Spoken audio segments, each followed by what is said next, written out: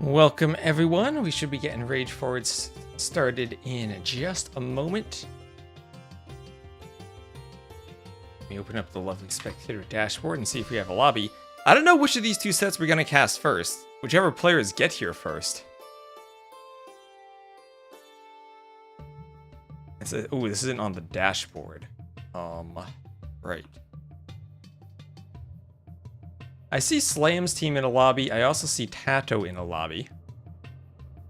So there are some substitutions that have been going around. And it looks like Slam and Lewis are just waiting for one player. And TaToH is waiting for 7 players. But Memb is supposed to play for TaToH's team today. Hello, only positive vibes. Open up the bot too. There we go.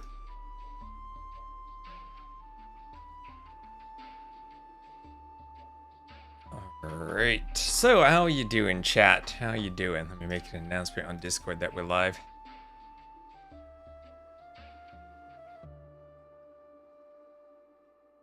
And grab YouTube stream URL. We're all good on YouTube, right? Good there. I just went for a walk outside. It was lovely. I got some sun. Some vitamin D. I hope I didn't burn. I walked half a mile. And knowing me, I probably should have put sunblock on and worn a hat. I'm very likely to have horrible sunburn tomorrow. Anyway, Hilla, Blinky, Pabu, and only positive vibes. How does substitution work? Didn't they draft 5 players? They did draft 5 players, but there was also a backup list of after they made the list of all the players who could be drafted by the captains, 16 captains, 64 players drafted. After that, there was another list of backup players, and they're allowed to choose players from the list of backup players. So, I don't know which of these two sets will get started. I also need to change my title. Rage Forest 6. Team TaToH versus Team TeMo, and Team Slam versus Team Lewis. There.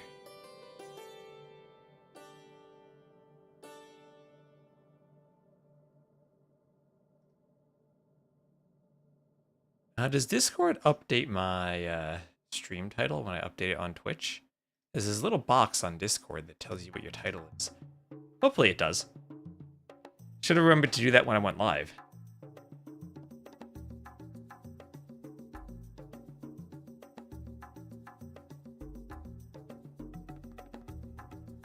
TaToH and TeMo are in their lobby. So whichever of these two sets starts first, I think will be the one that I cast.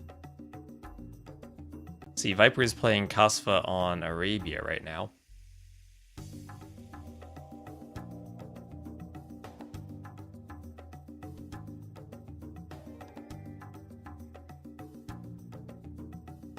Let's see if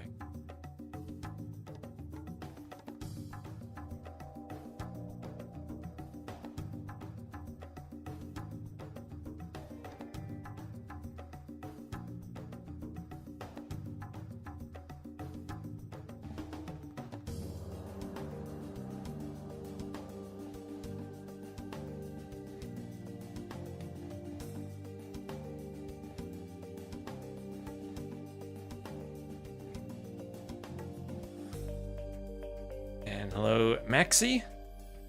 I'm doing pretty well. Doing pretty well. Rage, yes, hello YouTube. The Rage today. And a reminder also, YouTube is in 4K. Do I have an exclamation mark RF command? I meant to add one. I never did. I gotta do a lot of bot stuff. I have a lot of stuff I need to do.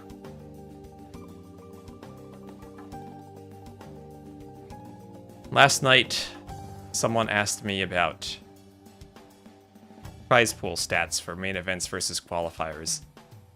And I had to grab some stats from Wikipedia.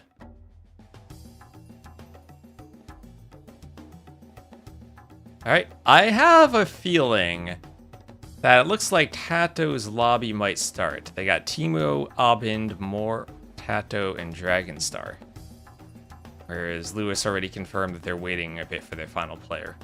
So there might be some substitutions. I know that they have some league matches too that they're trying to work around.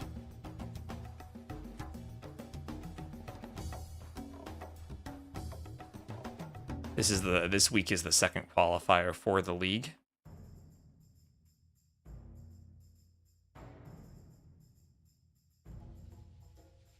What is the result? Result of the vibing? The result is qualifier prize pools as a proportion of overall prize pools have slowly been rising over the years and are a little over 5% of overall prize pools for A and S tier events. But also very few A tier events actually have a qualifier, and the main usage of a qualifier is LAN events to have a gap so that players can obtain visas. Although there are sometimes events that are online only that have qualifiers. Warlord's probably the prominent example.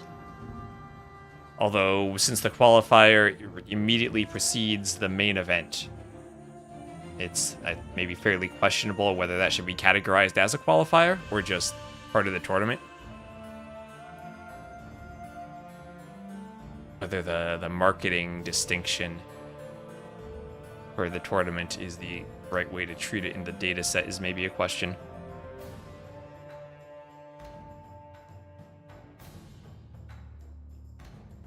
All right, so Firebeer is there for Team Lewis, so it might be Lewis's lobby that goes first. So it might be Slam versus Lewis that we cast first. Change my title around. And so whichever one happens first, I'll cast, then I'll go cast the Rex of the other one. It looks like Slam versus Lewis is what we're gonna get.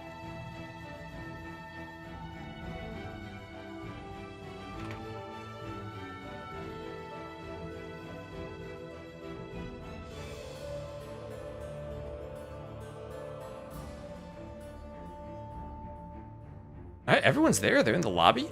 We're just about ready to get started. Slam has his league set afterwards, so they're gonna hope that they don't quickly run into that. Slam's team honestly looks beastly. FedEx, Slam, Tigger, and Uzi. Lewis now has... I guess Acro is still on vacation. It'll be Lewis, Tulin, Firebeer, and Siscon. Firebeer, who had substituted for them last week, will join their team now on a permanent basis. I think in the other lobby, they're still waiting for Rooster to get back. The ultimate throwback team. Yes, indeed, OG Daddy. Firebeard joined Team Lewis. And OG Daddy, you might be needed to sub in for Team Slam, apparently, if they run too long. Memb is a sub, but Memb has already been scooped up by TaToH. I kind of do want to cast that one live, but that'll be probably the Rex when we're done with this one. It looks like they all have their colors picked. Oh, Rooster's there on the other one. I think this lobby from Lewis and Slam is probably going to get started first then, because they want to be efficient. You're ready if your service is needed. Perfect.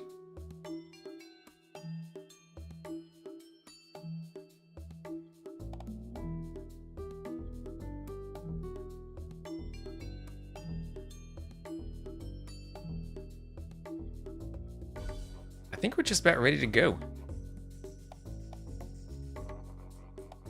I don't know what it looks like in chat, but I always feel like my webcam for some reason is slightly out of focus. Like it prefers to focus on my microphone than on me. Maybe I fixed it. Maybe I'm just insane. Maybe it's just my eyesight that's going. Trying to make maps for the garrison. I am not, but there is a map competition open.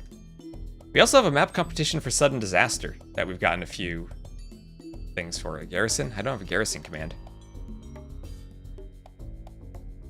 They still haven't gotten back to me about whether I'm going to be there. Alright, and looks like we are... Are we launching? Yes, we are launching. Let's go. Some Rage Forest action getting started. And I need to update my overlay. This is going to be... I didn't even find the draft. Lewis versus Slam. And boom, here we are. And let's just do this. This will be Team Lewis versus Team Slam. I'll keep the captain's colors, so apologies for the red and green at the top. But here we go. Rage Forest. No excuses not to be there. Well, they need to find me out to cast if I'm going to be there. So we'll have Lewis here to the west. We'll have Lewis as the Chinese. He'll be in the red to the west. And FedEx as the Berbers. He'll be in the blue to the east. They will be fighting off against each other. Some walling from FedEx. He killed the bear on the way there. Might have engaged the bear before Loom. Tulin comes down with his scout. The time zones are crazy for Lewis's team. Is Tulin, he's an Aussie, right? Is he actually in Australia now? Or he might have been somewhere else, if I recall hearing. But very forward wall from FedEx. On the other side, we'll have Uzi as the Khmer against Siskan as the Inca. Now, the Inca, of course, have that Champy Scout. He's in Europe? He's in Europe. Team TaToH, they are playing simultaneously with this set, so we will cast the Rex of that after this. Both teams just scheduled within the last hour. So this is a very sudden Rage Forest as Uzi suddenly loses a Vil. And all the Vils will fight back the Scouts. And feels like Siskan has a couple more Vils here. He's going to try to get a more forward wall. And he still has Firebeard's Scout there as the Scout dies. But he does kill the Vils. 2 Scouts remain, so Scouts versus Vils is awkward. However, there's a very narrow choke point now for Siskan to wall. He just needs 4 tiles of wall and he's good.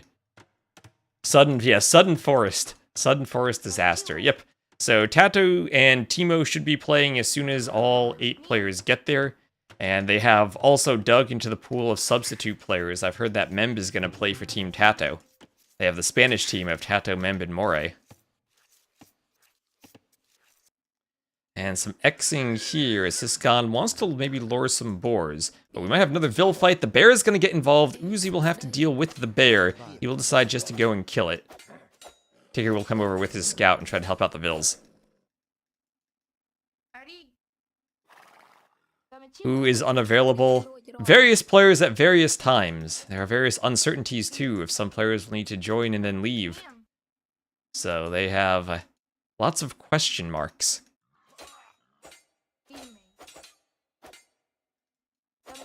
And all the scouts are now converging. Everyone's sending their remaining scouts.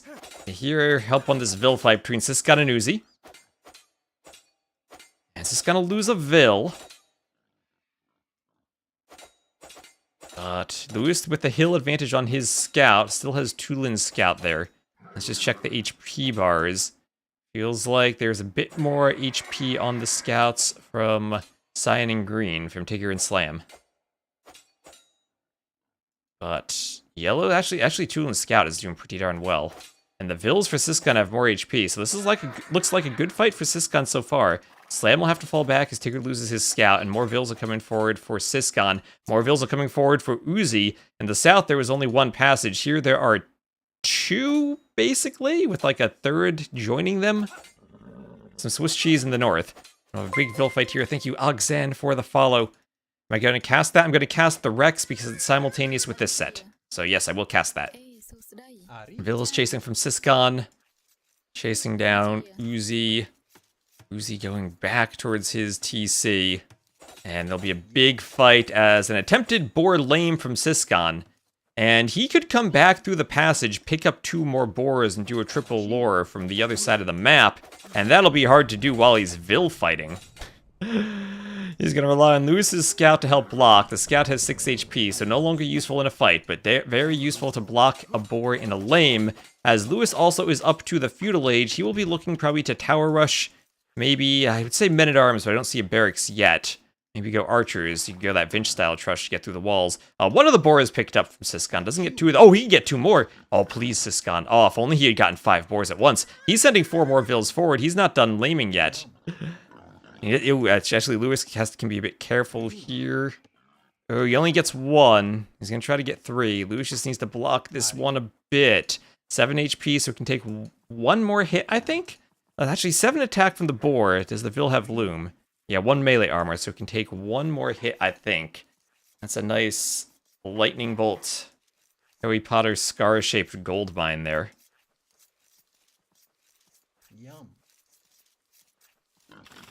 And the TC will be here, and Siskan will successfully bring in 3 boars. Could have gotten 5, but he didn't get greedy, only went for 3. And has them under the TC. Also, he has settlements. Settlements for the Inca. He'll save some pop space there. So looking at the pawns, this looks to be a 4-pawn map, 2 per team, and both pockets on both teams will be taking the pawns. Siscon with a bunch of vills, still vill fighting with Uzi. He'll go forward. And what is Tigger doing? Tigger just walled himself. He will be going to the woodline, fish booming. No scouts from him by the looks of it. Longer Dark Age and Tower Rush. FedEx versus Lewis. No surprise there on this flank with such a wide open passage early on. He's alive. These are live, fail walls. These are live. So the towers are up and engaging each other. They're, ooh, not going to be a dead vill. And she hops right in the tower for FedEx. FedEx will engage with a second tower. Lewis is the Chinese. Does he have a mining camp on the stone? No, he does not.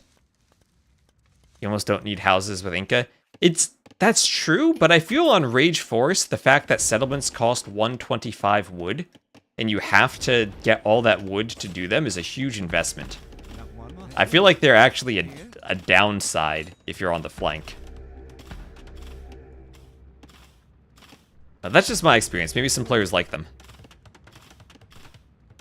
Lewis got stone mining? Where's he mining stone? Oh, he's forward on the stone. There he goes. Okay, he is on the stone. I was looking at the main stone, but like, nope, he's over here. That's a far stone, but makes sense you take the forward one since he's sending vills forward anyway. And repairing his tower, FedEx needs to get the second one up, but all of his vills are very weak. He's going to have quite a bit of idle time trying to get that managed. And if you put 10 vills in a tower as he loses one, or 10 vills among 2 towers, it's a lot of vills. And another vill down, that's going to affect his ability to fight this. Actually, no, he has 4 vills in each, so he's fine. At least 4 in each, so he's shooting the max number of arrows. And Lewis has to be careful with his tower now. So far, he's been fine to repair it. He'll try to go for a second one, but the range circles will be difficult here. He wants it in a spot to shoot both of them. I think that's a mistake, because both of them will shoot back at it. And does the tower go up? It's very low on HP with 2 towers shooting at it. Other players are starting to go up. Siscon with super forward walls. Uzi walled behind with palisades, but would likely need stone walls at some point. But both Siscon and Uzi are still in the Dark Age, so no stone walls for them. Forward settlement from Siscon. Okay, well, he didn't lure the boar, but he took the forward boar. He knew he wanted it, so he'd take it anyway with a settlement. That's fine, that's fine. He got 4 out of 5 then. We'll give that to him. So Lewis fell back to repair the tower. And, oh, I was going to say his vills are safe back here, but one of them just on the edge of the circle and died. He'll try to hold 2 towers with 1. Who wins with fish boom can have an insane timing push, that's true. We do have Tigger here with the fish boom. We have a triple boar plus bear lore for Slam, who sadly didn't take the second boar. And perhaps we'll run into a second bear. Oh, let's go. 2 bears, 3 boars, all chasing the vill. And he's not luring them to his TC. He's going to send them to FedEx. He's going to... Remember, you're not allowed to sling, but you can lure boars to your teammates. That's a form of sling. Or a form of handicap if you send bears after them. But okay, yeah, Slam. Oh, he's got to be careful. This is actually the bears make it easier if you're blocking with the scout because they have a huge line of sight. So that vill can just run so far forward. You can give it a big buffer with the scout, and it's not going to run back. Yeah, he's delivering to FedEx. FedEx now has a delivery.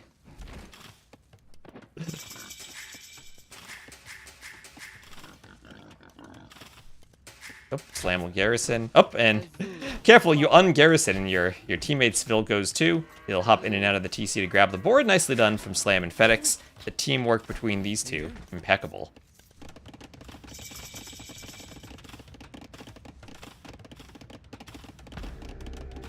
And Lewis still walling up. Stone walls for him behind the towers. He's fine, but Slam will have a forward workshop. And we'll have a 3 TC boom immediately for Tulin. So Tulin helping Lewis might need to happen, unless Lewis can get up. But so far, looks like he's just about to click, and he's on stone. So he might be able to get up and do a castle. And if he can do that in time and defend with stone walls, he can stop the push by himself and let his pocket boom. If he can't, then he's going to be in trouble. So this is now 2 minutes to castle age. He'll need to get up and do a castle. Perhaps even some towers to help get the castle up, because he's not going to have siege. FedEx right now not really in a position to break in. The towers maybe need to be shooting a wall. just to get a bit of HP off of it. Probably not the biggest deal. As Firebeard is going to start running out of fish, he's just going to fish trap around his dock. And we'll have 1, 2, 3 TCs here for Tigger. As there are archers. Archers for Siscon, they did get in. I'm not sure where they got in, but they're in. Where did they get in? Maybe they went through a palisade and then Uzi rewalled.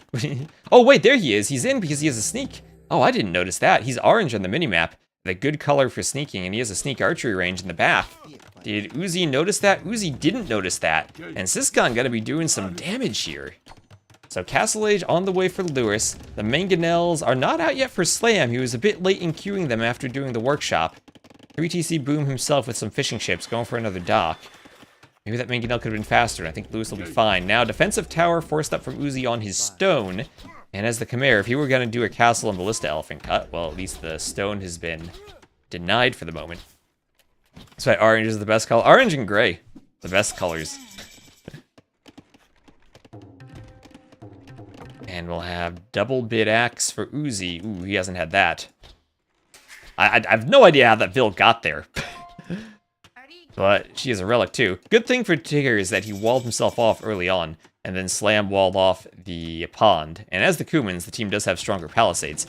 So yeah, there is the castle from Lewis. Stone wall should keep the Mangonel far enough away that the castle goes up. Might need to pull a couple of Vils back, but he'll be okay. He can go Chuko News as the Chinese should he want to. Could also just boom behind this. Try to go imp. Which, considering the Mangonel is here, feels like if you get the castle, you get a good boom, you're okay. And we also do have Siscon up to the Castle Age. As the sneak is there for Siscon, but will be cleared by a Mangonel. And that will unidle the Vils inside of that tower. The archer not able quite to get away, even with DE accuracy. Mangonel here will go for the gate. Slam's Mangonel going for the gate. And we'll have a whole bunch of walling on the way for Lewis. Whose Civ lineup do I prefer for this game? Chinese, Jurchens, Inca, Burgundians against Saracens, Berbers, Cumans, Khmer. I feel like Slam should have the better civs on his team. If it goes late, they'll have Siege Onagers, Elephants, Camel Archers, Mamluks, Cannon. Burgundians, I think, fall off a bit, even though they have good gunpowder. They're more about the timing. Chinese, not the best late game. Inca can be okay. Jurchens are really good. But I think overall I prefer Slam civs. I like the Kuman boom over the Burgundian boom, because they actually get proper paladins that move faster. Even without the American civs these days. So we'll have another TC up for Siscon. Yeah, Chinese and Jurchens both have Lushuans and rocket carts. Okay. So this Mangonel from Tigger will at least disrupt his boom a bit when he has to defend his flank.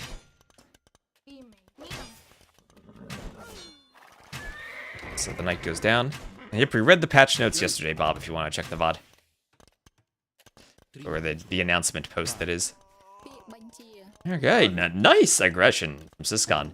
Annoying that it's against the Khmer player who can hop in the houses, but successful nevertheless. And with a Vil that goes down, though, he will have to delete that workshop. The sneak Vil has been cleared.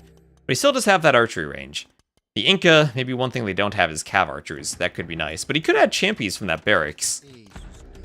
That's actually an interesting idea. I wonder if you could get enough champions. Yeah, maybe upgrade them to Champy Warrior. Get like 10 of them, just go for the tower. Have something to push the Mangonels. Actually, a couple of champions here for pushing the Mangonels might be nice. He's gonna dive under one Mangonel shot. Has to dance with two Mangonels now. Tigger gets the shot, one in front, one behind, and can't quite get them to land. Some stone walls by the gold towards which Siscon will be retreating. In the south, the Mangonel push still going through the walls, split on the crossbows, as now a couple of scorpions come over, one scorpion from each player, and Siscon will need to dance like he's never danced before with all this siege here. Eventually the crossbows will be taken down. A couple of knights moving in. But he picked off a repairville at least, so he got some value there. But he is cleaned up now. He can amass more crossbowmen, but I think he would need a few champions to push this back. Xing up here for FedEx. So crossbowmen move forward.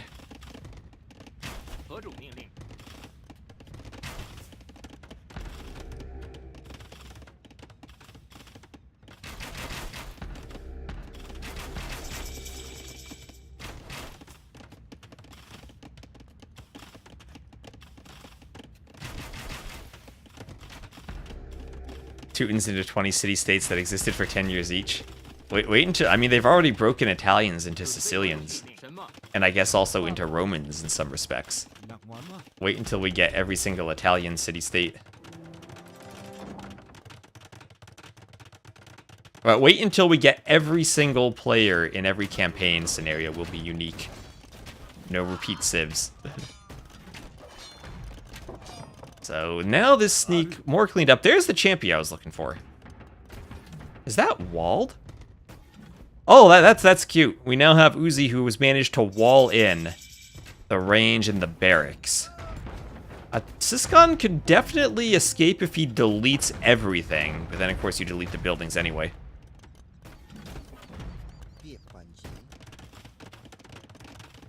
So just more and more walling from FedEx. And since FedEx is walling up so much, Lewis will apply some pressure with his Trebs, as FedEx does fortified walls there with the Berbers.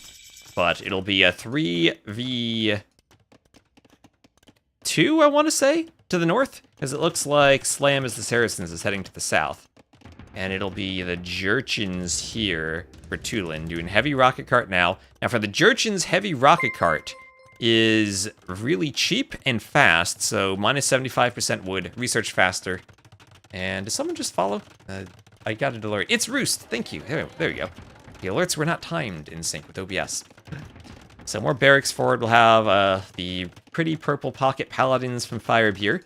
And a very quick rocket cart cut. If the paladins are here on time, it could do a lot of damage. Now this is where Slam and FedEx, both great camel saves, have answers to paladins, but they're on the opposite side. And the Cumans need to boom and get their paladins too, and the Burgundians now should have timing with the instant paladin upgrade since Cavalier comes in the Castle Age. And what is this? 9 stables for Firebeer, walls deleted, cut completed, and now the paladins can start rampaging through Uzi's economy. He'll have to run away, and if FedEx is holding, it feels like he's behind Lewis in this push at least. And Tulin being the Halb rocket cart civ. Firebeer the Paladin civ. They're now pushing through. Now, if this does go for a super long game, I think I still do like Slam civ combination more. But we might not get to that point, as this is an aggressive push, and Tigger only has the Cumans. He cannot stone wall this. The Paladins are here. He can try to wall with houses, but that's the best he can do.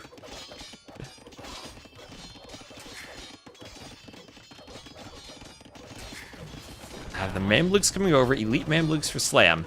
And this is where Slam needs to carry this side, and kind of needs to play both sides maybe?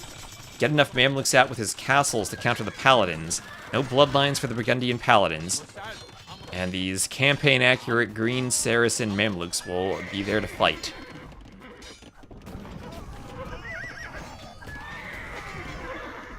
As the Mamluks will eat the Paladins.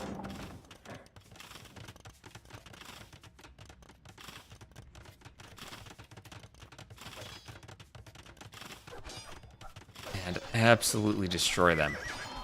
This could be what saves Tigger and the Cuman's boom, and it could be what saves Uzi. Uzi on 58 vills, he at least is up to Imp. Imp it, or wait, where is he up to Imp? Can I click his Imp upgrade? Yes, I can. There, oh my gosh, this is the Imp TC from Uzi. The Imp TC is getting hit by a Treb. Uzi is going to lose Imp, or he would have had Tulin continued trebbing the TC.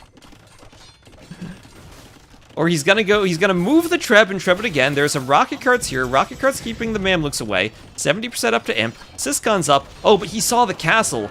Tigger with the absolute clutch castle that will distract the Trebs from the TC. Uzi has not started repairing yet. The rocket carts are hitting the TC. It's down to 700 HP. If Tulin attacks the TC again, it should go down 86%. The rocket carts go for the Mamluks. Here come some paladins. Will they go for the TC? There's a Treb there, and they're being chased by Mamluks. And at 96%, it looks like Imp will complete for Uzi. And he will be up to Imp. The distraction castle worked. Now, if Slam can get enough Mamluks out, he should be able to deal with this. And maybe he's just waiting for the Cyan Pocket Paladins to counter the Purple Pocket Paladins. As now, Tigger is researching his final Cav upgrade. He's opening with Halb, though. And also has to be wary of all the Halbs from Tulin. Safest TC, the one they never expect. On the other side, some Onagers from Slam trying to stop the Chuko News from Lewis. Lewis microing. And he's going to take out the Onagers despite the repairs. He'll lose a couple of Chuko News. But they're almost through. We've had several layers of walls from FedEx. He's built 105 wall tiles here at least. And now it is open. Defended a bit by the TC, though. Lewis won't want to walk the Chuko News through. So he has a bit of time where or at least Slam has a bit more time to play this side. Part of me thinks maybe Slam needs to play this side against the Paladin combination. The only thing that really worries him are the Arbs, but he can get siege there. And then maybe Tigger can go to the other side to try to deal with Lewis. Figuring out which side to push is crucial. Here Tulin as the Jurchens is doing keeps. The Jurchens have good keeps. They got keep. They're upgraded. They maybe could use murder. Oh, fortified bastions. There we go. It keeps the teal. Keeps the teal. That's what their bonus is. That's how we have so many civs. I need to figure out, like, okay, I know the civ has a bonus. Which of the bonuses is it? Most pro way to imp is use a TC with 1 HP left. You need to mangonel your own TC first before you click imp. Get it down to around 1 HP. You're right. Mangonel your own TC, your own forward TC, then go imp. And more on the way. Don't remind me, our base. So, the Paladin raids from Firebeer, doing what they can to disrupt Uzi Zico. Uzi down to 60 Vils. He has 22 idle.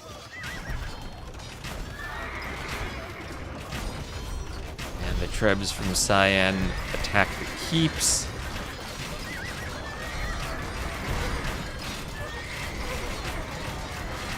And the keeps go down. They are crumbling. The Mamluks will be picking off Trebs.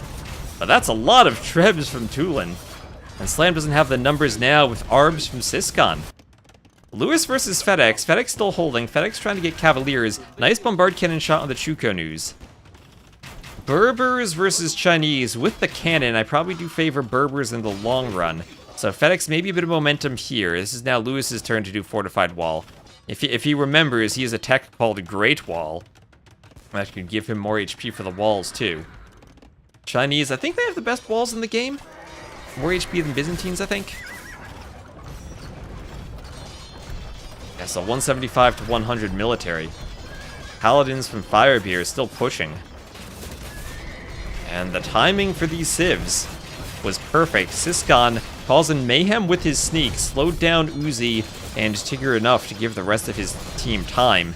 And the fact that Slam went for the early workshop did slow down his boom, and Lewis did a great job defending with that castle so his pocket could boom, and didn't need the pocket's help. Hello, Mr. Dutt. You think you've heard of the Great Wall of China? I think most people have. Oh, okay. The team's so far ahead that they can rocket cart their own units. They can rocket cart their own Trebs. But Tulin is going to destroy 3 of his own Trebs, and he's going to massacre Siscon's Arbalests. Well, that's what Team Slam needed, baby. That's the Aussie ping. He's in Europe, though. You gotta get some Mamluks now. Now the rocket carts are being useful. Does that increase their score? Indeed it does. Indeed it does increase their score. Let's see, Slam's getting a raid. He's getting into the trade. As the hole through the wall is made. And he's got to find the fish boom, too. And Mamluks can just hide here, fight the paladins. And a couple of siege onagers for Slam coming over. I just don't think they can do much with Uzi out of the game. Uzi did manage to run, but I think he's a long way from booming back. This is where it's actually super important that he's Imp, because if he does boom back, he won't need to wait for Imp. It takes several minutes off of your reboom.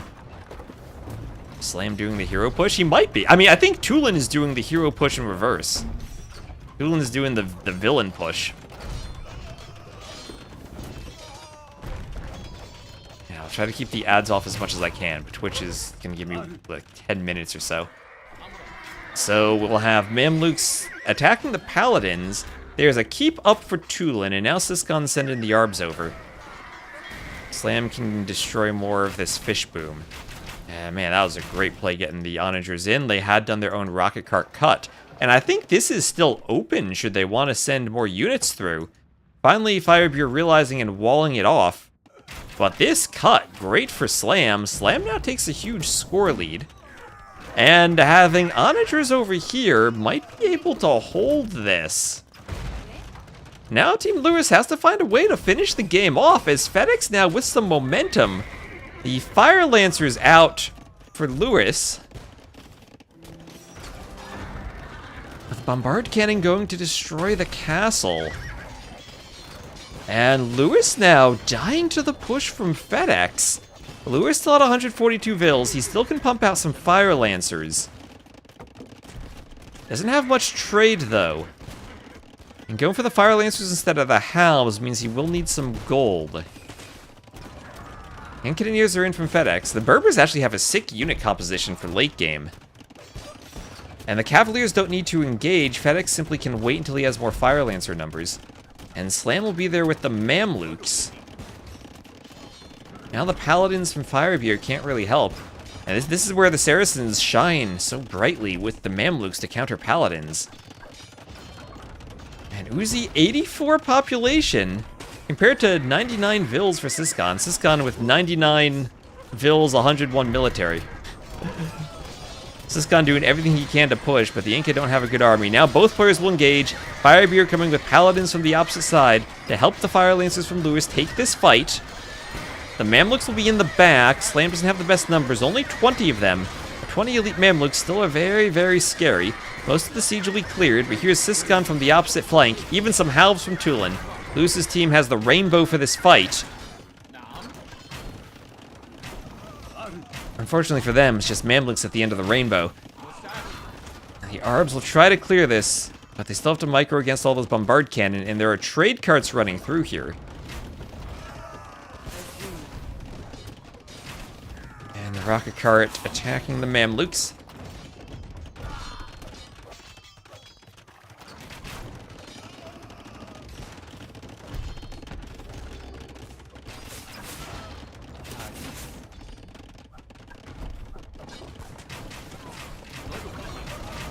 Siskon 100 Arb is such a hamster move. As the score has now switched. And this fight over here still has to be a push. Tulin's kind of run out of steam. He doesn't have any Trebs left, and he needs Trebs to push a castle. Feels weird, but this one castle now for Tigger might hold off 3 players. There's only one bombard cannon there. FedEx still holding here. The Arb's killing some Halbs as FedEx is running with the Cavaliers. Friendly fire Loki flipped the game. I mean, Loki it did. 3 Trebs down is huge.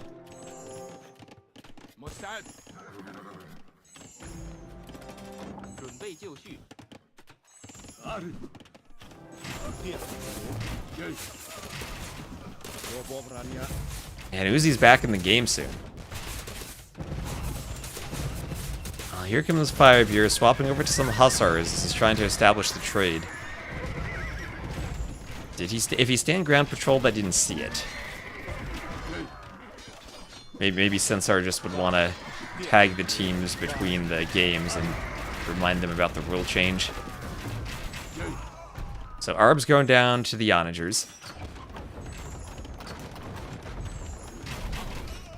And Trebshot pushing the Fire Lancers back. And FedEx, no trade yet. No trade yet for FedEx. But with Berbers, the way he's opened this up, he could just open Hussars now. And maybe stay away from trade for a while. We'll have Tulin with a bunch of keeps trying to defend this. What is the penalty put on it? Depends on the severity. If it's something that happens in real time, it can range from warnings to deleting units to, if it's like a big patrol stack, there can be admin losses. It's going to be figuring out how to admin that. I think will be a bit of a tricky thing. And we're kind of relying on the fact that players all don't like patrol stacking. So we'll see how that goes. And thank you, Twisted Typist, for the follow.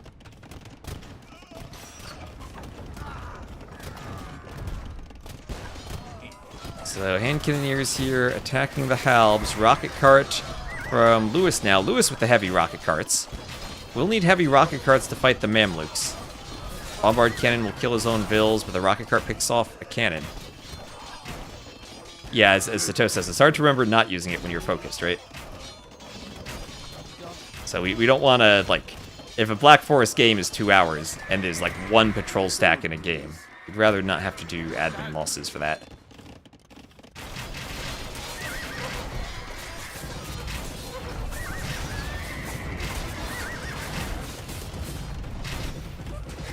TC gonna go down to Trebs. Ooh, yeah, FedEx not queuing trade. He's gonna do Genitors. Now is Uzi doing skirms?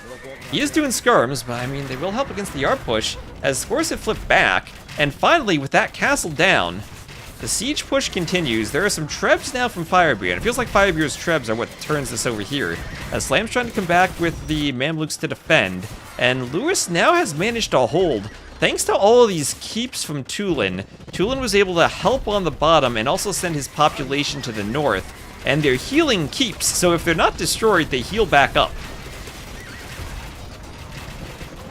You can tell FedEx and Uzi aren't BF players. Oh, that was a nice Onager shot from Slam. You can tell Slam is a BF player.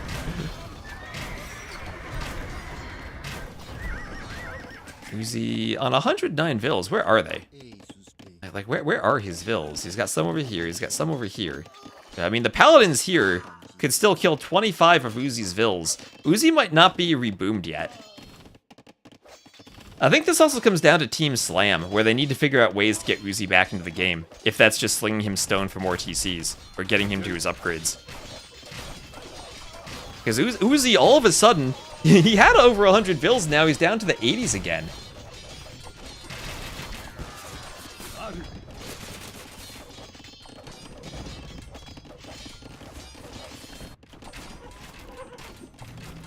Ram push from Lewis.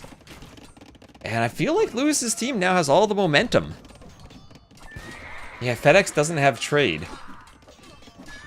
He done such a great job walling and holding the push early on, pushing back against Lewis, but once the team got involved down here, the momentum kind of stalled out. And Tulin, even though he destroyed his own push, might finally have regained the momentum. And, I mean, I feel like they had markets in several different spots, but have never really had a clear path for trade. Now, Slam making a desperation push. He's going to cut once more, and Slam's going to get into the trade. Slam, as you can tell, Slam is a Black Forest player. Look at this raid on the trade, right in the heart of the trade.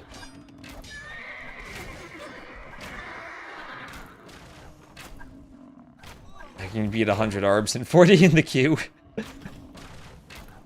Only 59 actual villagers. This gun just trying to go 0 villagers, 200 military soon. He's at this point, he might need to cancel the trade cards, because Slam's just going to eat them. Slam with more cuts and more Mamluks. Trying to find places where he can raid. Slam's not giving up hope yet. We have a Vill fight from Uzi.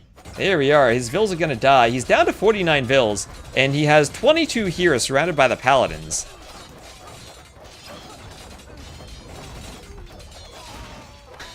He might take out a Treb, but now Uzi down to 33 Vils. Man, it felt like Slam's team was holding. They were even pushing a bit, and Uzi had boomed back, but it feels like he never really got much going when he boomed back. Slam with these Mamluks. Massacring the trade carts. What a play from Slam.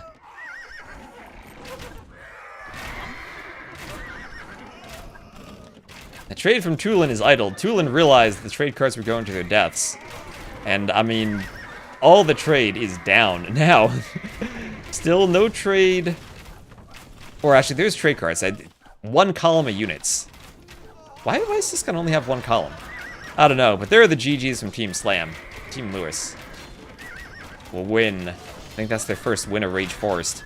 And I was looking at Slam Civs in his rosters, and I was really scared of how good that team looked. But the key, I think, was the sneak from Syscon early on. Sneak from Syscon, doing some major damage to Uzi. And then they picked the right strategy of Lewis was able to push and hold. While they went 3 players to the north, picked on the weakened Uzi, and GG. Alright, this is not the right draft. Hold on, let me grab their draft.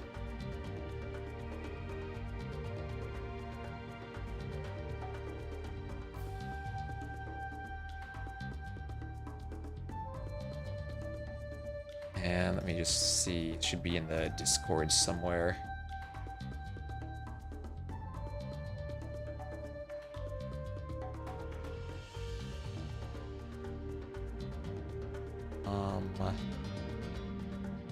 That's the other set's draft.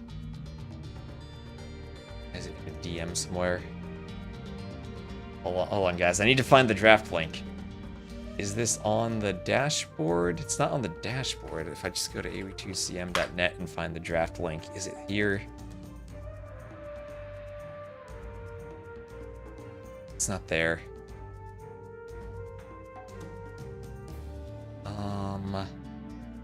M's. There it is. Oh, and also let me swap the scoreboard. Lewis is on the left. He gets a win. And this is the correct draft. Here we are. So that will be... Oh, and Lewis still has Teutons. So, Jurchens, Chinese, Burgundians, and Inca against Saracens, Cumans, Berbers, and Khmer. And yeah, honestly, looking at that draft, taking Saracens and Cumans from the top 4 picks already from Team Slam.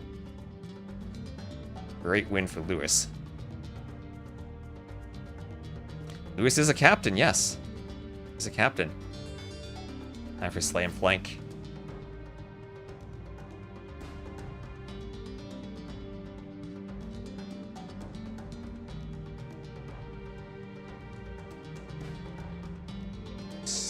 This have the next lobby. You're in the next lobby. Good. So it looks like the same players. I see 7 players there. No substitution so far. You think Tulin is the captain? Well, also, Lewis still playing without Acro. Acro still is unavailable. Stack Patrol. Yep, Stack Patrol's not allowed. Stack Patrol's not allowed. Someone on YouTube asking.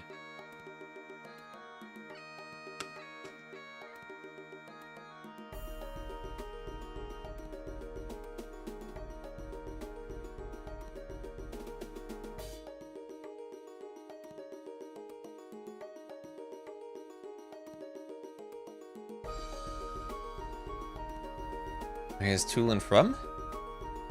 From down under. What is Stack Patrol? When you patrol your units and they kind of stack on top of each other because it turns off collision. It's basically always been a thing in Age of Empires, but the recent pathfinding changes have kind of made it worse. But yeah, Tulin's from Australia. I believe he is in Europe right now, though. It would be a crazy time for him. Super early in the morning. Were he in Australia?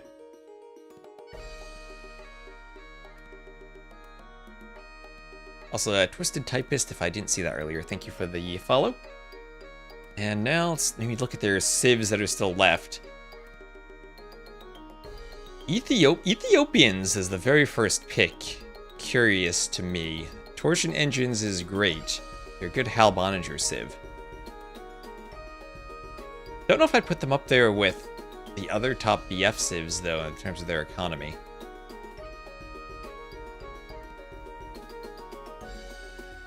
But still very good with Torsion Engines. Teutons is the top pick. Bulgarians right after Teutons. Two civs that usually you think of them Hal Boninger, but could also be played as a Cav civ. Stirrups, Cavaliers, and Konix for the Bulgarians, or just Paladins from the Teutons.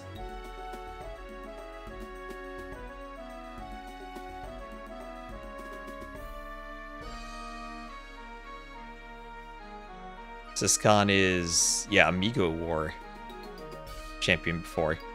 Not Amigo Wars 4 though. That was Sensar was the champion there. Alright, yeah, lobby's still there. And I guess TaToH's team is probably in game right now. Yep, and we will cast the Rex of TaToH versus TeMo after this. We do of course have a substitution there, so Memb is playing with TaToH. What a team that is. Memb, TaToH, Moray, and Dragonstar. Those will be good Rex.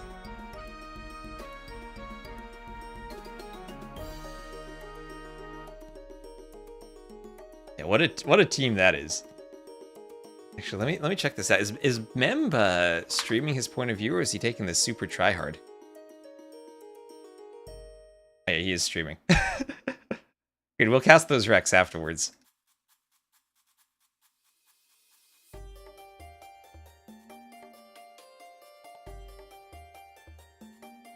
T90's playing Chess Arena. What type of clowning is that?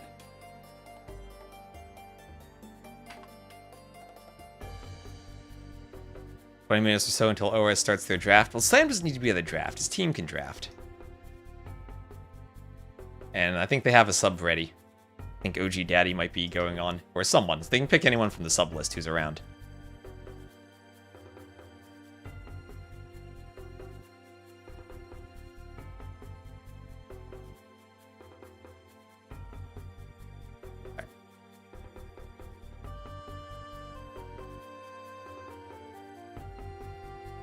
Chess Arena must pay good. It looks awful.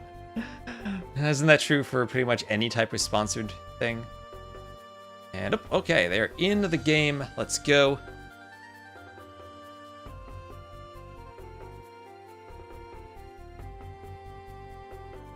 Let's see.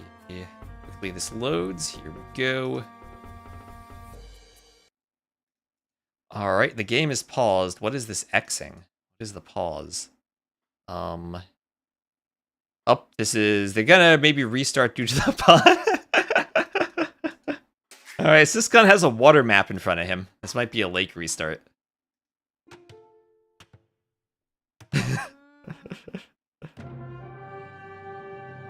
Yeah, so this is, Siskan base bug, lake full in his face. Lake is blocking his base, and it's the size of Africa. So Slam's like, oh no, we have a lake restart. I need to go help my team draft for the league.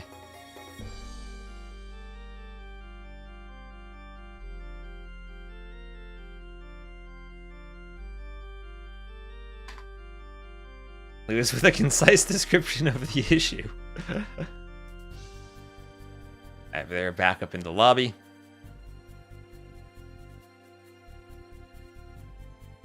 Why is Teutons a first pick? Teutons are good on Rage Forest.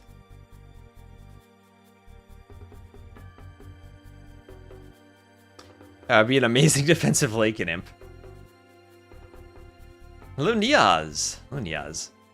Let's go, Slam. Yeah, Niaz may be rooting for a very quick game, though, so Slam can hop onto the league.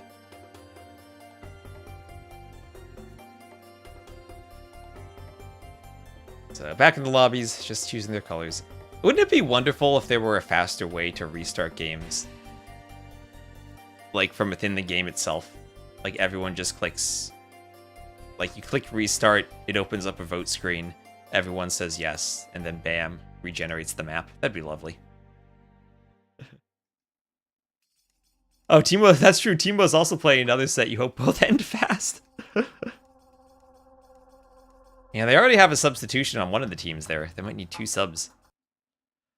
Okay, we have another bug. What's the bug this time? I don't see anything. Did he might have just not loaded in? That might have just been a crash. Yeah, let me see the chat. Don't see anything there.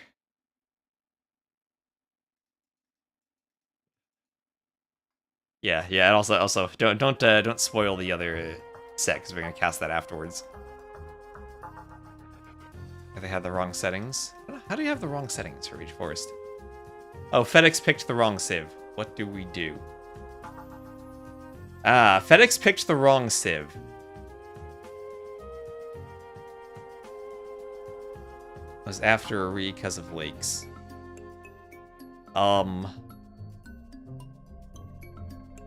Did he pick the right civ in the first game? Because that's kind of a thing that isn't really covered. Because clearly he meant to pick a civ from the first game.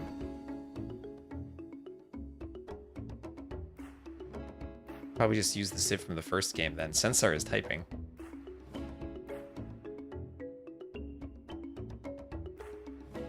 Yeah, okay. So it's going to pick the correct civ. That's, I think, the way to handle it. Obviously, if they had gone and, like, launched into the first game, and he had the wrong civ, then that's covered by the other team picks the civ. But here, it's just a UI misclick when they're relaunching. And, like, clearly they know what the intended civ is, so you're not going to get an advantage by, like, forcing the restart. Alright, so once more, 3rd time's the charm. Let's hope the map isn't broken. Yeah, he picked differently from the initial one. I think that was the issue. So, that's fair enough. Alright, here we are. And 1 lake per team, and they're both on the same side, front on the flank. So Uzi versus Siscon here will be extra important this game. On the other side, it is Swiss cheese. They might play Arabia. There are 4, 5, 6 boars in the middle. Bears all around. The 9 boars if you count these. So, right. Lewis gonna send a Vil forward. Do you even bother walling here? Maybe you send a Vil forward simply to lure the boars. He doesn't have Loom. And FedEx and Slam will have to deal with a bear. And I guess FedEx has to wall here. Lewis doing a howl. Lewis is a champy too, as the Muisca.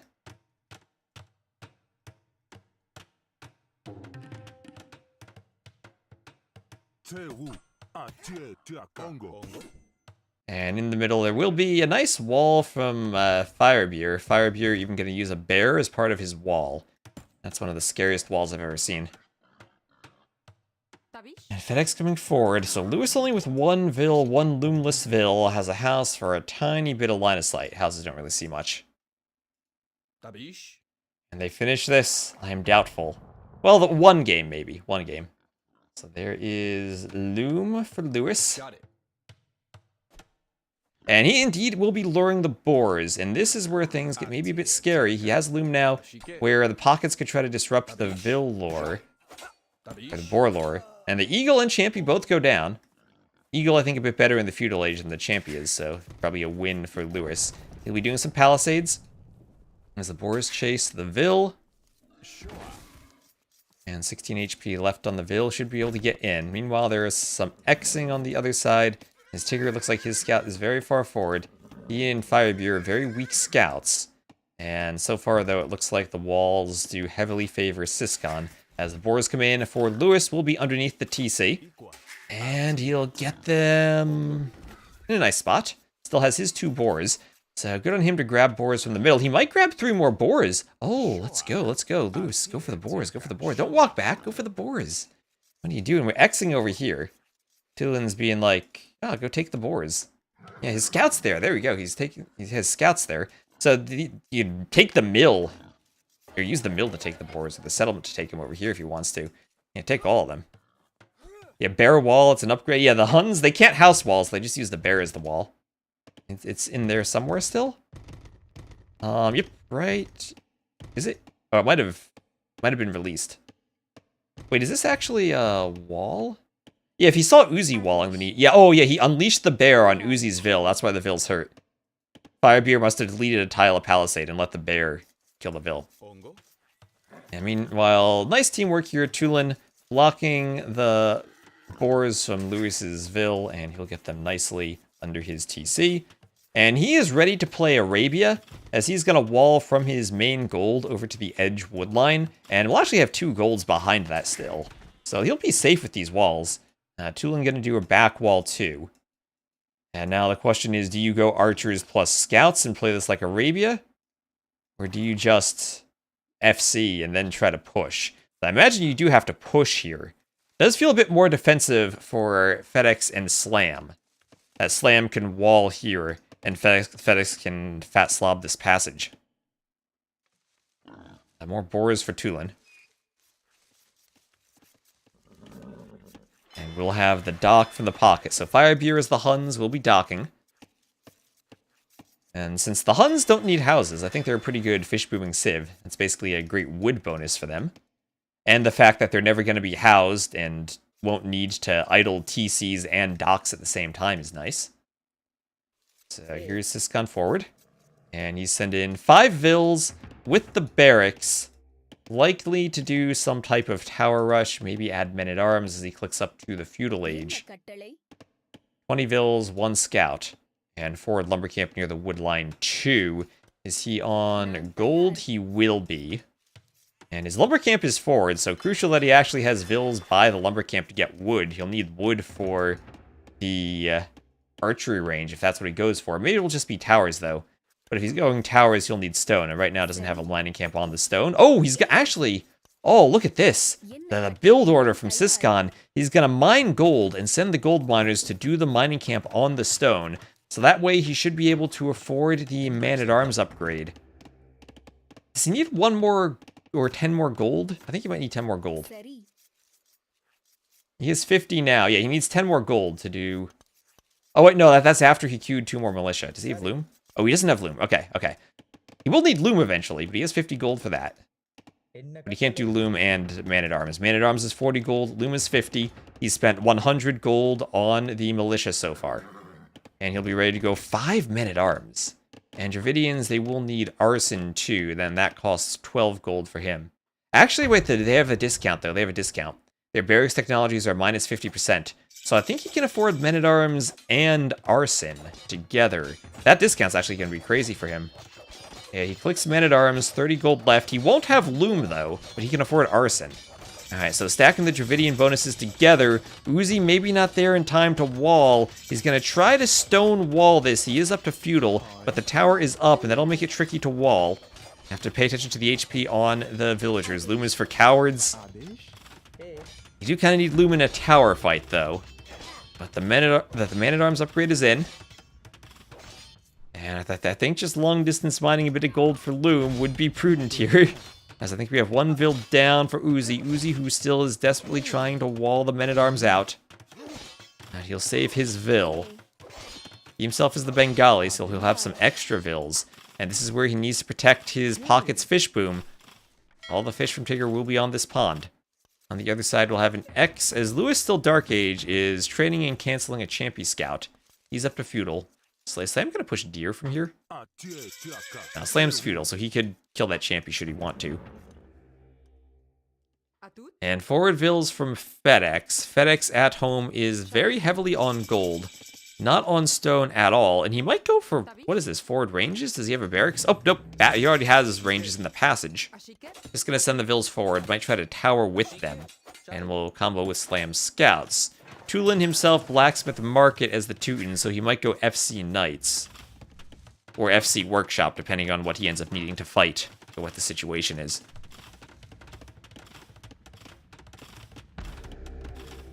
And we have a very, very good opening, I think, from Siscon. We'll go for the tower fight. Right now, Uzi relying on that tower to stop the push. And we have an X in the middle there from Firebeer as he sees Uzi going for some stone walls up this passage. And Lewis Xing Tulin saying for him to wall over here where it's merely a palisade. As Lewis himself goes for some stone walls behind his palisades. That'll keep the scouts and archers out. So FedEx and Slam basically playing Arabia here. A tower from Lewis would probably stop this. But that X he gave over here for Tulin is crucial. So Tulin's going to wall this up. He's giving up more map control. This is actually a fairly large clearing where he can just add the stone walls. And FedEx and Slam might break through, but they'll break through not to gain much of an advantage. Giving up some map control, but safely doing the walls. I idled the men-at-arms. He was afraid of the tower. And they've been pulled back. I don't think they need to be that far back. And what's here? Okay, that's just a scout from Tigger. It's not a Vill or anything. But 2 HP and 4 HP still on the scouts. You'll have to repair his tower. And actually, Siscon's going to lose his tower. He doesn't repair it. He's going to do another tower behind. I'll be a tile away. But he has fletching. Fletching's in for Uzi too. Uzi going to send his Vills and wall. So he'll focus on walling while the tower is on its way up. Might have had a chance to delete the walls and try to fight with the Vills, but maybe that's too big a risk with the men-at-arms still looming around.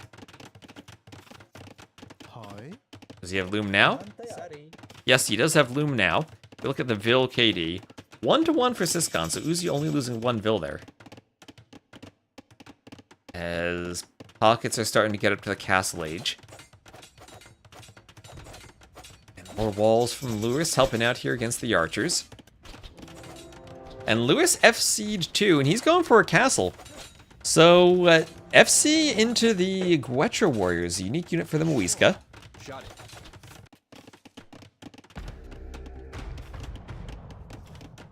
Power on the way up for Siscon. And some Vills here from Uzi will garrison in the tower to shoot this back. And Siscon will abandon the tower, delete it, won't finish the foundation, and try to add some stone walls here.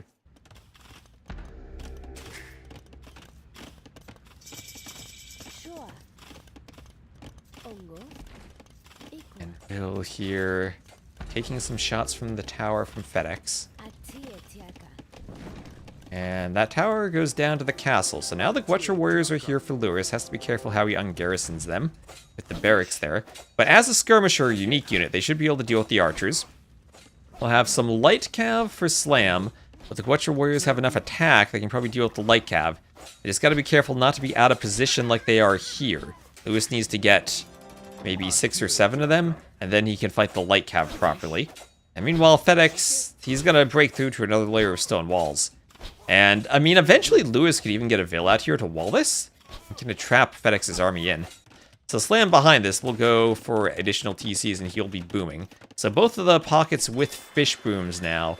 Firebeer and Tulin. Also adding TCs. I feel like Tulin probably has the better fish boom with extra docks at the moment, but Firebeer has a Vill on the way.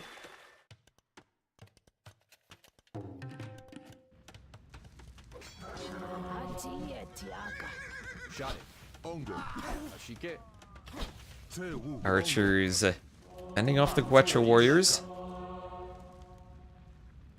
Shot it. Ashike.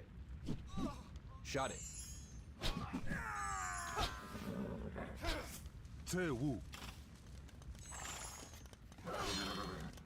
Scouts come here. They will fight the Guetra Warriors. As the Mangonel comes forward.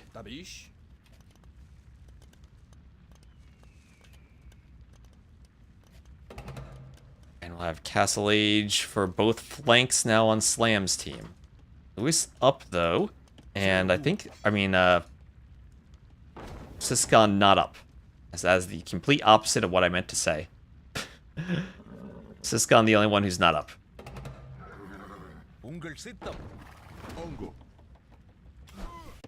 So despite that early aggression with the men-at-arms, there he goes as he clicks, but that will have slowed down his eco, despite the good success he got. Shot it. Shike. Maybe not quite at the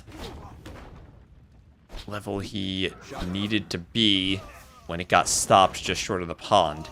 And the mangonels are very effective against the Guetra warriors. Since their range is so short, you can line up good shots with them.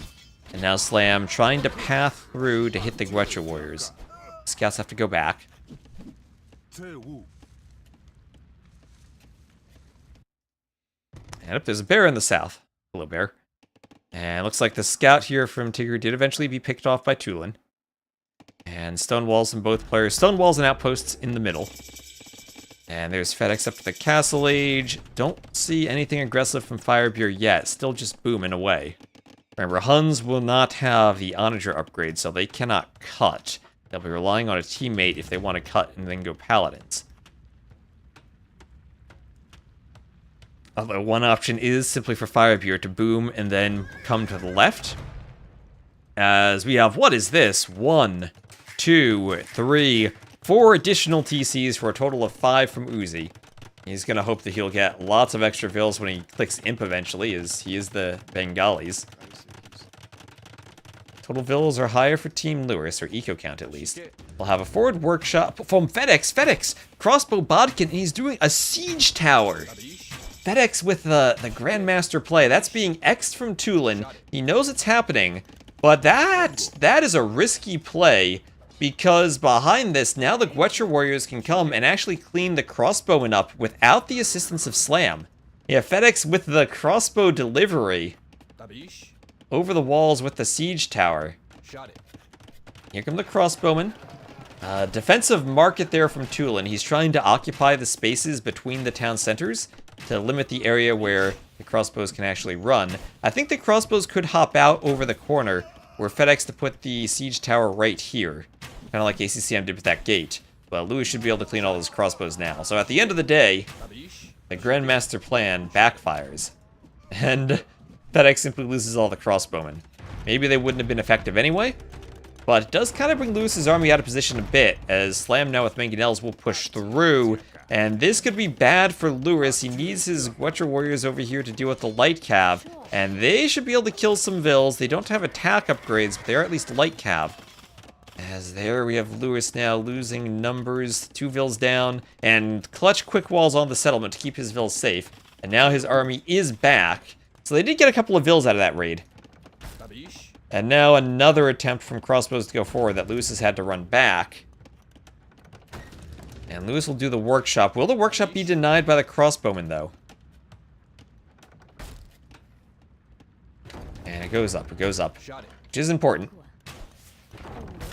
And the crossbows do have ballistics. There's a monk from Lewis who's maybe looking for relics down here. And Xing his Firebeard is prepared with a wall. And honestly, these games, Firebeard definitely doesn't have the same execution as some players, but he certainly at least looks like he knows how to play Rage Forest. So extra walls from Uzi. Uzi walling everything, trying to protect the fish. We'll have Tigger up to the Imperial Age as the Lithuanians. How many relics does he have? Is that on a stat somewhere? 1. Slam needs to go hand a relic to his teammate. He'll pick up a second relic. Then he can grab a third easily. So he should have 4 as long as Slam's paying attention. Unless he has another one in the hands of a monk already. But all the pockets up to Imp. Tulin up actually a bit faster than Firebeard. And Huns versus Lithuanians. If the Lithuanians have 4 relics, should be the stronger pocket.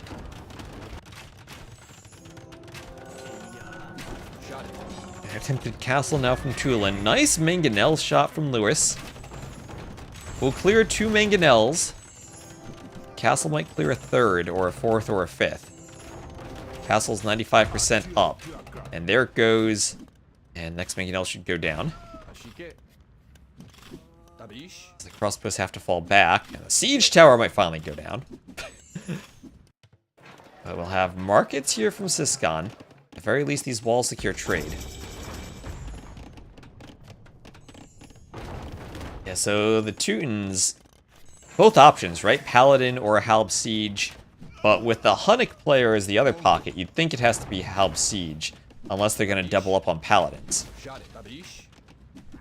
Alright, now Lewis, with the Guetra Warrior, playing great. Stopping the Cav and also the Archers. I'm sure he'd love to clean those vills. Hello, Maple Leaf Lancer, how you doing? A siege tower finally down. But here's the Onager. The Onager from the Lithuanian pocket. The Guetra Warriors will just manage to escape. As some Cavaliers come forward. Forward castle from Slam. And now Tulin might be doing a castle on the right, thinking about playing both sides. Might push 3 against this side, Xing Siscon there, trying to disrupt the fish boom. This is where, honestly, I think Tigger might want to be ready just to prep farms, knowing that the fish are so vulnerable. But FedEx getting in again, losing crossbows to the Guetra Warriors. Here's some cannon galleons in the pond. You could send FedEx there and build some of those catapult galleons. So a bit of a cut here from Tigger now, as the Lithuanians sending the Cavaliers here. And Lewis will be under pressure. And again, you can hop over to YouTube if Twitch plays an ad. Sorry about that. And happy Friday, happy Friday. Now, Lewis kind of out by himself, though. That Onager, thinking about cutting here, maybe. Does go down. Converted Cavalier able to take it down. And it'll be these Cyan Pocket Paladins now from the Lithuanians. Who do indeed have 4 relics now. Actually, crazy. They got 6 relics total. Slam with 2, Tigger with 4. So he's fine on relics. On this side, Paladin's about to get in. And perhaps also importantly, the fish boom is stopped. The fish boom is stopped, and I think we do need Tigger to start adding in farms. Maybe he doesn't realize the fish situation, but he's going to lose all of his food income. As he's pushing with Paladins, we'll have Halbs from Slam. And Lewis will lose his castle to the Trebs. Lewis did manage to run some vills already, and we will have Tulin adding in some fortified walls, just to make sure it doesn't have holes. But Lewis can't run anymore, locks the gate so the vills don't open it.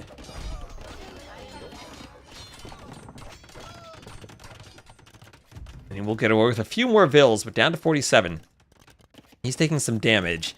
And FedEx up to Imp with 3 TCs. Still looks like he's in an okay spot. Have some Xing over here.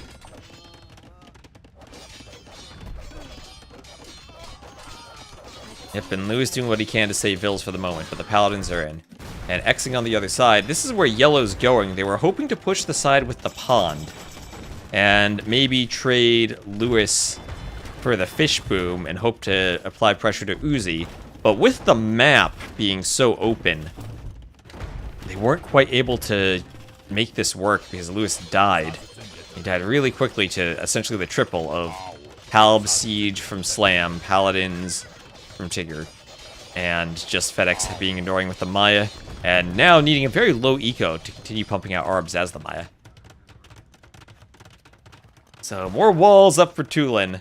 Lewis down to 31 vills. He did escape, and if his team's going to win this game, I think it's going to have to be a long situation where they sling Lewis back. But right now, Tulin trying to hold against a now forward castle from Slam. As his own castle besieged by Bombard Cannon, but he is the Teutons. He doesn't have Crenellations, though, and he doesn't have Bodkin, so he would need some upgrades to be able to fight the cannon. The Halbs look like they're in but under a castle. Smells like 1-1. We've been getting some more 1-1 sets this week, which has been nice.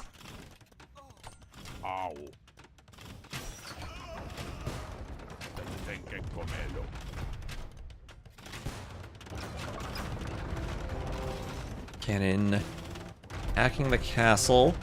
The castle will fall down. 1, 2, 3, 4 barracks here.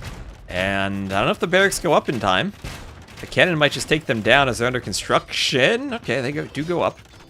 There's the castle from Slam. Should be able to shoot through the wall too, should he want to. On the other side, the push continues. Elephant Archer, Bombard Cannon, and also Paladins. That's a strong unit composition. But Uzi gonna spam Trebs to try to stop it. I mean, spam Halbs to try to stop it.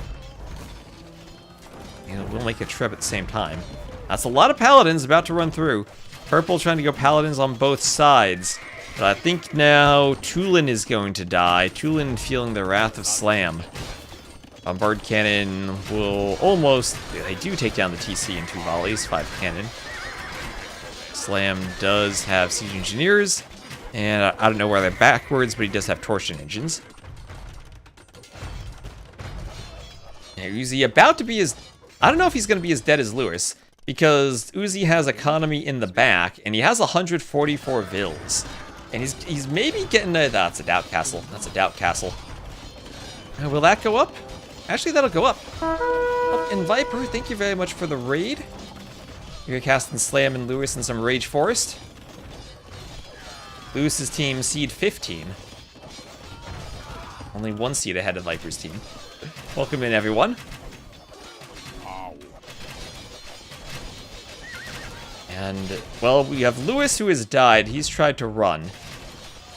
Had a very open base, and defended it for a while until the opposite pocket came down.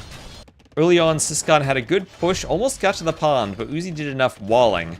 And Lewis's team tried to go 3 players on this side to push the pond, but at the same time, Lewis's base was a bit too open, and couldn't hold by himself.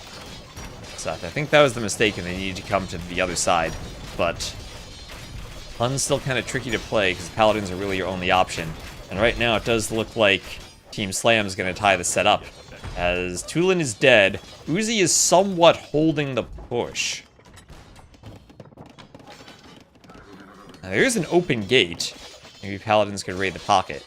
Bills could try to wall this off. And they're going to go for the gates. They're going to go for the gates.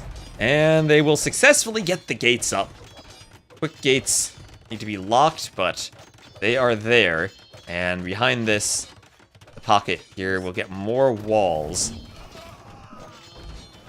Elephants pushing through as onagers could still do another cut. It's a lot of forest that can still be cut. And the elephants start picking off the villagers by the gates. That's a lot of vills that'll go down. For Tigger, as the push continues, but on the other side, I feel like they're rotating around the map faster, as we now have these Maya Arbalests from FedEx, along with Slam's Halbs, getting over now to Firebeer, who really has nothing but Paladins at the moment and can't engage the Halbs all that well. Unanswered to this is Cav Archer, but they do of course lack the final armor upgrade. He'll try to make that transition now, and still has to deal with those Lithuanian Paladins. Good thing, though, is that the monastery housing the 4 relics from Tigger was destroyed, so he'll miss Blast Furnace, and actually Firebeer will have the better Paladins, but he's still playing 1v3. As this only missing Uzi to have the full rainbow of colors, but they are pushing the castles, a few rams mixed in, and I don't think the Firebeer has the numbers to engage this, particularly with 71 Maya Arbs in the back.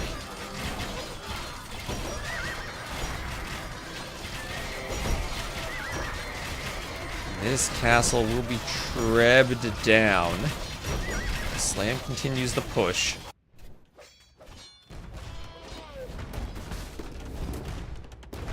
And some bombard towers from Tigger in his base as he tries to hold. Slam there with the onagers trying to stop this. And it looks like with the bombard towers, maybe the momentum here from the elephants is stalled out a bit. They have a ton of attack, 123 per cannonball.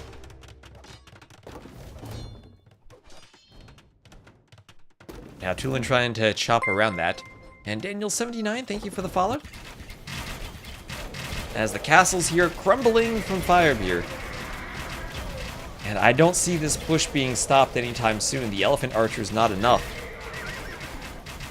And the Arbs and Paladins keep pushing in, along with some Rams. Their push in the north is all they're relying on. But Tulin down to 36 Vils, Lewis on 26. And even Firebeer now down to 89. not much left in terms of economy for this team. Two vills are on the wood line still chopping for Firebeer. But he's had to run to his pocket, who's already been killed, in order for safety, which is not a good feeling. Siege Onager also for Slam. They'll have those Ethiopian Siege Onagers with torsion engines.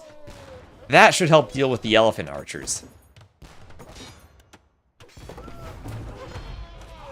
And there, that is the answer.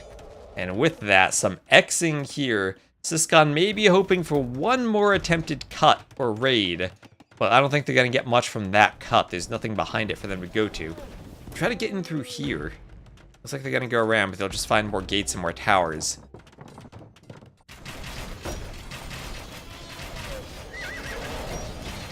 So many gates. That's late game Rage Forest. So many walls and gates. Everything players have had to close up is still there. Surprise the score is. Yeah, 3K difference. Might expect the score to be a bit different. Or actually, 2K difference, more like. Krebs now pushing the castle.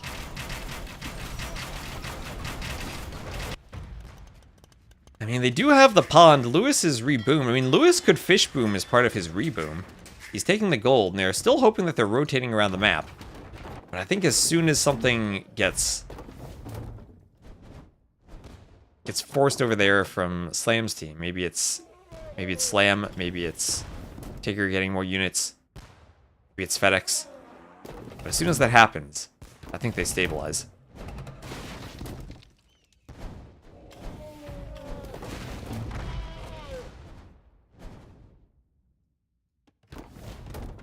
And now the cut continues. I mean, Tigger's done a great job of walling so far, forcing lots of cuts. Yeah, everyone is repopulating Uzi's base. Even Uzi. Uzi's got a TC. Lewis is TCs. Tulin is a dock. Tulin is a TC. Yeah, three players have a TC on one screen here, trying to reboom. But there are the GGs as Slam's team ties it up, and that'll lead to a game number 3. As some early pressure from Siscon felt like it was effective, but then tailed off. And Team Slam holds on to tie it up. So now's the tricky thing for Team Slam, though, because Slam has to go play the League. I don't know what the scheduling is going to look like.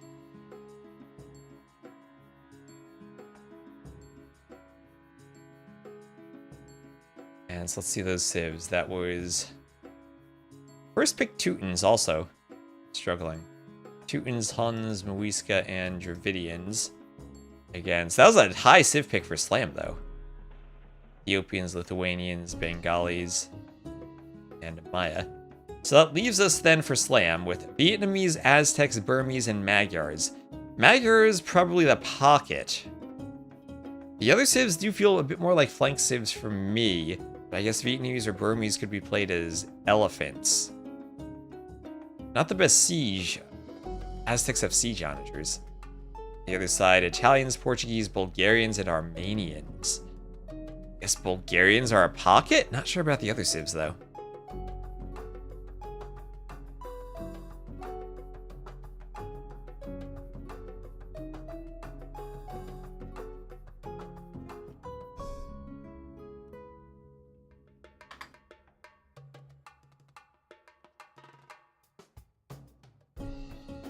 Bulgarian flank for Krep. Bulgarians are a pocket. They're definitely a Halb siege pocket with maybe a change-up if they want to go Stirrups, Cavaliers, or Konex as a Cav civ, but usually it's about Halb siege.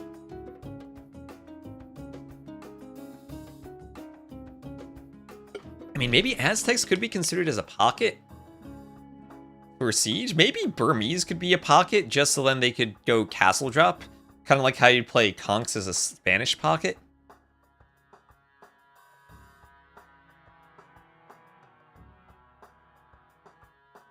Also, T90's playing Emu on 4 Lakes right now. Yeah, also, simultaneously with this set, there is a set between TaToH and TeMo. We will cast that afterwards. We'll cast the Rex.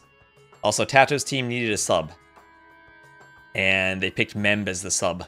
So the team is TaToH, Moray, Memb, and Dragonstar. That is one heck of a team. Aztec flank's gotta be monks. Could Vietnamese be a pocket? I mean, I feel like Burmese kind of are the monk rush flank. Dragon is a star. Dr. Agon is a star.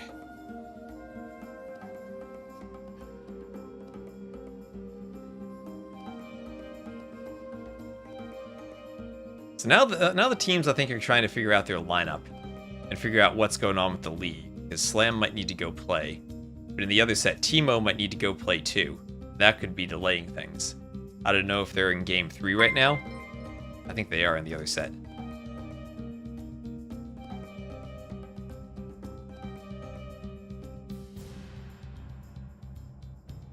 Yeah, so that Slam is gonna be...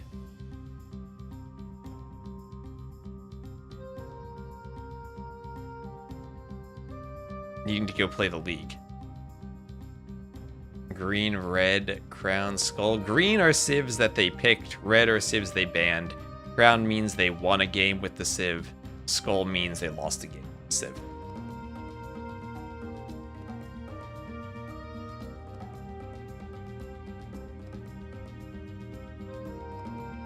Yeah, at the beginning there's a draft.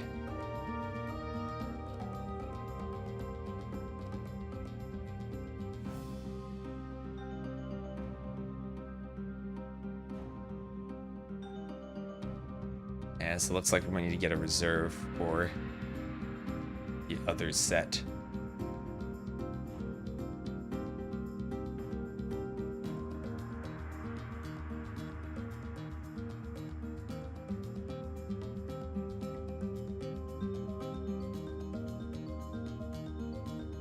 Onslovuzed. Holy caps.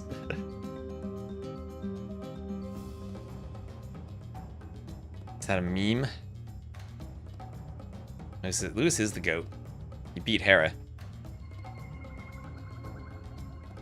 Ended the streak.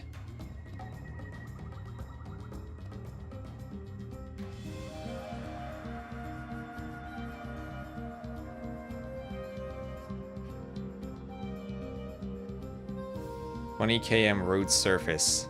For what means of travel? Like, is that a race? A bike race? That feels slow for a bike. I guess that's a running race.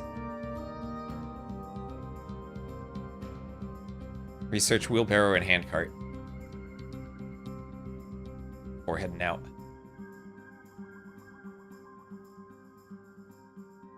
So yeah, we're figuring out the rosters then. Need a reserve player then. Is OG Daddy still around?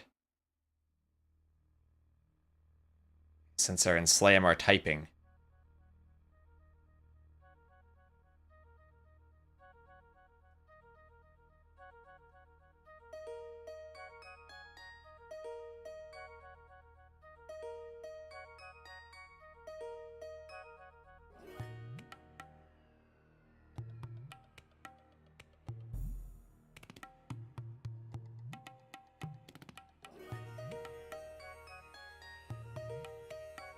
The stream is deep slam. This is deep slam territory. We're seeing where Slam goes, if he has to leave for the league or not. This is deep admin territory right now. Deep drama territory. We may have had a Stack Patrol sighting earlier. We're gonna have a cast of Mems team next in the reserves. King Padre Life, thank you for the follow. Stack Patrol drama territory, yep.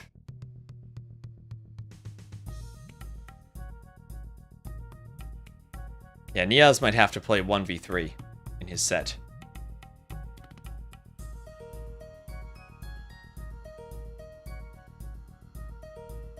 Enjoy the classic AoE music? I do too.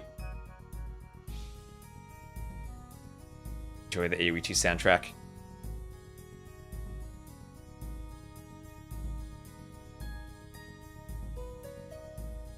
Good. Still have the CDs, and you still have a CD player.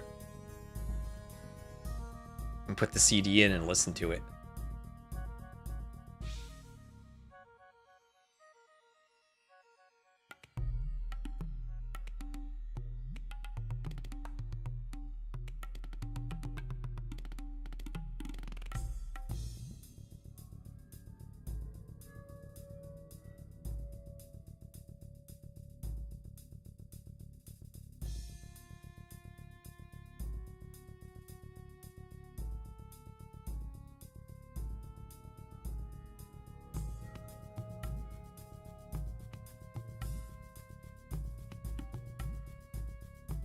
Loop, what's happening? There's 2 matches. Yep. 2 matches at the same time. Trying to figure out who's going to end up playing.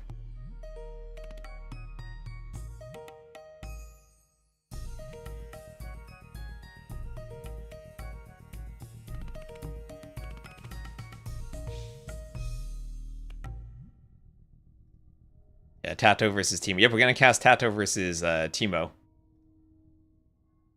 Right after this. We're going to grab those Rex. Also, there's T90 versus Emu Warrior playing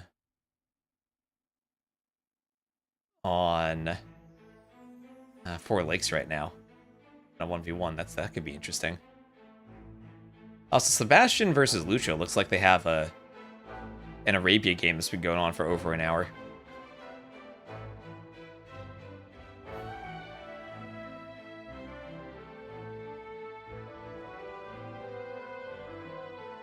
Disappointed by the AOM DE music. I never really paid attention to the AOM DE music.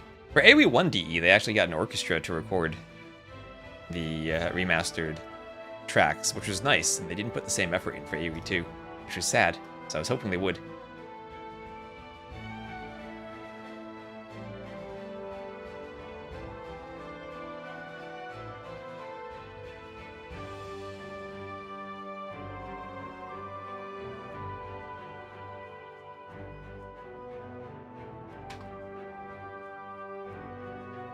Let's see if I can get some updates. Just stick with the original AOM music. Yeah, I love the original AOM music. So that's where they introduced the epic fight music when you attack a fortress or a town center.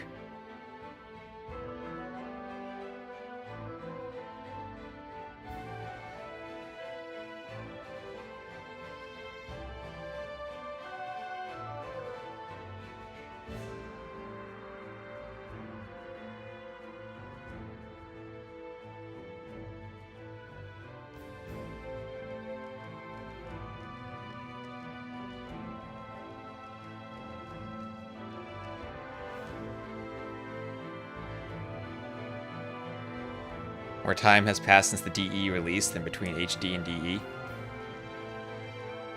That is scary.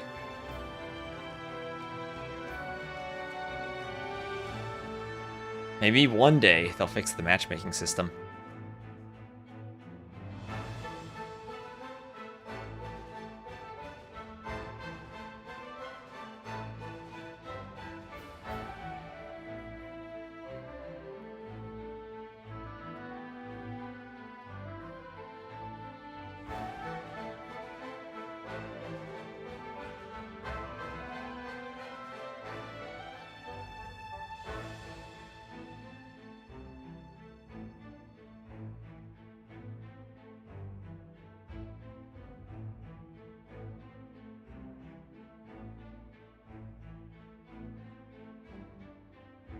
OST is a perfect fit for the game.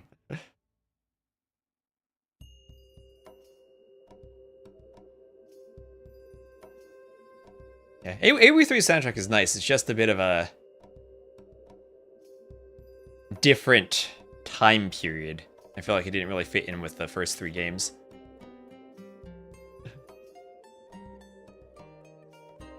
This reminds me of what team games were like on Voobly. Nations Cup with Vietnam versus Argentina and hours of lobby to launch a game. Yep.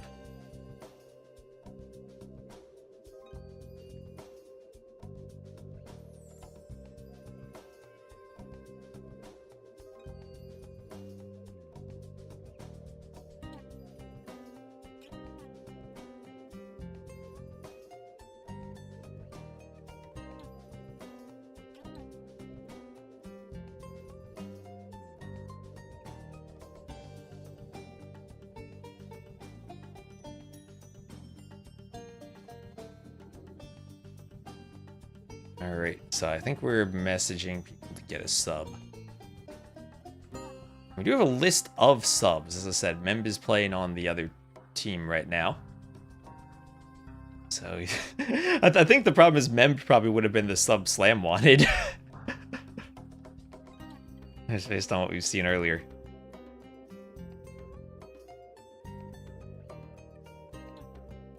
but I think there are some people around. Yeah, Firebeer already is on Lewis's team as a sub.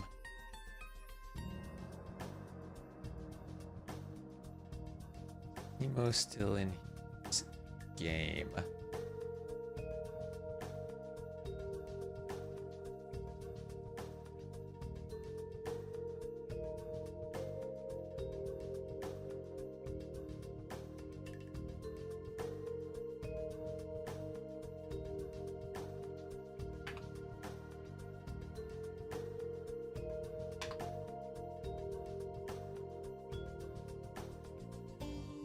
Waking up for a set at 5 a.m., falling asleep because nothing happens, only to wake up 3 hours later, halfway through game 1. Yep. And then, you know, sometimes players are here right on time. I always get surprised. It's whenever I have a set to cast, especially a team game, I sit down, I'm ready, and then you might have 30 plus minutes to wait and kill before it starts.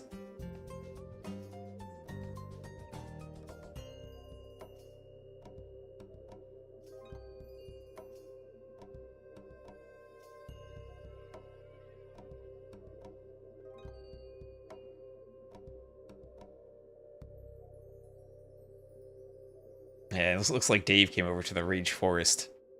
He joined the mayhem of scheduling.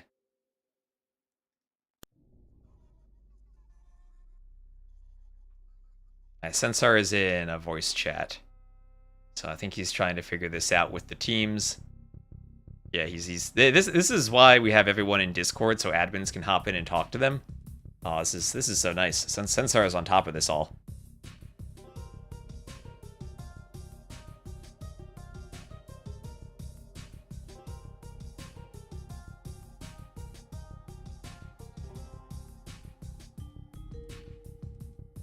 Sensar is top G.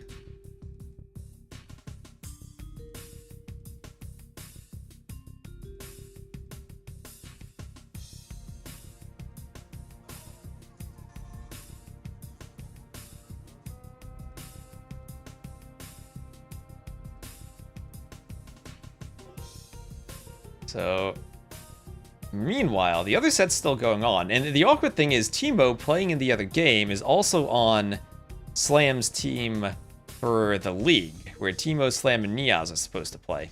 And the other team isn't able to delay. It looks like Lewis is hosting a lobby. So let me check on to the league and see what their brackets actually are. We'll see who they're supposed to play.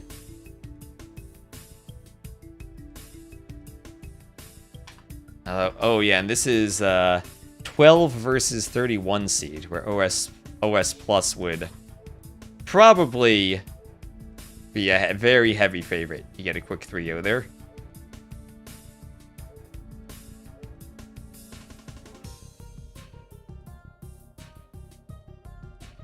This is still a first round matchup.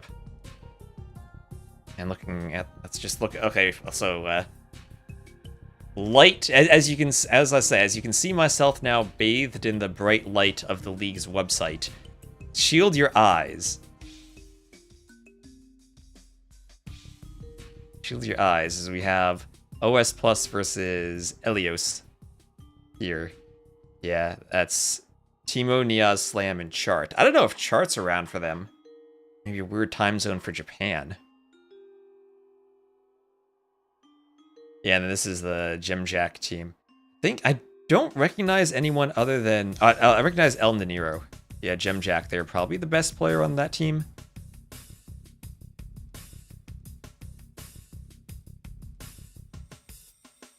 So yeah, I think OS Plus would be a pretty heavy favorite there anyway. Yeah, flashbang alert.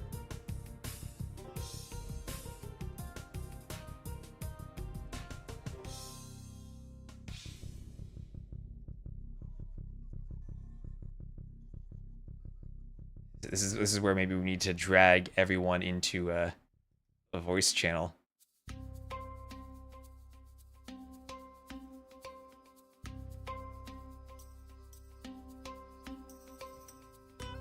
So there is a chance that, depending on Lewis, maybe what Sensar is thinking is that we delay the third game until later. let them play their league set, try to win that 3-0, and then come back to Rage Forest.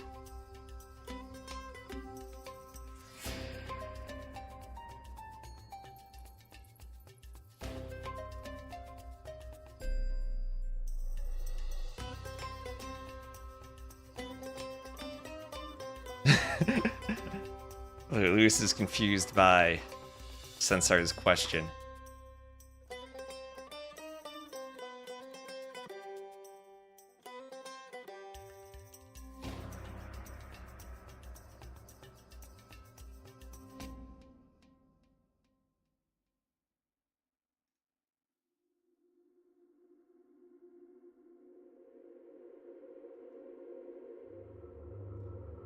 Your major issue to wait another 5 to 7 minutes. We're just chilling here. We can wait. So what does everyone think of that new DLC that was just announced? We read through those patch notes yesterday. The Vikings DLC. Apparently in combination with new DLCs across other games too.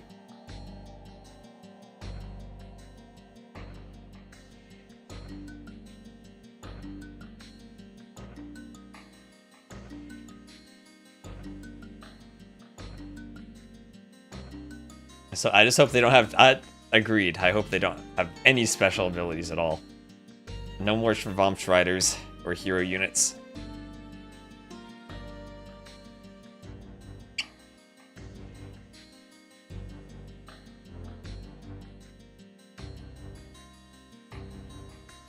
Broken civs, more stuff to fix.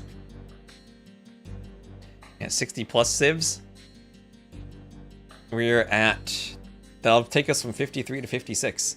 Honestly, I don't even know what the last chieftain's civs are at this point. Like, what's the...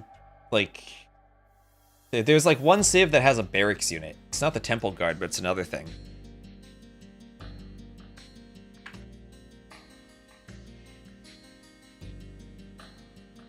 What's the thing called? The Ibirapimo warrior. I've seen those used, I think, once in a ram push. They have, like, some type of special attack. Oh, they're for the Tupi. Really?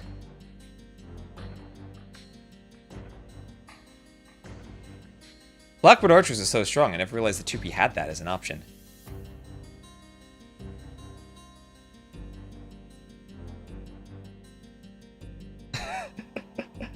Okay. So the scheduling is, since TeMo is in a game, if he's too late, then they might just get an admin loss for their league set, in which case, Slam just plays here. But if TeMo finishes in time and they don't get an admin loss, then Slam's team has a sub. Great, both hosts don't know the units and civs. Imagine the DLC comes out in the middle of Sudden Disaster 3. We're gonna be so lost. Still waiting for someone to do FC Ram Push with them? I guess that could maybe be a thing on Rage Forest. You have maybe a Spanish pocket going for Conks. Ram Push with the Ibirapimo warriors with the Tupi. Well, that's never gonna be a thing though with the Blackwood Archers. Blackwood Archers are just too strong.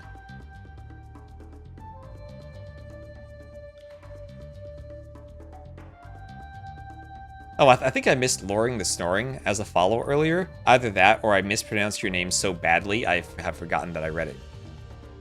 Like 20 minutes ago, but thank you.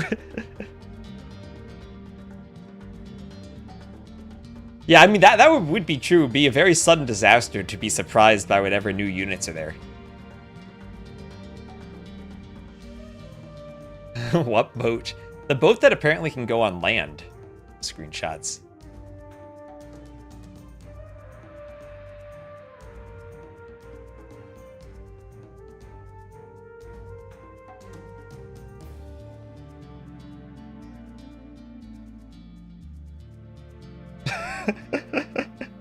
In the other game, they're paused.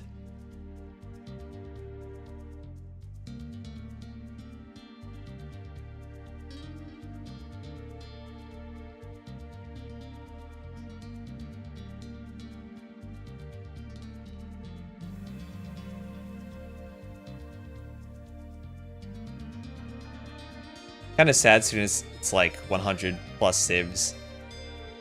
Yeah. I miss the random civs days. When is Game 3 starting, or is Slam playing the league?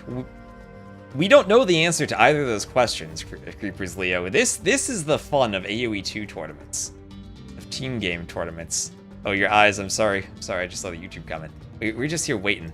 I'll have to, when I add the timestamps in YouTube, I'll have to put each individual game, maybe. Yeah, and TaToH plus Memb versus TeMo Rex after this.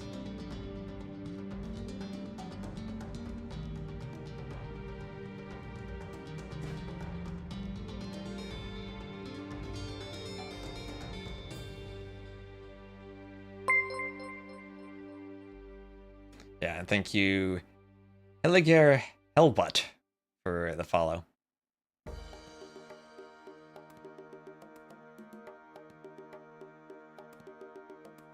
Taking on 1v1. You see, random civ is the fun thing. Actually, the best way to play AoE 2 still is Arabia Huns. I feel like with Arabia Huns, maybe it's just been figured out too much. At least the way it used to be. It's so many options. You go scouts into archers, scouts into scouts, scouts straight to cav archers or knights. You go drush into archers, you go drush FC crossbows, drush FC cav archers. You can go aggressive forward spear skirms. You go tower rush, go men at arms. There's just so many ways to play it. I feel like now if you have like a map pool with pick civs, you actually get less variety. You're just gonna pick Mongols and go step lancers on whatever map you get with Hunt.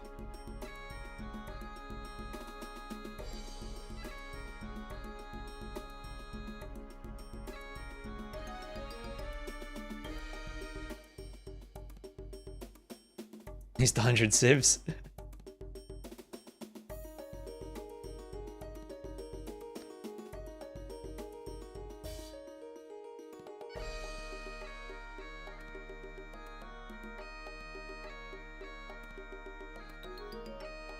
So now what's happening is Slam is waiting to see if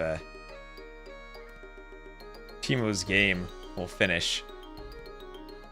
And if it doesn't finish in presumably the next 10 minutes, they get admin losses for their set. And I believe the World's Edge handbook is 1 loss for every 10 minutes. So if they do play the league, I think they start down 0-2.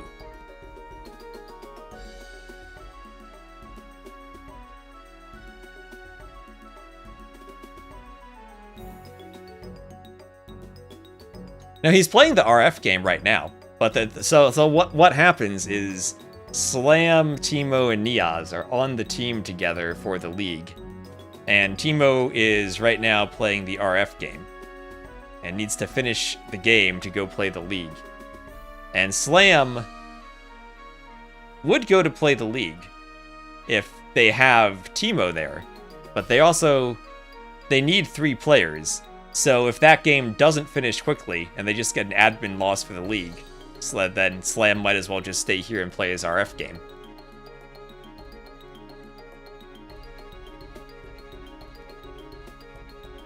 This is the wonder of AoE 2 scheduling. Absolute wonder of it all.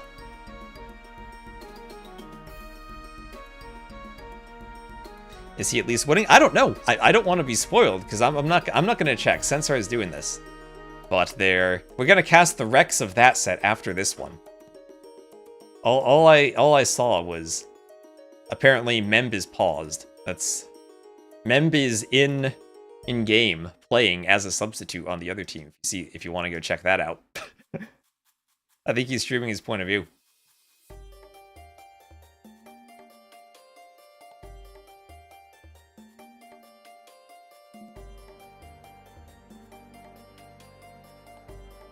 I see that they are 34 minutes into a Rage Forest game.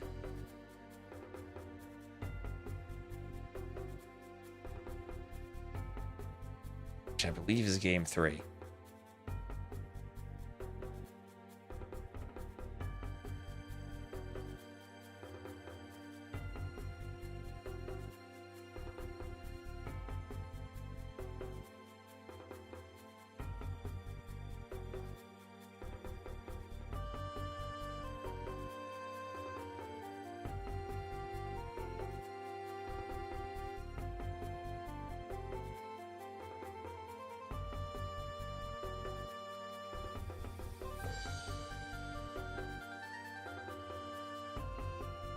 And I see random people have joined the lobby too. I don't know who they are.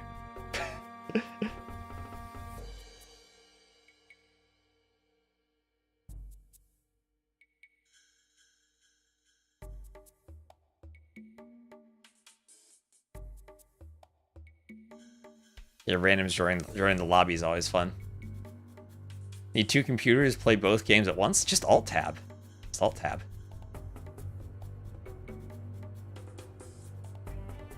You just play one set on Voobly, one on DE, and then play a third game on HD? You'll be fine. I don't even know. They probably don't have a password of the lobby. They probably need to rehost, because when you kick people, you have to reset the lobby slots, and that sometimes breaks stuff.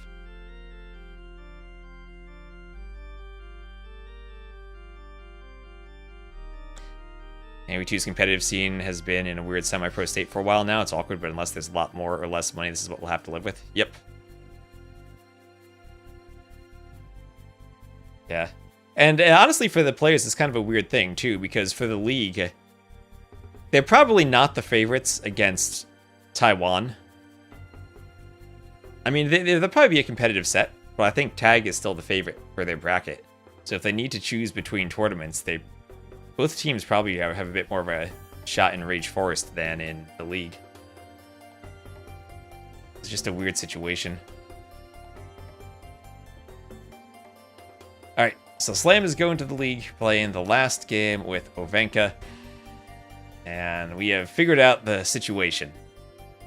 Big delay. Yeah, big delay because of some scheduling conflicts with the league, unfortunately. Kind of unfortunate that World's Edge gave them a date that's during Rage Forest. What's Rage Forest? Rage Forest? This is the 6th edition. This is probably the most consistent team game tournament there's been in AoE 2. It's games on Black Forest. Whenever you tune in, you see someone playing team games. Pretty much they're playing Black Forest. And so this is all of the top Black Forest players. The top 16 of them then draft teams from a pool of players. So these are not set teams, they're drafted teams.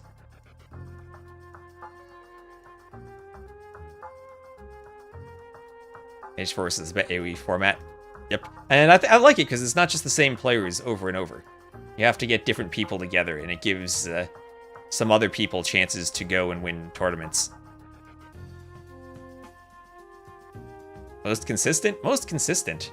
I mean, the other big team game tournaments would be Nations Cup, which I guess hasn't happened for a while. And then MIM hasn't done a Battle of Africa for a while now. Yep, it looks like they are hosting the lobby, and we should be good to go. I see the other lobby is now starting, so I think TeMo did finish his game. So I wonder if they start down 0-2 in their set.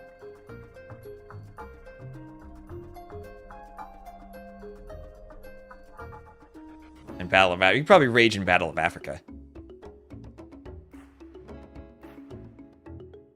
Yeah, I have cartographers, but that certainly hasn't been going on as long as Rage Forest.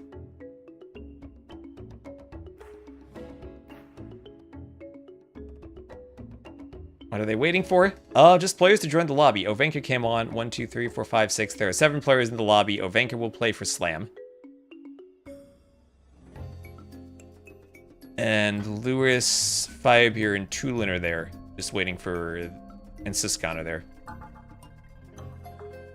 So we're waiting for... Who else is playing for Slam's team? That I've totally blanked on now. Tigger, we're waiting for him to join. And we're good.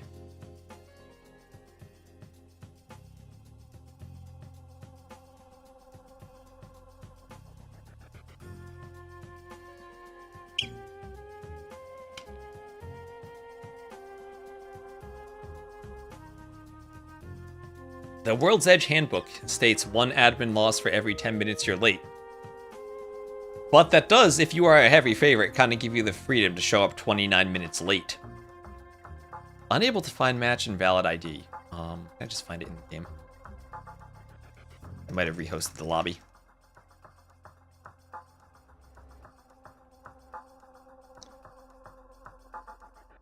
Nope, it's another Rage Forest. Alright, looks like the game crashed and they are rehosting.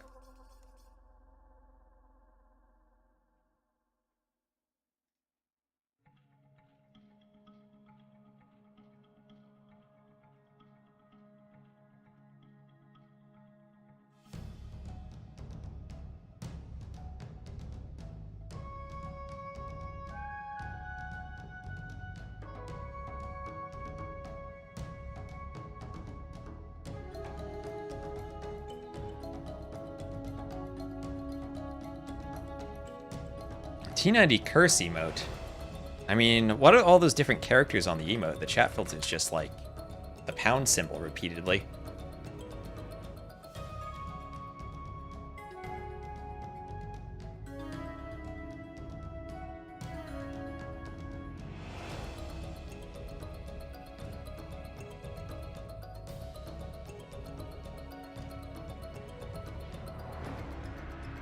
Alright, so it looks like we're in the lobby and we're all good. Let me have Twitch get an ad out of the way. Try to get that out of the way between the games. And we should be ready to go. Are you ready, chat? I'm gonna have fun putting the timestamps in the YouTube description here.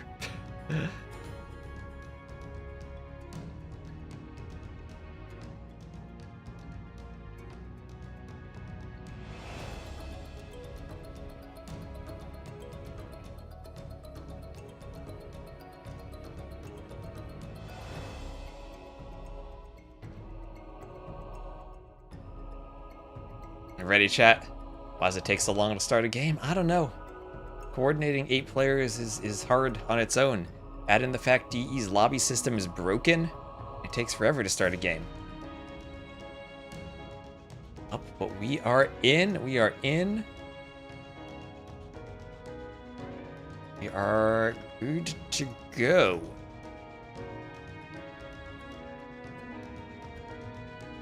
Alright, and here we are at Team Lewis against Team Slam. Ovenka coming on for Slam, and we immediately have a pause. What is the pause for? Pond Re. They're gonna restart because of the lakes? They're gonna restart because of the lakes? Yeah, okay, so it's kind of a 1, 2, 3, 4 against 1, 2, 3 and a neutral lake. So they're gonna restart because of the thin forward lake. Right. That's fine. This is from the AOE1 DE soundtrack. I believe it's Dawn of a New Age.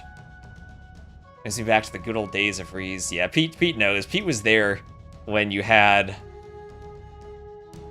teams or players who could call restarts in their sets. You'd be going along through the set. Someone would call a restart. Suddenly, everyone would remember that they have restarts. And then the other team would use their restart, and they'd use all 4 of them at the same time. New DLC announcement, the lobby sagas. I think that's been around since the HD edition was released.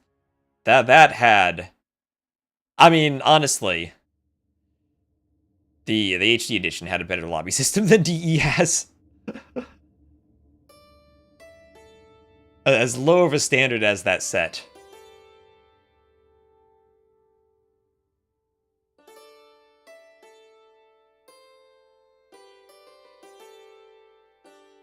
And if they're in the lobby, at least with DEs we can spectate 4v4s without needing to be in the game. But we're still 2015 Voobly is would be heaven compared to this. All right, here we go. Are you ready, chat? Are you ready? As we have actually started a game, will there be a restart? Will there be a restart? I don't think so. We'll have Team Lewis versus Team Slam. Let me just do this red versus blue on the scoreboard. There's no Slam. I'm going to accidentally call FedEx Slam. This is 1, 2, 3, 4, 5, 6 lakes. 2 of them right next to each other. What a flank we have here between FedEx and Lewis. No lakes, 6 lakes. It's like 4 lakes, but more. So have forward walls from FedEx as the Vils come forward for Lewis to fight off. And he wants a forward wall. He wants to get the wall on the lake so he'll be able to dock. And the other side looks fairly closed, but there are 2 passages. So there's a dead Vil from Lewis. And with 1 HP, FedEx will wall in his Vil. Scout from the pocket gets here a bit faster for Lewis's team. Tigger on the way over to help out now, but FedEx will lose Vils. And let's check the Vil KDs. 1-to-1 between Lewis and FedEx. FedEx does have the extra gold if he needs to do Loom and then Men-at-Arms later. But Lewis is coming forward with the Vils. Where is Slam? Slam had to go play the League. The walls here will come up for Lewis.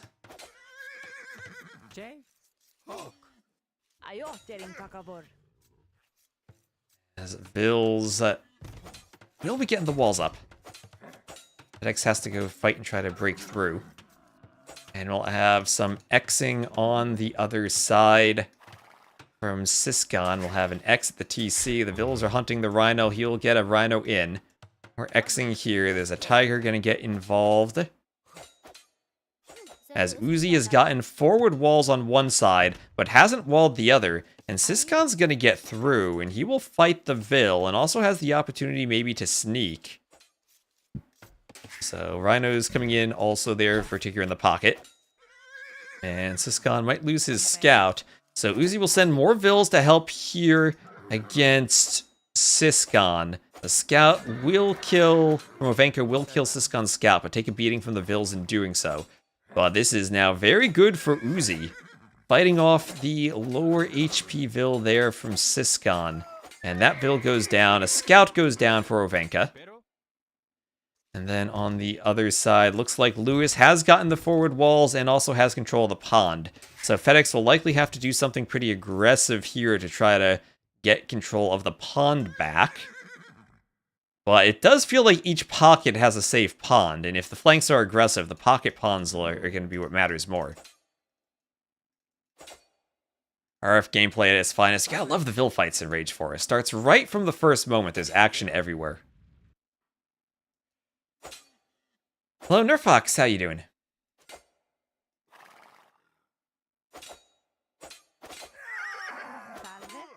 Vils fight the scout.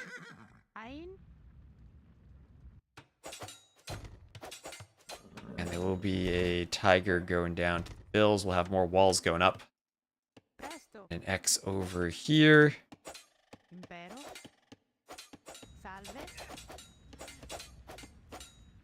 One Vil will be fought back. More Vils coming forward to fight. And here's this guy will try to break through the wall and get in. X over here is now Tuka's Vils have to run back. Playing Path of Exile on your main monitor. Excited for Rage Forest. Nice. And Vils will be fighting here. Uzi has this wall up, but the Vil on the other side, will he delete and save her? No, he won't. He'll leave her out there to die, get chased by that other Vil. She'll find a nice hill to die on. And Tulin with the scout will just run circles around this Vil here. Oh, that Vil didn't die yet. Actually sick that she survived for so long. But we'll get picked off. And now Firebeard will bring his scout over. Also pay attention, Firebeard and Tulin have swapped places, so the colors will be different from the last game. And there is a Tiger here that the Vil walled in the Tiger, but then kept fighting it. Firebeard paying attention to his scout, lost a Vil. Over the diagonal. But they will pick off Uzi's Vil. Uzi's still with the forward wall, did wall up the other side. A couple of idols there. And I'm sure Siscon will do something aggressive on this side. Will I have Ovenka? Let's look at the saves. Magyars, Aztecs, Burmese, and Vietnamese against Bulgarians, Armenians, Italians, and Portuguese. Ooh, I kind of feel like I might favor the saves for Lewis's team. And yeah, Burmese are going to be the pocket. Pocket with the Aztecs. I could do one sick monk rush on this side. Hello, goat. And some repairs for Uzi. Uzi also has 3 rhinos. Oh, Uzi has 6 rhinos. Uzi. No. Don't take just 3.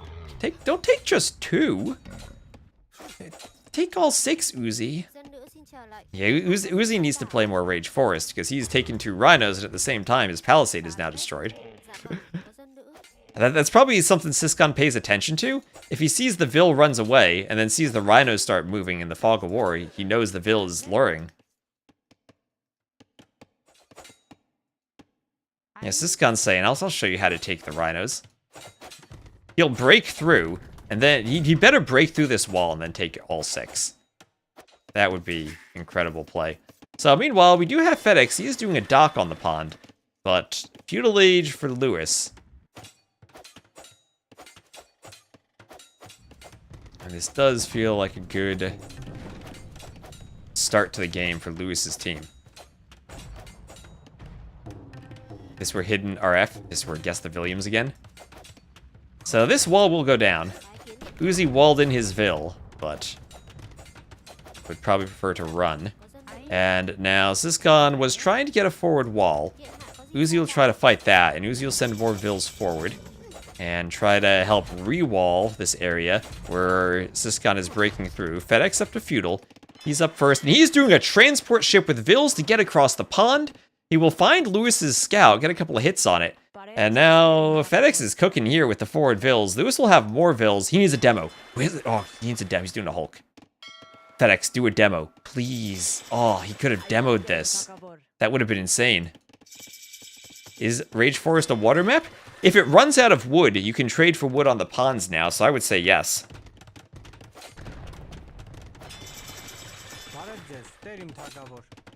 FedEx still fighting. He's going to get his Hulk out first. And with the Hulk, he should be able to get the dock up. He'll have 2 docks. Hulk for Lewis. Hulk attacking the scout. And now Lewis will go for stone walls. But Lewis himself will have a safe fish boom.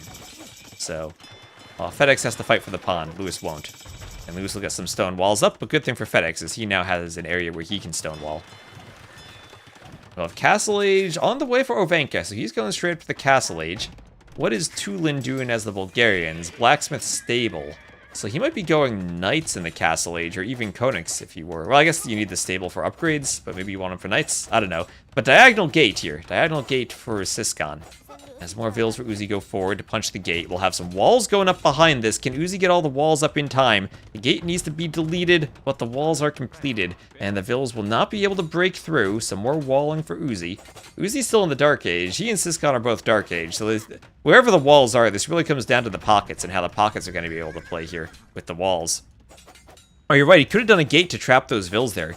You can gate over your own walls. That does delete the wall for the gate foundation, but if your Vil's in the right spot and you build the gate foundation, you can trap them.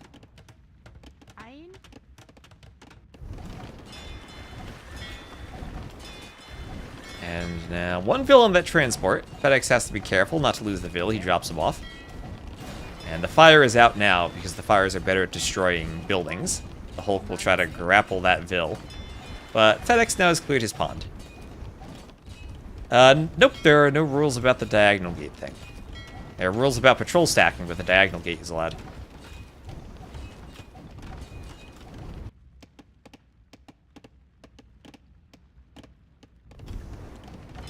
That wasn't a diagonal gate either. That was a gate over a diagonal wall, which I guess is a different situation. Yeah, patrol stacking is not allowed. They ban it in Rage Forest lobbies, so we're doing the same here.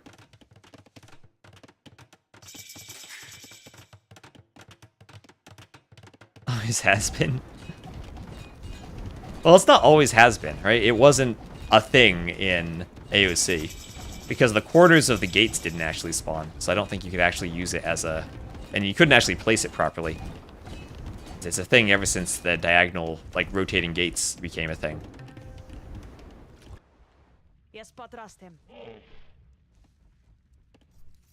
Happened by accident. Oh, it will be dealt with based on the severity of the patrol stack. And hopefully not just gonna admin loss someone who patrol stacks 1 fight in a Rage Forest game. Yeah, AOC didn't even have Palisade gates, you had to Stone Gate then.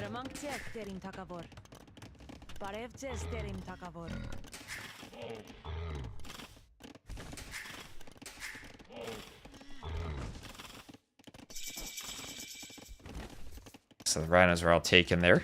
And we'll have a forward workshop from Ovenka, who, against these Dark Age Palisades, will try to go siege. Same thing for Tulin. He will go siege here.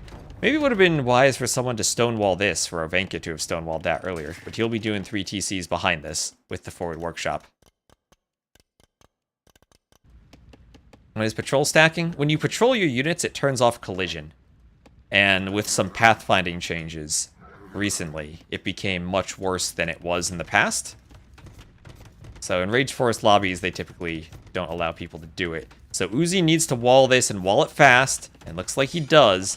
Only 13 HP on the stone walls, so he needs to go back and forth and make sure there's HP everywhere, which it looks like he's fine to do.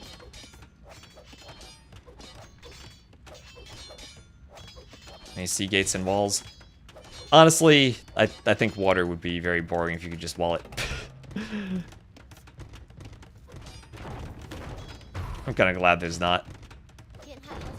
There are some things where you look at them and they're fun ideas, but then you really think about them and you're like, you know what?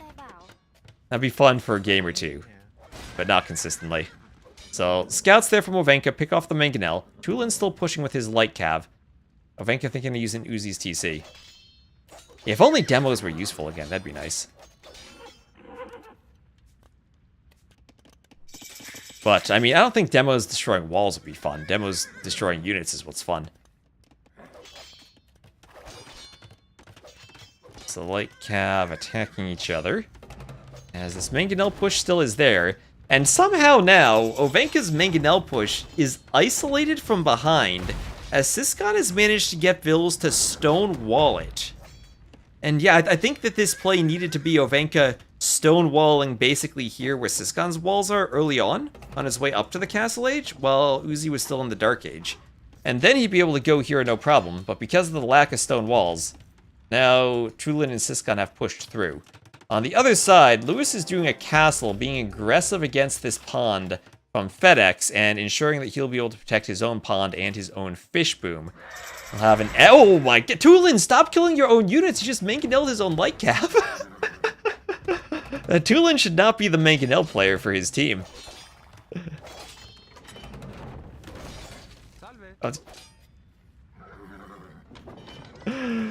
And looks like... oh, Siscon is going for a very aggressive castle drop. There is a palisade gate. Tulin will destroy the palisade. And he'll hit the Vil. Tulin's got to be careful here. There's a lot of Vils. Don't Mangonel your teammate's castle. He can't shoot the Vils now because he needs to make sure Siscon doesn't have a castle foundation. And right now, Uzi is just trying to block the castle. There he goes. There he goes. And that castle, I don't see anything stopping it. So Lewis's team takes a score lead. As Lewis has a castle, maybe in range of potential catapult galleons, as FedEx is up to the Imperial Age, and Uzi is up to the Castle Age, while that Mangonel is attacking his TC. So Ovenka's scout, I think, actually just needs to charge the Mangonel now, just to ensure the TC has more HP on it. Oh, we saw Uzi somehow survive get his Imp TC to survive in the first game. I'll have an X here on the light cab. Lots of stone for Uzi, who will be thinking of a counter castle, but I don't think this TC makes it. I don't think the TC makes it. He's gonna need to repair. At least the repair is just outside the range of the castle for now, but fletching is coming in for Siscon, who will be able to hit that one Repairville. 26 seconds left. Fletching is in. There we go. The range doesn't change until I click it again in Capture Age, I guess. But there it is. The Repairville is down. 93%. A second Mangonel here. The TC, 700 HP. This is going to be close. The light cap getting a hit, and he just gets Castle Age in. Just in time. So with all that stone he has, he will be able to build a castle. He needs to retreat, though, as we have Genoese crossbowmen from Siscon. That'll be great against the cav pocket of the Magyars. Now, in the south, though, Lewis thinking of maybe another dock, but in 3 seconds, we will have Imp for FedEx, who now can go for the catapult galleons instantly, which means Lewis maybe needs monks to try to take them down. He'll go for another dock. Let's see if he gets that up. He has quite a few composite bowmen, and they should be good against the Hulks with their low pierce armor. I don't think they ignore pierce armor on ships. The catapult galleons in the back should be able to take the dock out too, as long as they're defended properly. On the other side, the Vils from Uzi are running. We don't know Luch because we need to go cast the Rex of that. That'll be what we cast next. You haven't seen that here. So Mangonel hits the Genoese crossbowman. As that TC... Yep, Mangonel hits the other Mangonel. This TC will go up for Ovenka.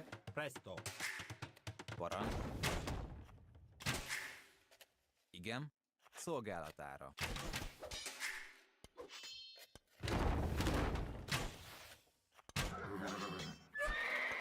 The knight goes down to the Genoese crossbowman. I'll have another TC up.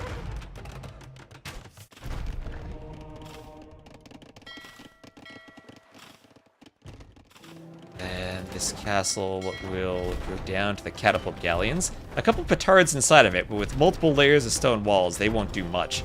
Does Lewis see how many stone walls there are? Yeah. And now Lewis, at risk of losing that castle, I think the only thing that would save it now would potentially be monks, but maybe a bit too late for that. Could try to repair it, but he's just going to lose it. And that workshop there still isn't really being useful. Tigger has a scout there. And now it looks like the pond will have to be defended by a stone wall and a castle here from Tigger. Tigger might need more vills to build this castle. Those mangonels are going to push through. Maybe push through the blacksmith. And with the Genoese crossbowmen, there won't really be any repairs here. And it's still just 2 TCs for Siscon, so he doesn't have the biggest economy. 48 vills to the 37 from Uzi. Overall, though, Team Slam's team, if this castle goes up, they will have now their Burmese player in Imp against the Portuguese, so we'll have... Oh, nice shots from Ovenka in the back with that mangonel. The castle is here for Tigger. And some barracks there for Tulin.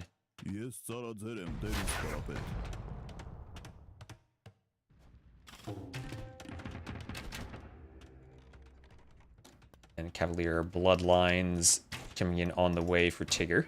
I have an X here as the composite bowman tried to break through the walls. Doing well without slam. I mean, Ovenka as a sub is a pretty high-level player, all things considered.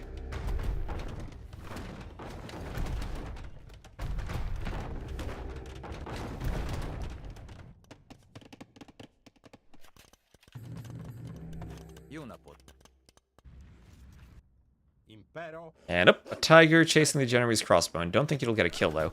Scorpion defense now from Ovenka. He's at 112 vills, and actually kind of even with Tulin in terms of the boom. But Bulgarians should have a siege pocket. And I mean, different roles than a Magyar pocket. But there really isn't a siege pocket here for the Slam team. It's the Aztecs, ironically enough, have the best siege with their siege onagers. So Imp now on the way for... Wasn't Tulin Imp earlier? I'm imagining that maybe. So these crossbows still getting chased by the Scorpions, but nice micro there from Siscon to pick off vills. Ovenka losing the vills.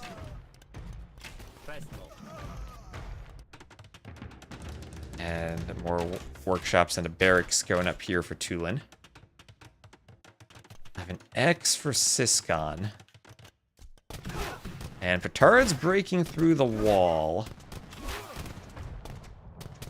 As hand cannoneers will break through too. As Tulin up to the Imperial Age. As Caravan and Wheelbarrow come in. The Rams go through the palisades. And a Krepost comes up for Tulin.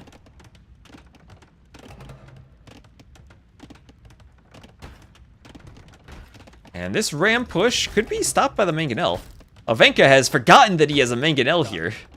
And Tigger has forgotten that he has a scout here. The Krepost will kill the idled scout. Oh, poor scout. And the Genoese crossbowman. Maybe the mangonel will aggro onto the crossbowman by itself. I think it will. Is this gun microing? Okay, he is microing. The Rams can go take the mangonel. He doesn't take a shot there. Meanwhile, the push continues from FedEx, who's trying to go Trebs plus monks. Always a scary combination. And it's elephant plus cannon, as we now have... Oh, no, actually, never mind. It's not elephants, it's converted elephants. It's Halb plus monk there, as Tigger with Burmese elephants is pushing. And honestly, those elephants could be really darn strong, as he's a fully fish-boomed elephant player now. I mean, Italians with Genoese crossbowmen, then every other civ with really good, or at least the other two Bulgarians and Armenians with good halbs. Portuguese have decent halbs.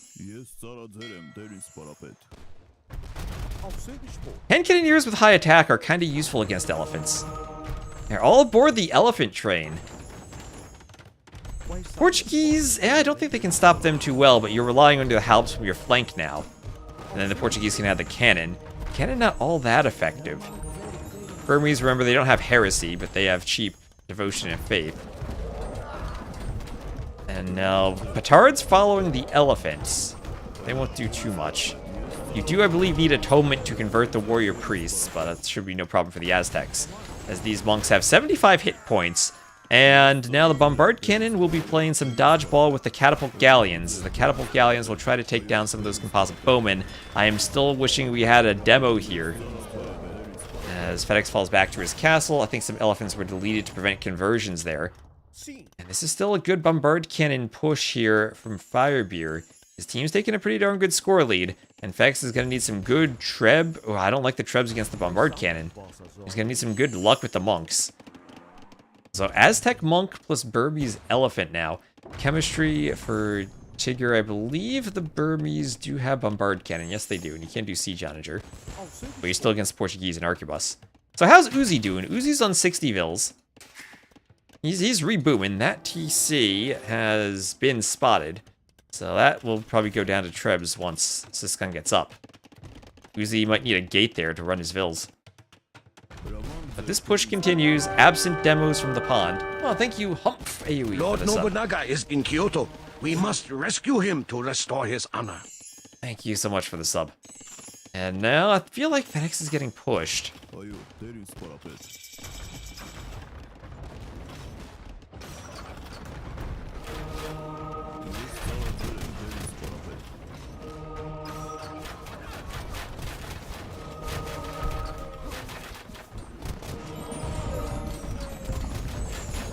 Elephants are pushing into the bombard cannon.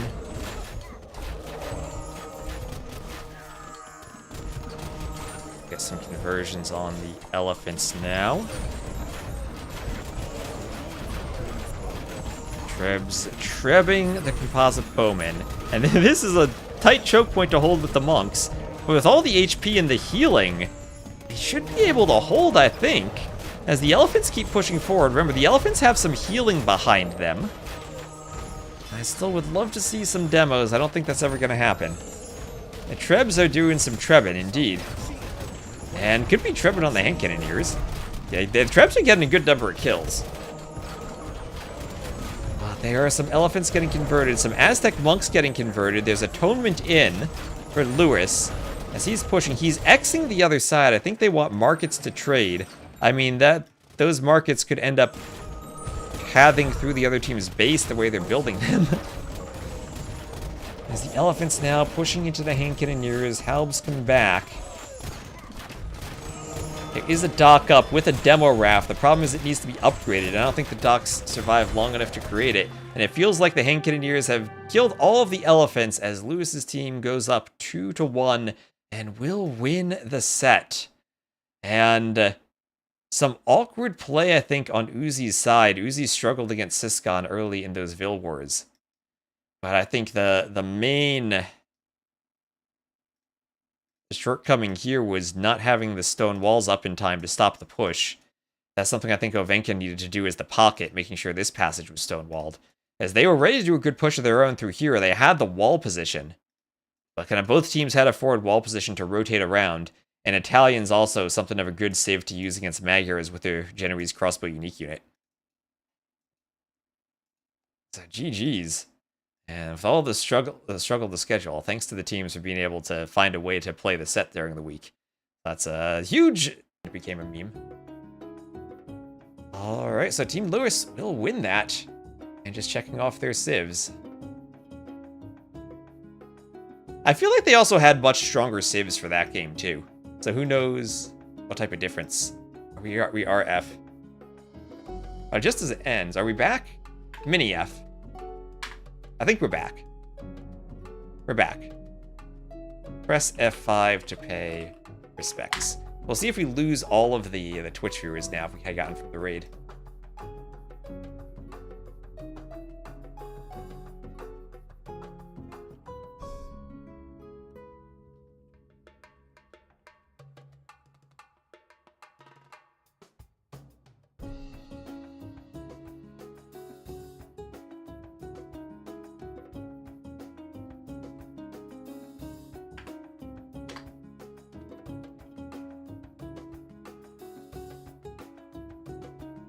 Alright, so we are gonna go cast the other set that just happened. I need to find the Rex without spoiling myself.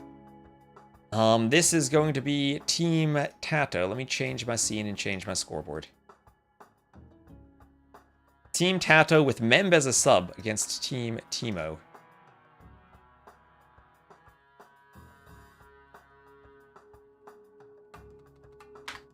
So now, chat, I need you to do me a favor.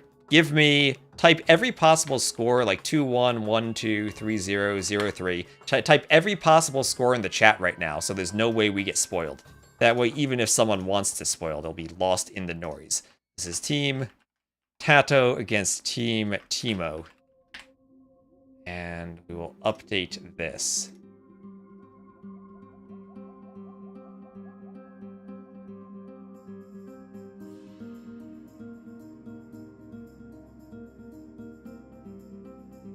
I'll just put Rex in the title so people hopefully know not to spoil. There we go, 3-3. All right, I'm going to get an ad out of the way, update the scoreboard. But I think we're good on YouTube. No F on YouTube? All right, nice, nice. Just had a mini F. Hopefully we're all still here. 37-17. Perfect, perfect. All right, let me find the Rex in the drafts. I'm gonna go run to the bathroom real quick between the sets. Let me just find their draft first, and I'll put that on the screen, and then I think we'll be good to go. Draft.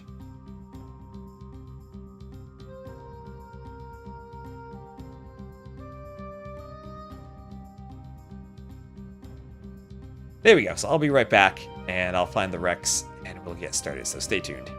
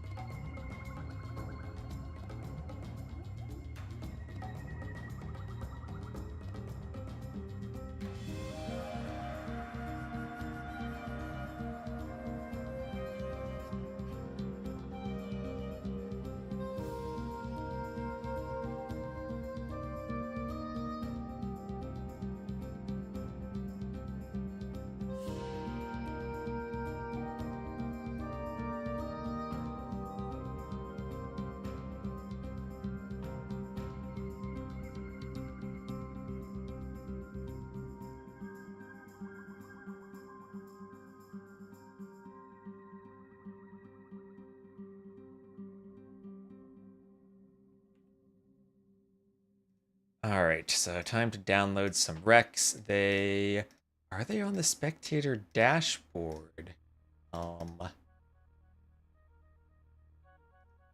Yes, they are.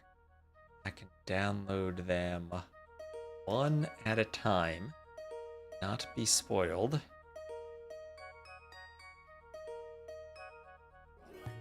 TeMo Game 1. And I'll arbitrarily just download them from TaToH's point of view.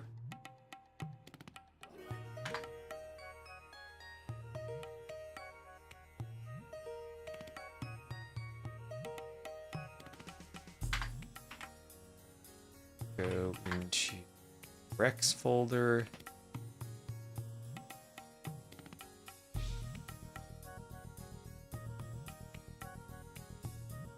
Paste them there.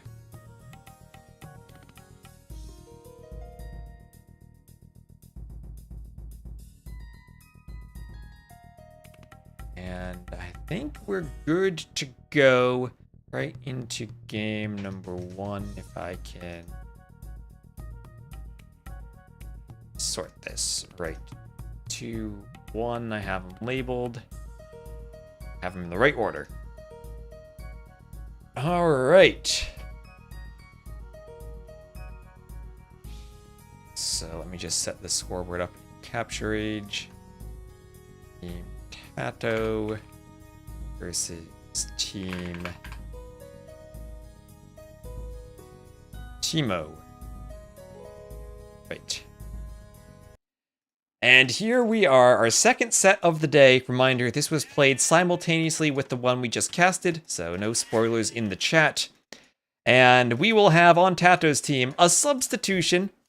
TaToH could only field 3 players. These teams had some trouble scheduling. And there's a list of substitute players that teams can use in case that... F again. F again. Oop. We are hopefully back. Okay. No? We're struggling? Very weird. It is uncastable.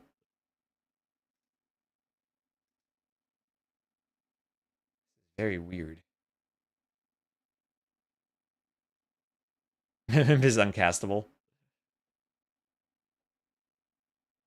We were good. So let's go. All right. Once more, Mem joined TaToH's team as a substitute. They're playing against TeMo's team with Abunzuahalt as the flank here. He'll be getting a wall off against Moray. So hopefully we're all working now.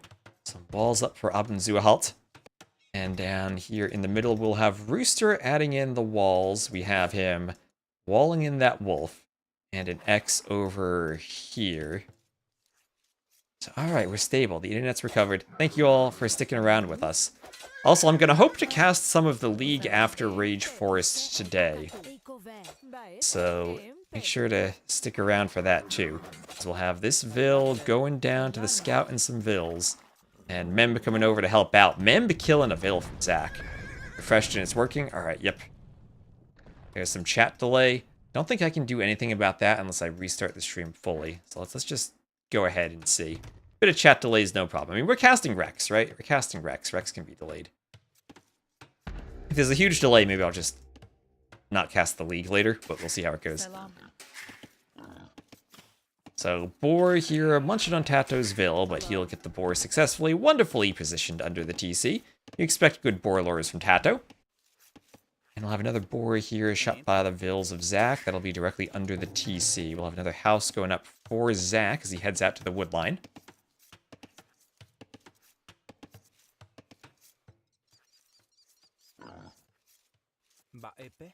Zach will also try to lure in that Boar. Bring it in towards the TC. And I'll see if Zach can get a good kill on it. Shoots it once, twice, and gets it right under the TC. Nicely done. And we'll have some Xing in the middle as there's still 3 Boars there for TaToH. Some Xing over here for Dragonstar, or Dr. Agonstar, as some people like to call him.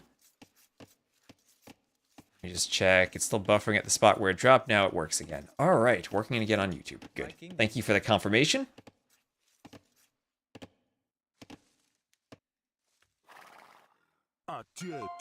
I'm sure I'll have some fun putting the timestamps in the YouTube comments today. So nice settlement there for Dragonstar. Look at how nestled that is next to the berries. But won't have 2 resources though, only the berries. 1 Slam versus Lewis. Lewis won that 2-1. Through some rough scheduling.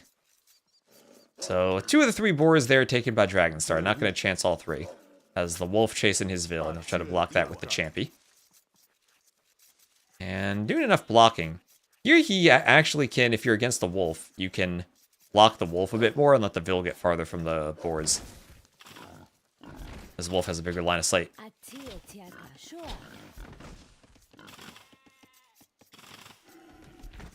And the TC will then take down the boars.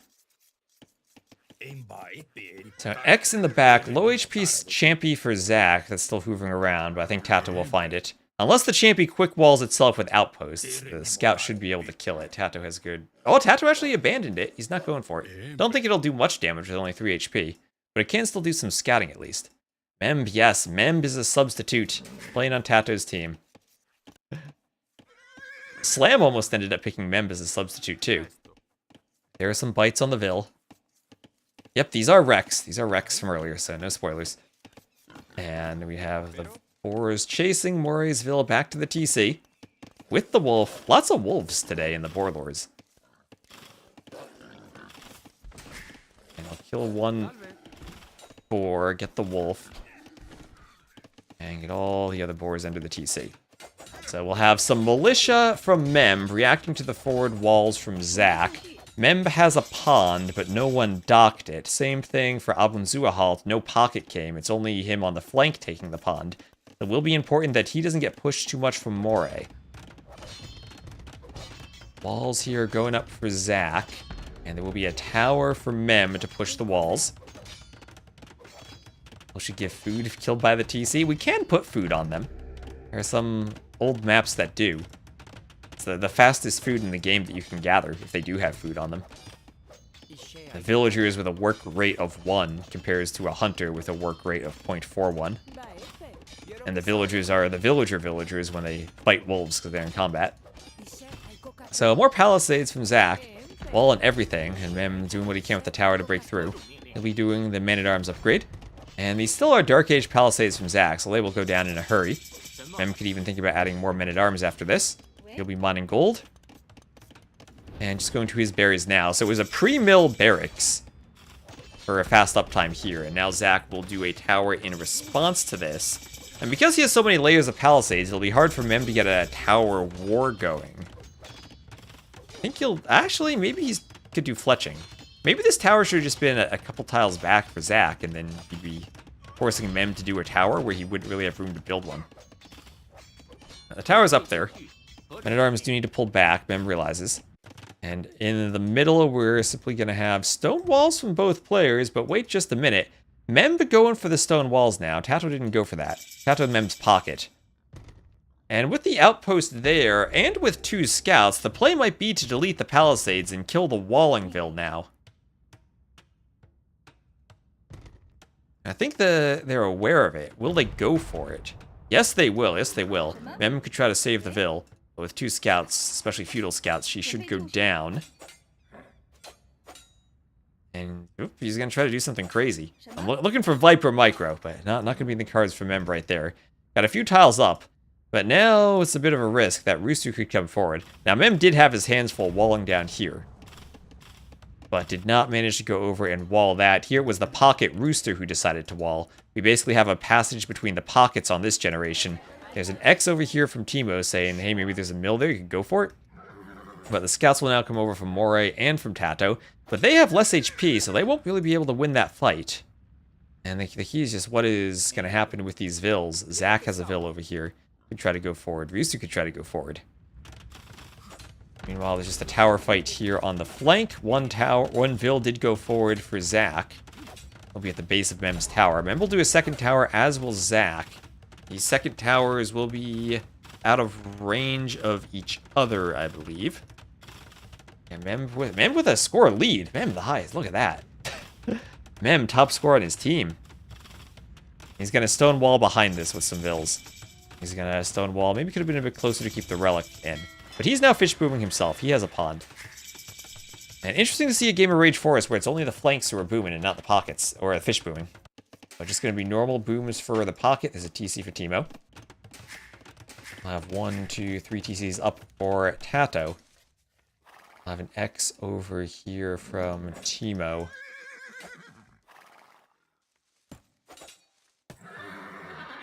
As the champion kills Abunzuahalt's scout.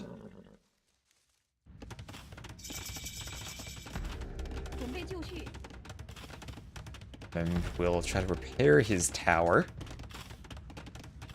And there will be a gate for Memb. Gate in the wall, and he can run his Vils back. Bit of idle time for him, but nothing too bad.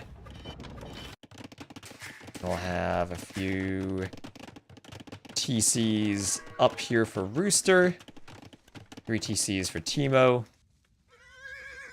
And then a scout for Rooster still running around. Mem only wins when he's bottom score. Well, he's winning now then. So heavy plow for Dragonstar. A very quick heavy plow for him. What's the Muisca eco bonus again? Settlements are discounted in heal, and advancing to the next stage is cheaper. Alright, so they do get a gold discount for Imp. Interesting boom for them. Also, Muisca Pocket. They do have the Guetra Warrior. They do have Siege Onagers. They do have Temple Guards. Good Monk Civ, but interesting pocket choice. Byzantines, clearly, though, they're a flank. Wu feel like a flank, too, with Fire Archers. Tatar is a pocket civ, but you have to play them as a cav civ. Could go cav archers. But if you're just going Temple Guard Siege Onager, that's interesting for Dragonstar. Muisca as a Halb Siege civ could maybe be playable. And honestly, it's good that Albin Zuhalt got such a forward wall, too, because that's taking advantage of the Champy Scout being so slow and also so weak in the Dark Age that by the time it gets here, he's won the wall off war. And now he's going to be doing more walls. Arvila's coming back. There'll be a stone wall there for Albin Zuhalt.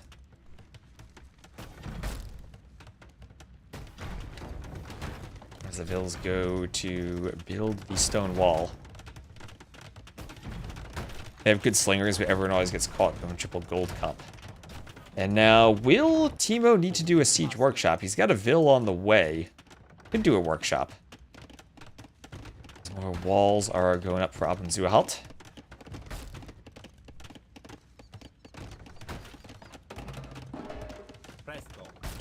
And a Ram, Scorpion, Mangonel. Through, they get a Vil. They still got 2 more layers of wall to go through. They're only feudal walls, but in a minute, Albin Zuhalt will be up, and they'll become Castle Age walls with more HP. And that was 1, 2, 3, 4 layers of stone wall he's made. As TeMo's Vil is coming forward to do a house. Always tricky when you stone wall on the flank, because your walls are weak. And we're going to have TaToH going forward for a workshop, thinking of pushing the walls in the middle. Again, it's flank walls, but this push won't be at the same time. Zach will be up to the Castle Age by the time the walls are pressured. We'll have Mem doing more towers, defending, trying to hit those Vils on the side. Some deleted walls for Zach, just giving himself more room to rebuild walls. Second pond for Mem. He'll be fish booming. And maybe we gotta go over to the resources. Now he's ready to click up. As soon as he gets his blacksmith.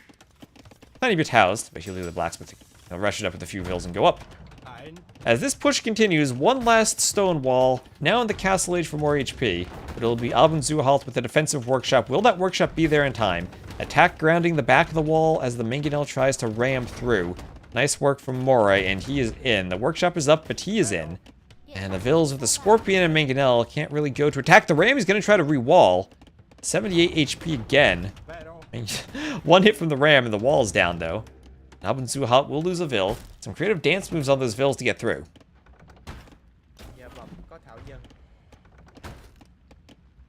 1, 2, 3, 4, 5. 5th TC from TaToH as the Tatar is taking advantage of all those sheep he'll get with the longer lasting sheep bonus when the TCs go up.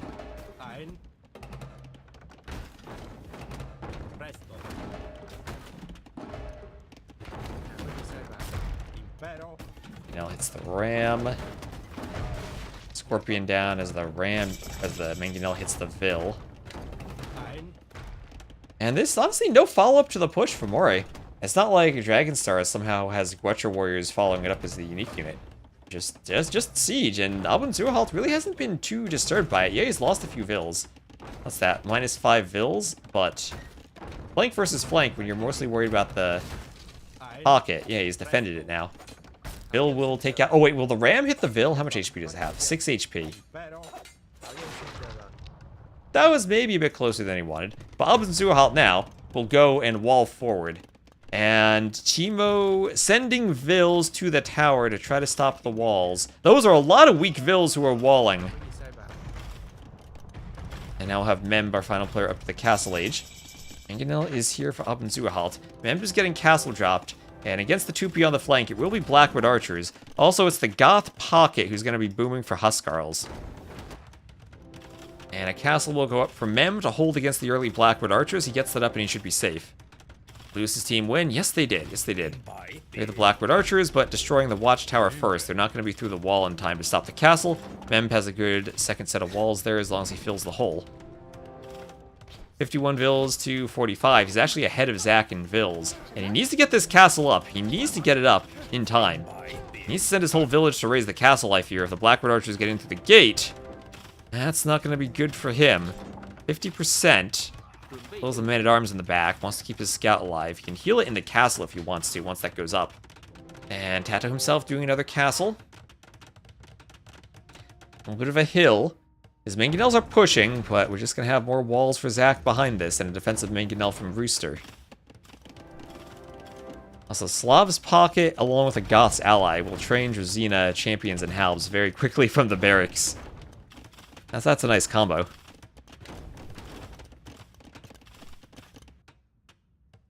It's the Muisca team bonus again. Your gold lasts longer, so you don't need to trade as early. The Wu team bonus is your houses are built faster. Byzantine bonus, monks heal faster. Tatar bonus, mounted archers +2 line of sight.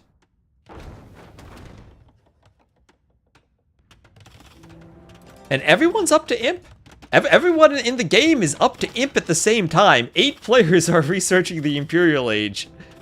Remember, Mem won't be able to do Trebs. He can do traction Trebs, but not normal Trebs. He can also do fire archers to push the castle.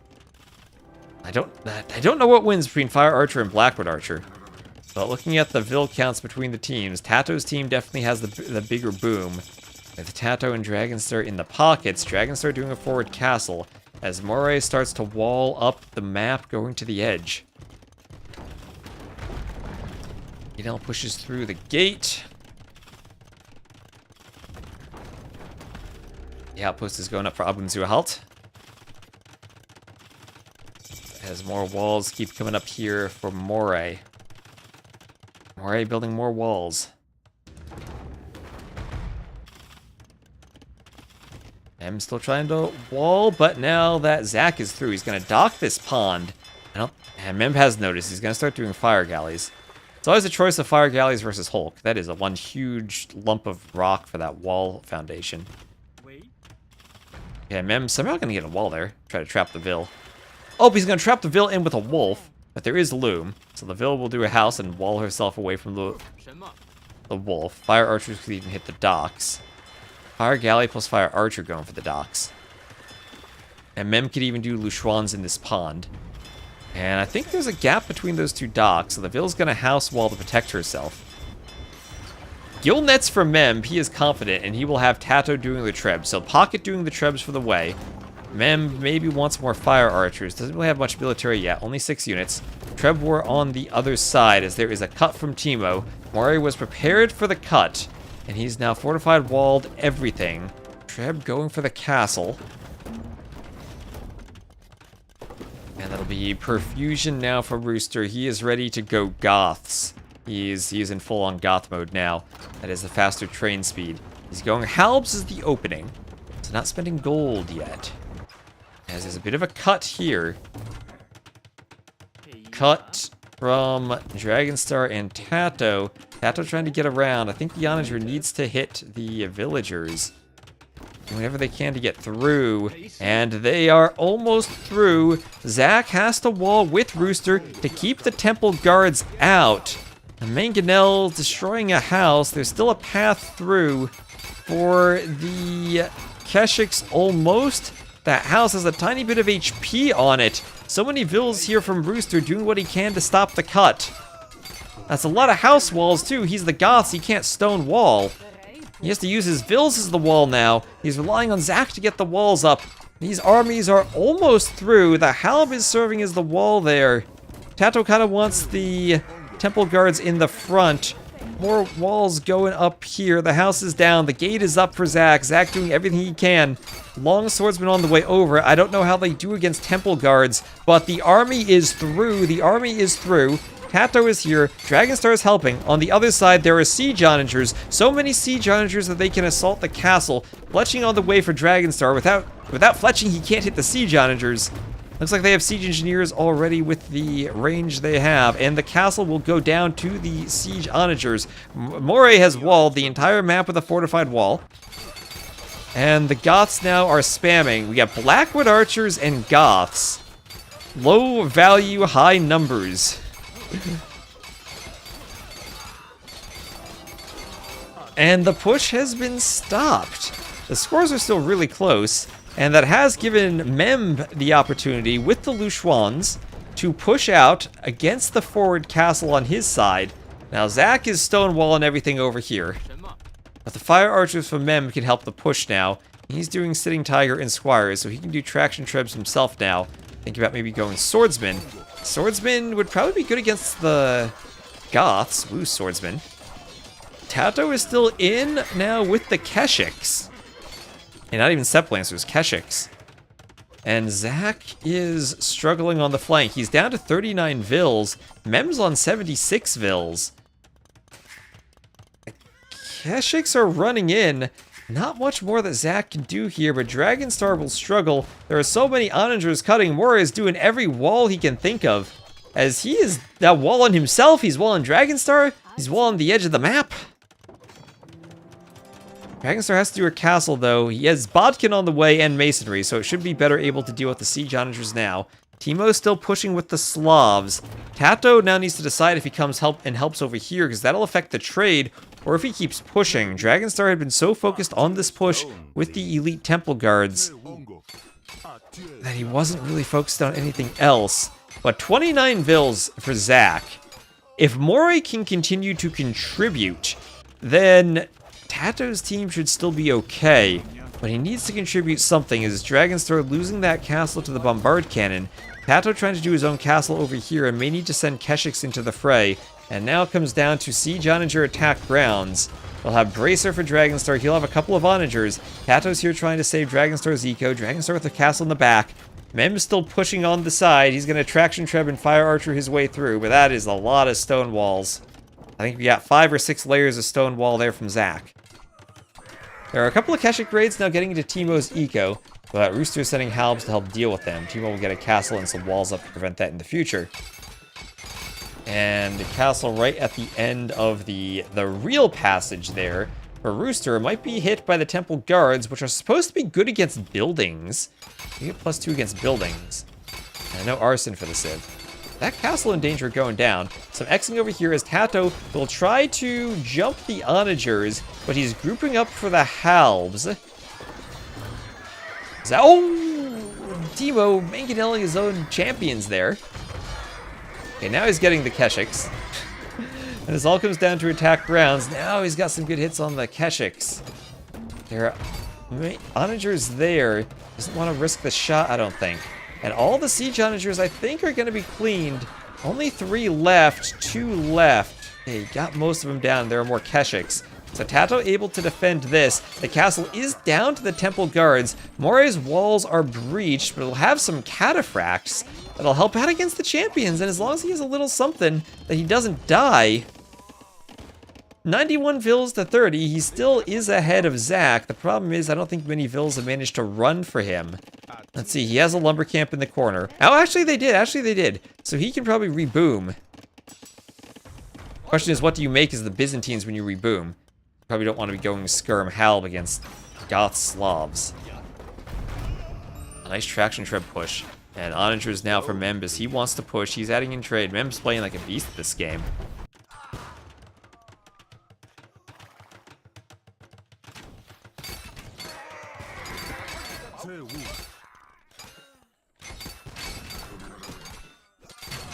Keshik's gonna push in. Go through the gate.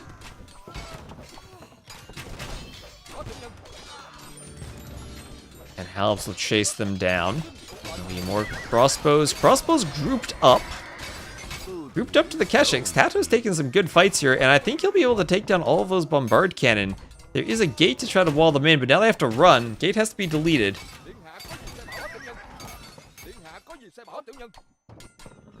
And there are a few champions over here. Still numbers at the moment for TaToH and Dragonstar. The Goth, though, their flood is real and starting to push back. The Slinger is available, though, for Dragonstar, so he could go Slingers if he needs to fight the Goths. That's an option for him, but he'd need ranges. There is Siege Onager. As Mem's push continues, 34 Vils still for Zach. And he's going to try to reboom. He's added in an additional 3 TCs, 2 in the pocket. And once these walls go down, Mem gets in. Is he in? Can his units pathfind? There is something blocking him. He can't tell what. I think the hill is getting in the way. He needs to attack one wall segment. The wall is low HP, so it's shorter. And maybe he's having some struggles to click on it. Diagonal walls can be tricky sometimes. He's just going to do what he can to get through, and he is through. And beginning now to flood with Jin Swordsman against the Huskarls. Who wins this? I don't know. Fire Archers in the back to help. Onagers to help against the Huskarls too. And can Mem take this fight? At the very least, he will provide a bit of a distraction up the middle passageway and slow down that push. Here come the Keshiks from TaToH, ready to engage the Huskarls. Ready to get in, maybe finish off Zach again.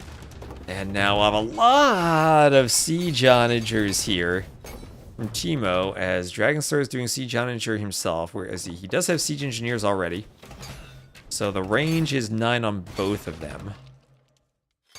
Or wait, oh, a projectile count. A Siege Onager for Dragonstar. I mean, against Goths and Slavs, does it make sense instead of Temple Guards to be going Skirm? So there is a trade route established, Wolf getting in the way. Moray's still booming, he's got elite Cataphracts now, and this could be an absolute slaughter for the Goths, as the Cataphracts could kill all of the infantry.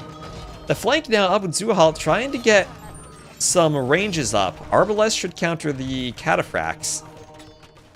But it also takes the Fire Lancer play out of the way for the Vietnamese, because they can't fight the Cataphracts with them now that they're elite. And there's a Bombard Cannon there that'll help with the Arbs. And Moray could just go Skirms against all the Arbs too. Cheap Byzantine Skirms are always nice. We'll have some Onager shots from Mem. The Lushuans in the back, Traction Tribs. Mem's holding. And with Zach dead, still rebooming. Feels like TaToH's team has a lot of momentum, with Moray still holding on, trying to go Cataphract Bombard Cannon. Cannon now dealing with some of the Arbs. Maybe he'll need Skirms. Does he have a TC anywhere? Okay, yes, he does. He has TCs in the middle. He's got 3 TCs, if not 4 TCs, whichever ones are his architecture that I'm clicking on. TaToH trying to figure out which side to go for. Yeah, do Jin Swordsmen beat Huskarls, or do Huskarls beat them? I'm actually not sure. And maybe Champion would have been the better play.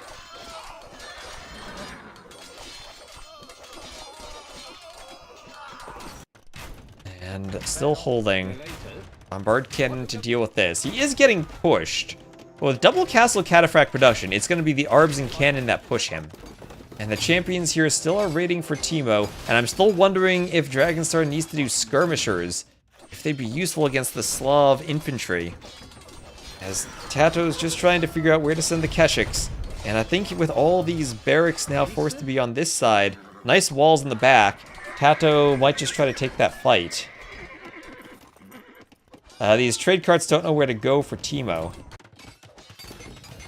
But TeMo now is where the scary push is happening. Temple Guards are working. More castles going up. Mori with a castle. If Mori could get actually Cataphract production here, that'd be sick. His teammates can actually sling him to Cataphracts. He's also winning against the Arbs on the other side. He can delete his walls if he wants to take a good fight. But Abun Zuhal trying to wall or box in the Arbs. And the Bombard Cannon micro, maybe not the best there for Moray, as it looks like he's actually going to lose a huge army here of Cataphracts and Cannon. Skirms against the Arbs, mostly.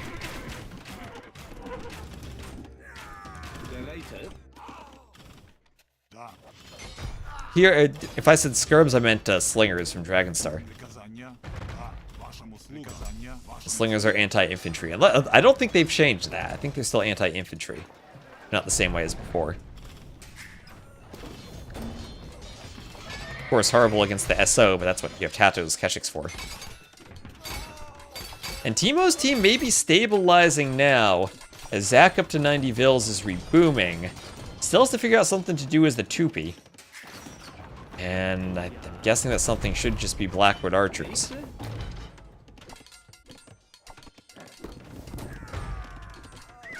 As we'll have another cut from Memb. Faction Trebs and Onagers cutting. And he doesn't cut.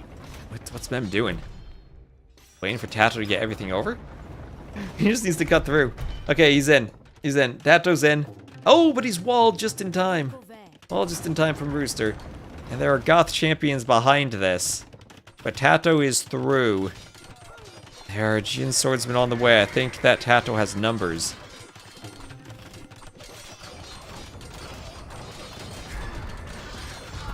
And who's gonna win this fight? I think TaToH has the numbers, but it's always hard to tell with Rooster's production as the Goths. As he's constantly adding more units, and the Traction Trebs might need to start taking out that castle soon. 112 Vils for Zac. As Moray is still getting pushed. Moray 147 Vils. This fight looks like it's being won on the other side. That's a lot of siege onagers for TeMo.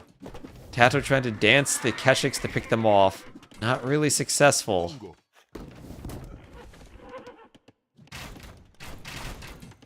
And now Moray getting cleaned up over here, but with all the Vils he's added elsewhere, he's maybe okay to be cleaned here. And man, if he could ever get a good number of cataphracts the way TaToH has Keshiks, he could slaughter this army on the other side. Gonna be a Halb build from Zac as the Tupi. That's true, Slingers are anti-siege. I don't think I'd want to go Slinger versus Siege Onager, though. And Blackwood Archers now. So Mem's push gonna slow down a bit as he has to contend with now Goth plus Tupi. And the final castle here besieged from Moray in the north. As TeMo's team now takes the score lead. And that's a lot of siege. But TaToH has had Keshiks. He currently has 46 of them.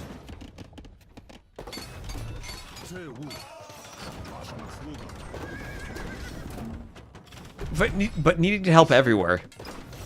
He's spread like butter over too much bread. And now running into Halbs everywhere. Nice Siege Onager shots, though, from Dragonstar. As Dragonstar with Trebs will push down one of TeMo's castles, and TaToH now charging with the Keshiks. Now he's in one spot. Charging into the Trebs, the Siege Onagers all go down. There are good numbers of Halbs there, one Onager left. But with Dragonstar's combination now, they are pushing in, dislodging the castles. And now on the other side, we'll have some towers from Mem doing guard towers. Do we have anything on their towers? They can get to keep Miss Arrow Slits.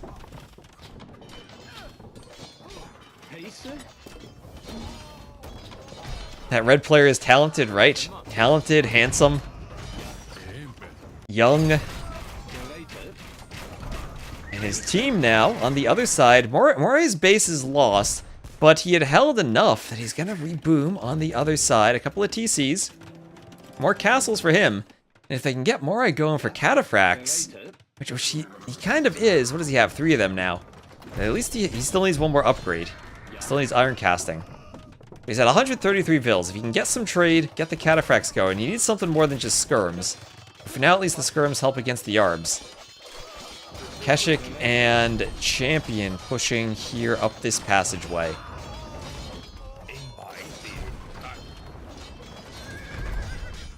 Yeah, this looks like a pivotal area. And now he's going for the Champions. That's what chat was saying earlier. They thought the Champion might be a bit more effective here. They're against the Blackwood Archers from the Tupi.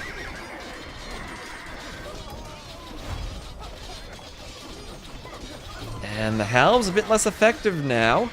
Now the Champions are there. And the Onagers are through. If the Onagers get to the Blackwood Archers, we can get some big shots. We have kind of a stall out on the other side. TeMo trying to hold. Bombard cannon for us. A lot of cannon for Abun Zuhalt. TaToH's forces now have disappeared from this side as he's helping Mem with a push. Keshiks, if they can close the distance, should be able to fight the Blackwood Archers, but they have to close.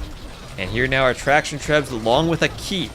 the keeps honestly should be good at harassing the Blackwood archers if Mem can get them a bit more forward.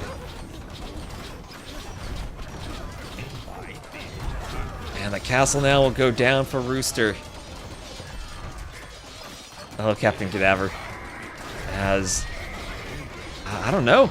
We got 2 players holding here. Zach's reboomed, but Mem's push might just be a bit too strong. That TC is down. Dragonstar and Abudzuahalt maybe pushing on the other side, and just still would looking for Moray to get Cataphracts out. He has 10 of them, and I think he needs a few more. How many castles does he have?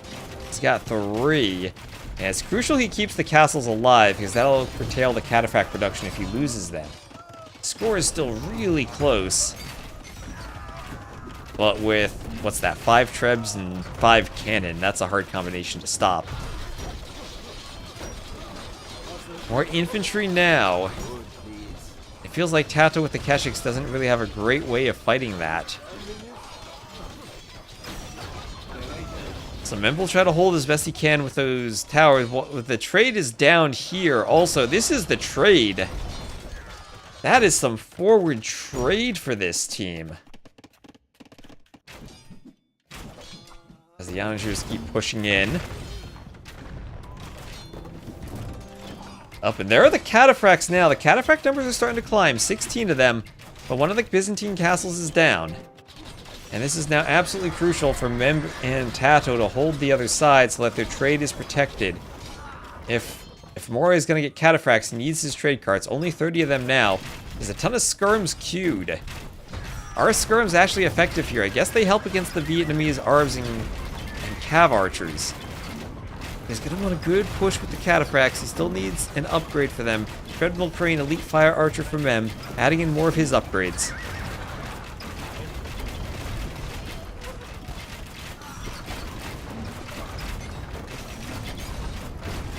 And Onagers down on the other side. Here comes maybe the charge of the Cataphracts. Is Moray going for it? 22 Cataphracts. So quite a few Arbs still left, but he is charging. The Huskarls are on the side. They probably melted the Cataphracts, and it's all about the Cav archers now for Abudzuahalt. As the Cataphract charge will at the very least push this army back, before Moray pulls away himself. And continues fighting with the skirms. I have TaToH and Mem. Feels like they have some momentum on their push again. Forward towers from Mem being clutch, and just giving them a bit of a foothold. As they keep pushing, TeMo score pulling slightly ahead, but slightly.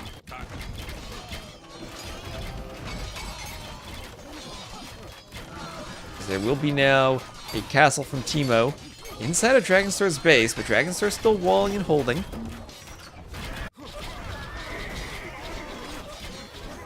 It's a lot of halbs here. Part of me feels like if they somehow got Moray to go Cataphracts both sides, it would help. The Goths are just so tricky to deal with when they get spam. It's like you destroy their buildings, and you feel like you've stopped them, but they're at 200 pop right away, 210 pop right away. And the Huskarls right now can't be stopped. I'm still wondering about Slingers from Dragonstar. I mean, it's a ranged unit that maybe wouldn't do as well against Huskarls.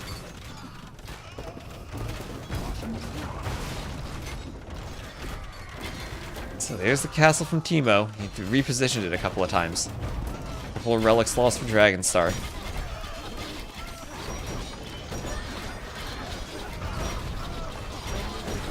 Ram push on the market.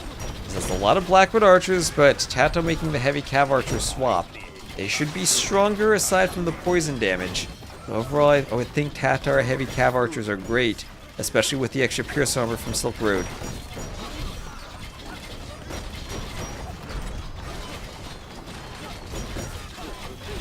And champions from Mem stopping the Rams as TaToH's doing his own Rams. Blackwood archers here. Just in such good numbers for Zach. And it's Siege Ram on both sides. Feels like a classic game of the Maya. Siege Ram both sides. But Moray, Dragonstar can't quite seem to hold. Dragonstar is still with a lot of Temple Guards, but not having the siege component he wants. And the Bombard Cannon for Abudzuahalt are too much for them to handle as more castles will start going down. And the Cataphract producing castles are starting to be destroyed.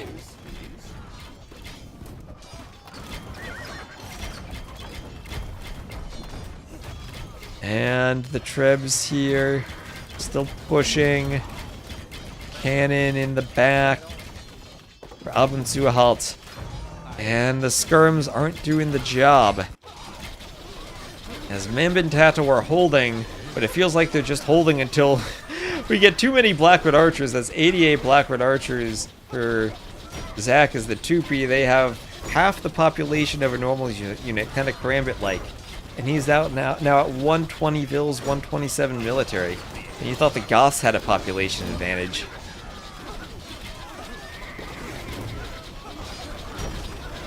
Champions and Cav Archers still pushing.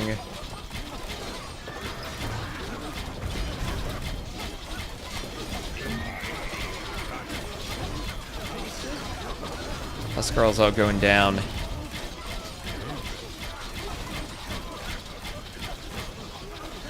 How does Gray of 250 pop? The Blackwood Archers, just like Karambits, they count as half pop space.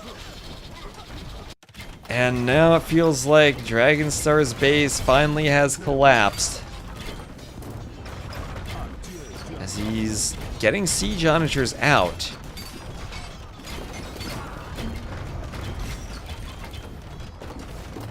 And Abendzuhalt slinging some food to TeMo, making sure the push continues.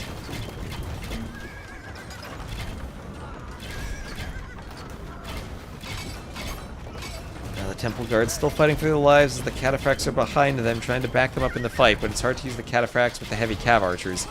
At the same time, Mamba and TaToH starting to be pushed. The Blackwood Archers now are so numerous that with the poison damage, they are exceptionally scary. I don't know what unit you go for here. So you need onagers, but then the Huskarls are still a problem. And the Huskarls are in the trade, and I'm worried this might be it for Team TaToH in Game 1, as they will lose their trade. I mean, Mori loses his Cataphracts, as I think he just lost his final castle. And now he has really nothing but skirms to be doing. We can maybe try to take one more fight, but there isn't really infantry to fight. It's Cav Archers now.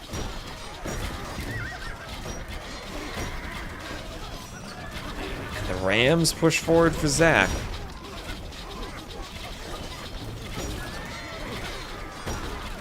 Trying to go through the barracks and the castle. Nice barracks defending the castle. But I don't think the numbers are here against all of these Blackwood Archers. 110 of them.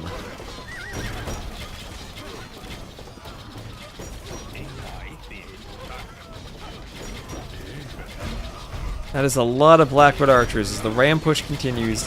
The ram push continues, and the barracks goes down. Some onagers for TaToH still holding desperately. But the rams in front, they can't really risk a shot on the Blackwood Archers, and Zach will not let them die, even though he'll get his res back. He will micro them forever. And we'll have siege onagers for Dragonstar on the other side. And not quite able to get a hit. Abendzuhalt pays attention and micros. As the Cataphracts are being mowed down now by the heavy Cav Archers, and the champions here are to deal with the skirms. There's also one wall there being cleaned, while a lumber camp being attacked.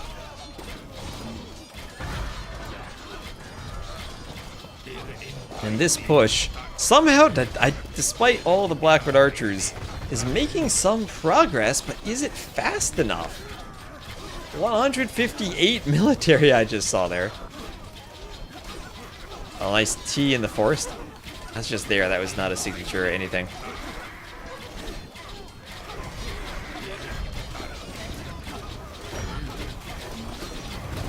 Oh, nice mangonel shot. Zach destroying 3 onagers at once. And sponsored maps now? I don't think we would do a Tesla sponsorship. Oh, good onager shot. Good onager shot on the Blackwood Archers. But the push again stalling out as now there's a bit of a cut, and TeMo going to do a castle right in the back of TaToH's base. TaToH struggling here a bit. Market is deleted. And now TeMo's team has a good 2/3 to 3/4 of the map. As the Cav Archers for Abin Zuhalt run around. The Temple Guards try to take them out.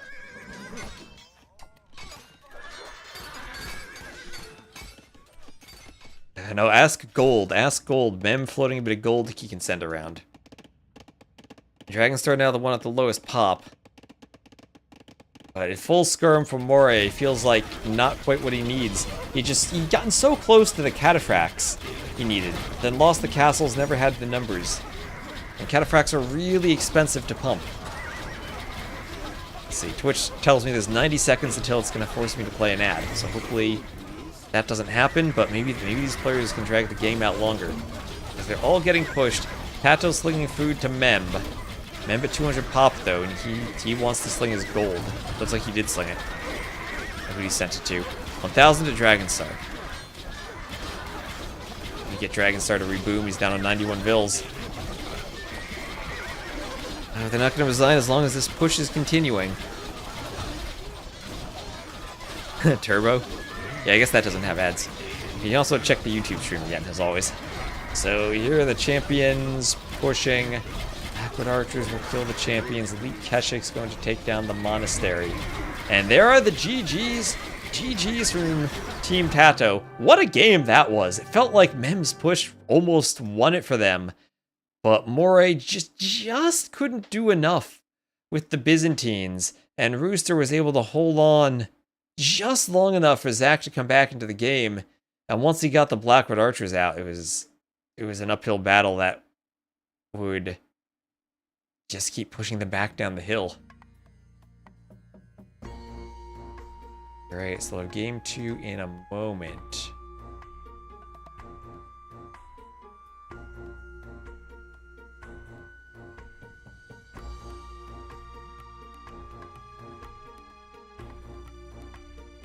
Just do some scoreboard checking as I play an ad. That's Team TeMo winning the game. And as far as civs are concerned, what do we got here? This was the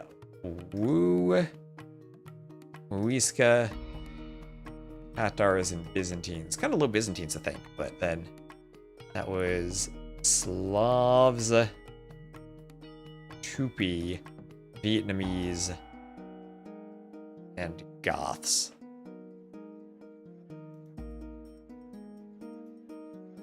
Call it Team O for TeMo. Oh, that's a good one. That's a good one.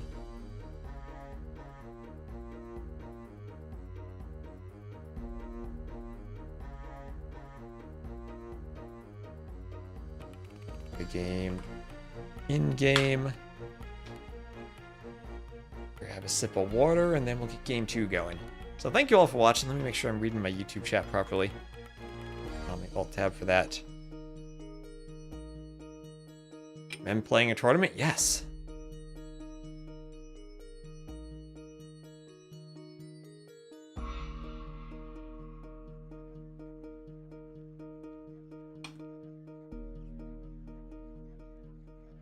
Mem indeed playing a I've put his name in the title. Mem and TaToH.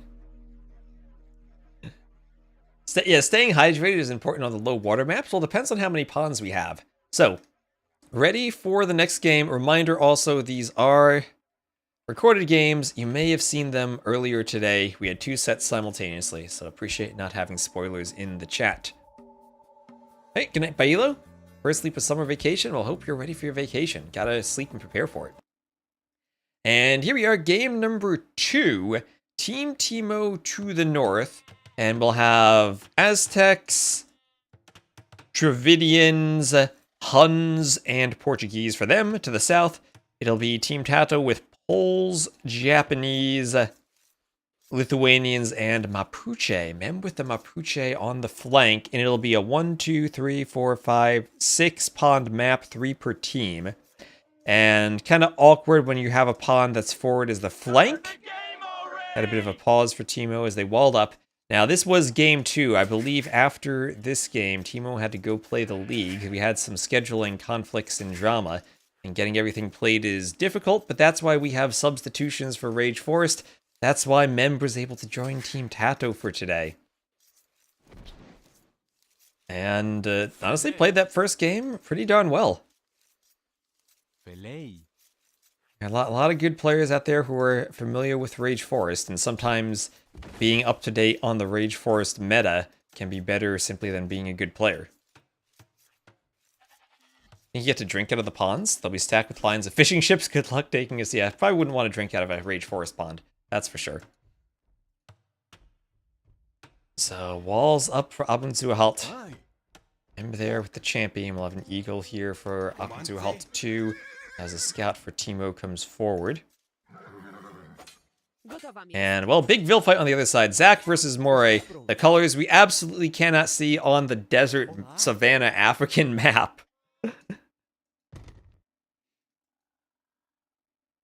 They will run back away from those walls.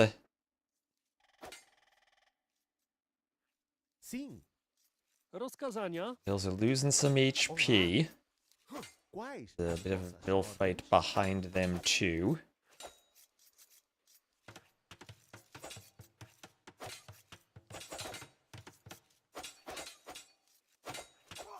Alright. Let's see, I just got an email from Microsoft that my account created successfully for doing some tournament payment stuff. So I should be able to receive larger payments in the future. So let's see, walls going up for Moray. Should be okay to get that walled, but very, very far back for him. Zach got the forward walls he wanted. The golds, the stone, and the berries all somewhat forward for Moray, especially the gold. And he does have a pond. Nice little African watering hole. Look at all the animals here. Do the sheep belong on this map? I don't know, but they're there. Always gotta enjoy having sheep. And there is a lion who Abendzuhalt did not wall the lion in fully. There he goes. Now he has it. And there's another passage that needs to be walled. So Abendzuhalt got forward walls on Memb, and we'll see how Memb and TaToH play this. They might play it just feudal aggression, not worry about walling, but that's going to mean Abendzuhalt gets a very forward wall, and potentially a sneak villager. So I don't think the flanks will take the pawns, at least not at the start. They'll probably try to be more aggressive than that.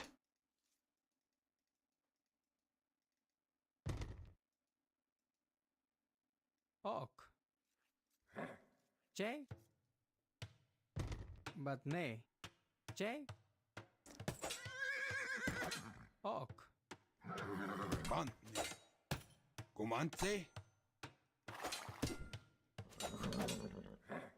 And Champy, the downside of the Champy Scout. That'll take a few hits there.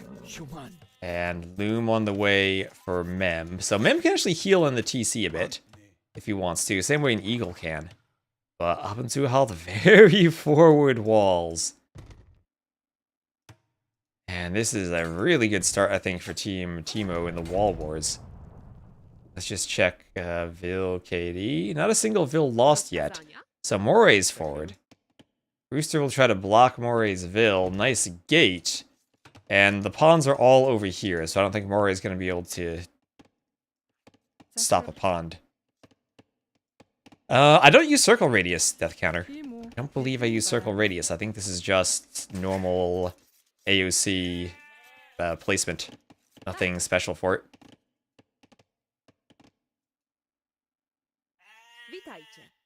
So it used to be every standard map that did this, but they all kind of swapped to circle radius now. Which, I mean, it has its place. But I think the weird variance for Rage Forest is great. I have an X over here for TaToH. He's like, hey, build an outpost with your Champy to scout the walls. It's, yep, it is random placement, just not circle radius.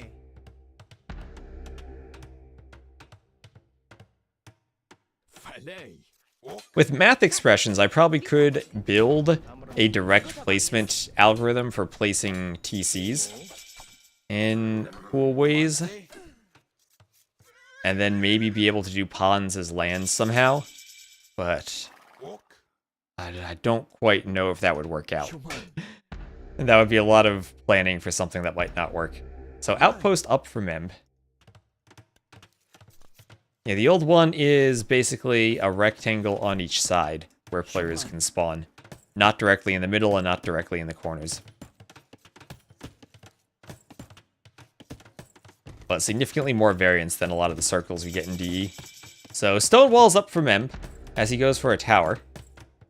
And Ville's coming forward for Abendzuhalt as he will stone wall too. And also start to dock now. Let's see if Mem decides to dock. With a few champions, he will push. And I think he will hope to do something like we saw in the previous set where he gets through and then can wall here.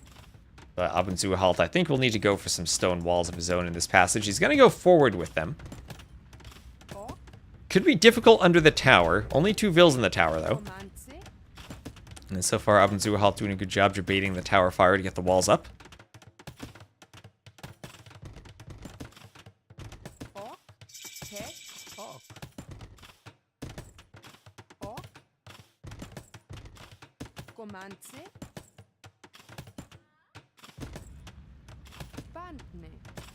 Batne.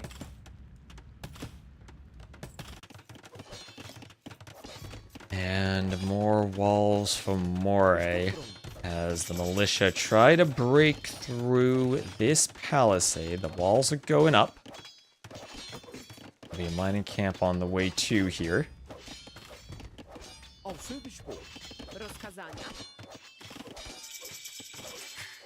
And the Vills will hop inside the TC. And Feudal Age will be on the way. We'll have a palisade gate, attempted diagonal gate here, but the walls come up in time for Moray, so that won't be possible. And yeah, attempted gate over the wall, over the diagonal to make the rewalling harder. Moray will go back, double palisade gate.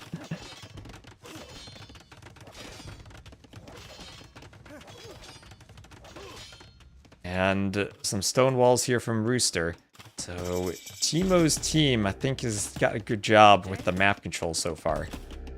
There is fletching for Mem for his towers. But Abendzuhalt has managed, without losing a Vill, to get those stone walls up, which is some impressive Vill micro from him. Not afraid of the towers. And looking at the res, Rooster as the Huns looks like he's getting close to going up to the next stage. Mem Xing saying there are stone walls. And Mem will now stone wall here, as Abendzuhalt got a very forward set of walls. And TaToH not going to push, he's just going to add TCs, and boom is the Lithuanians. Easy relic for him to grab there. Let's look at the relic positions. Easy one at the back of the map, so he should get at least 2. There are 2 relics and bubbles on their side he could chop through to get to. Moray has a relic over here. And the other ones are probably covered by the walls. Yep, 1 here inside of Mem's wall, so that's 1, 2, 3. 4 he should be able to get. 5th that's kind of also on their side, but kind of far forward. And then 2 in the pockets. So he should be good as far as getting all of his bonus attack. Remember, on Rage Forest, I added a few extra relics, but relics are allowed to spawn inside the bubbles. They're not perfectly fair. I do like Rage Forest as kind of a map where things don't have to be perfectly fair, and you get a small advantage, but not always a huge advantage. Still comes down to playing the map correctly. Gilnets and Bowsaw both on the way for TeMo. And we'll have a forward workshop from Dragonstar as TaToH's team here has the score lead. Loom for TaToH, maybe worried about a push. As there's a deleted wall, but TaToH is there with the scout, but so is TeMo. And I think TaToH had the better hit. Mem will start by walling that up, do a bit of speed walling. So he'll be fine there. Delicious map? Those are Dragon Milk's maps. The delicious ones for the delicious show matches. It's Castle Age, Bowsaw, Fishing Mines, all stuff coming in. And some more walls going up from Moray. I have an outpost for him too.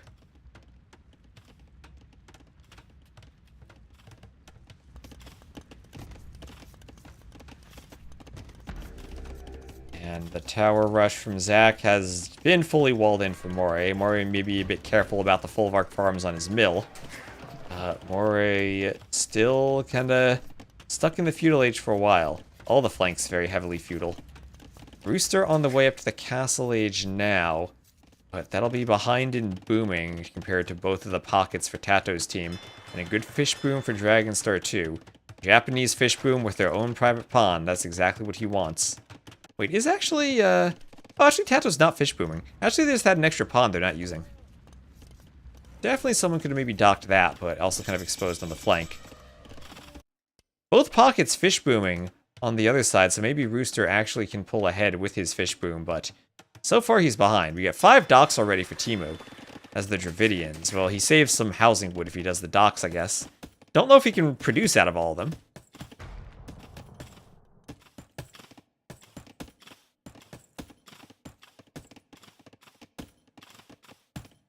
Need pawns per side data? Well, it is randomly but balanced for the teams. I did consider balancing it so it's equal number of pocket versus number of flank pawns, kind of same positions, but I was told no, they wanted more randomness. Which is all the better, I think. I'm glad that they still feel it's a competitive map with the random pawn spots. Yeah, DE's Black Forest is either all or nothing for pawns, which makes it kind of meh to play. Less strategy in figuring out who docks where.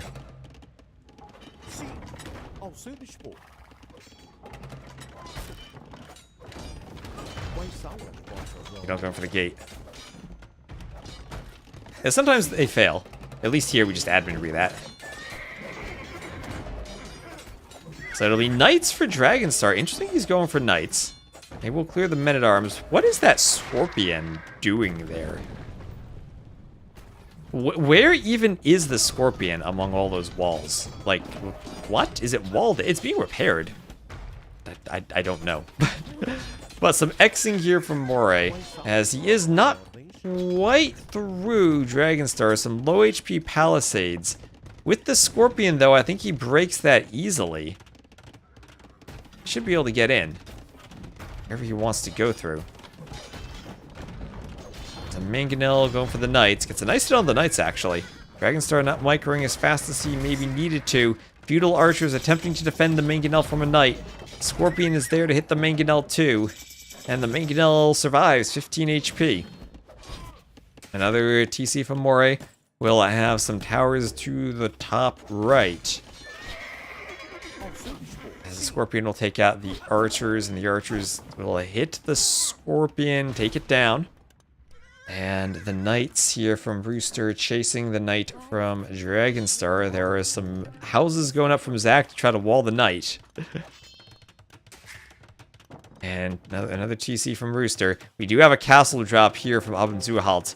As through the walls, TaToH will start ramming. He'll need Mem to delete those walls soon so he can go through. Mem doing some more walls on the other side, as this castle will help them get a bit of control in this passage. But Imperial Age is on the way for Abendzuhalt, which means he can start a Treb war with TaToH. He tries to wall his Trebs, and crucially he'll need the walls to cover a spot close enough to the castle from which he can Treb. See if they do. Outposts from Mem, so they know what's coming. Handcart for TaToH. And TeMo so far, with all those docks, does have the biggest boom of anyone. 131 vills. TaToH on 111. And relic count for TaToH is 2 relics right now as the Lithuanians. And he's trapped. Oh! If TaToH shift queued a monk to grab a relic, the monk is trapped by the house and it's not going there. It looks like it's in a walking animation. I think that monk ungarrisoned in an unfortunate spot from the monastery. And now can't pick up either of the relics he may have wanted. Like maybe this one. Well, that's unfortunate for the Lithuanians. So another castle for TaToH as he's up to Imp doing masonry for more HP. I'll have Imp now from TeMo 2. Forward castle from Mem as he's broken through one layer of walls. But since Abendzuhalt is up already, he can do the catapult galleon as the Aztecs in the pond. Strange weapon, a gift from the devs. And it'll be Kona for Mem, as it's a castle for TeMo. And Mem attacking the lumber camp needs to attack a wall. Miss a Treb push, but I'll never miss weird monk pathing. Nope. Pocket. No surprise there. Mapuche, Kona, I guess are their option. I mean, Mapuche do have the pass-through damage on the skirms. I don't know how well that helps against the elephants. Unique units cheaper could be great for the late shy, as if they do Brutal Mapu. But not quite there yet. Remember. The other Japanese polls probably not doing unique units as much. Oh, F5, we back. There goes Mini F. The F on the internet. One day I will have good internet. One day.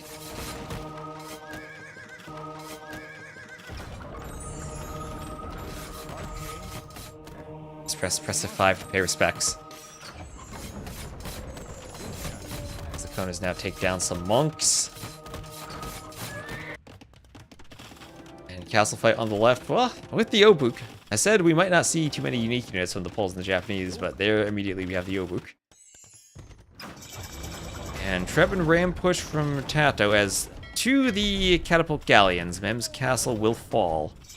And he has to fall back a bit. Only one dock from him on his pond. 55 vills, so he's equal in vills with Abunzuahalt, but stuck in the castle age still. Doesn't have res for imp. Internet, how about another data center? How about fiber?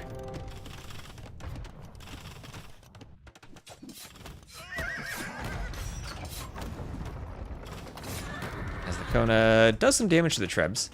The Trebs here from TaToH will now move forward, start pushing into the castle there from Abunzuahalt. And they will attack the castle. Monks are here for Abunzuahalt. The Trebs besiege the castle.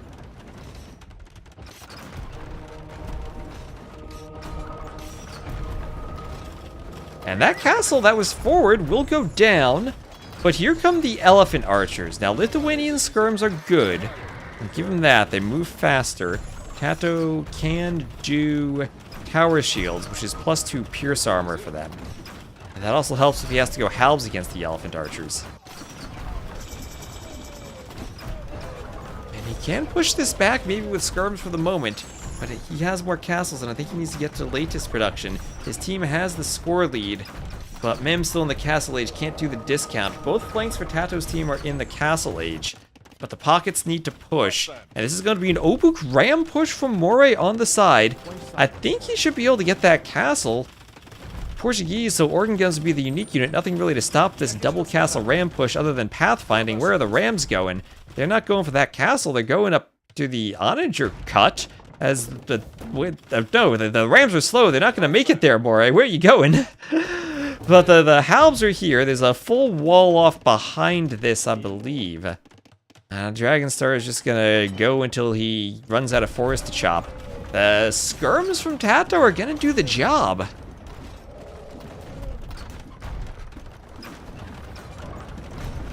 Do the Mapuche have bombard towers? They do.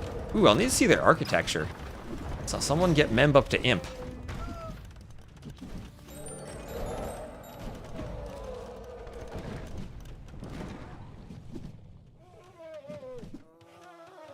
Okay, skirms take out the cannon.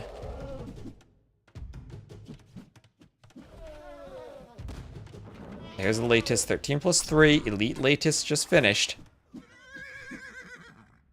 The push continues. Oh, they have bombard towers, but no cannon galleons. All right, so where are the rams? Where did all the... Oh, there they are. Okay, so the ram push... don't mangonellia the rams. Oh, there's a hole. They're just going to go through the wall and go to the castle. Some knights here from Rooster as the Huns. Tarkin's on the way. He wants to defend the castle. And Moray is going to keep some of the Obuki in the rams to try to take the castle down as fast as possible with the faster ram speed. But I think he just needs to take down the knights. There are some halbs on the way too. More forest being chopped from Dragonstar. He's going to destroy a gate. And since TaToH now is pushing up this passageway into the castle, we'll have monks here for Abunzuahalt. And we have a Thericidai on the pond for Memb. Thericidai and a cannon galleon. Let's go. The Obuki taking out the range. There are onagers on their way forward, pouring into Rooster's base. These Japanese onagers. They don't have... Oh, they do have siege engineers, actually. Didn't think they did. Dragonstar can try to deny a castle. 86%. Does he have enough onagers in position to deny this?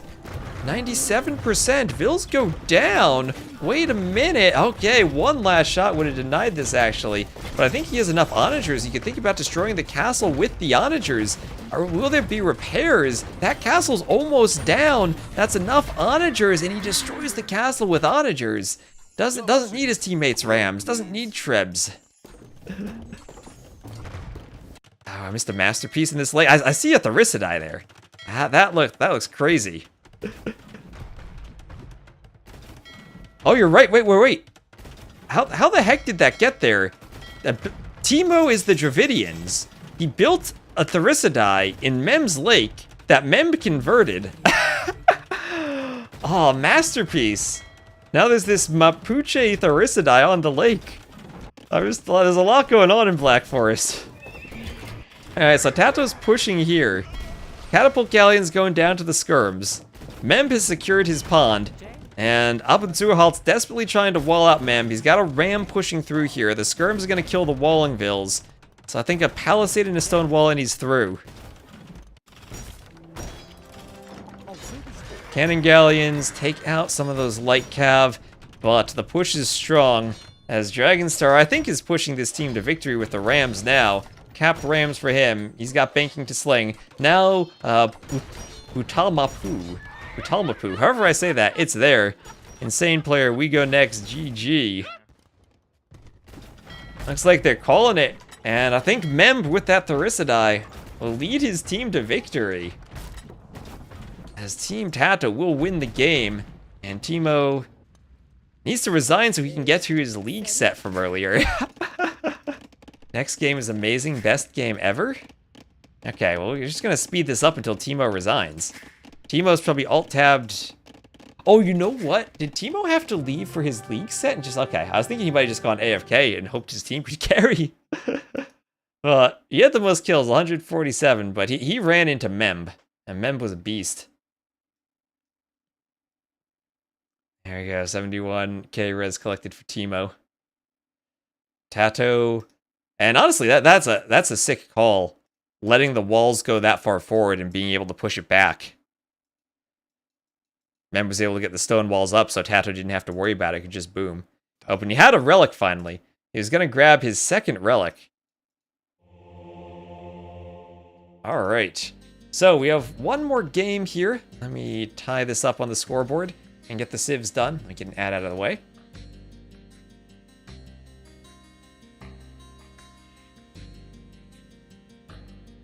And got, let's see, the civs. So for TeMo's team, that was Huns, Dravidians, Aztecs, and Portuguese against Poles, Mapuche, Lithuanians, and Japanese. So Celts and Teutons, the final two civs. Our final two first picks available for the final game. Alright. Hoping that my internet holds up for this final one. As game number 3, we're tied 1-1. We've had a ton of 1-1 sets this round. And I guess Mori made the right call sending those rams over to the pocket.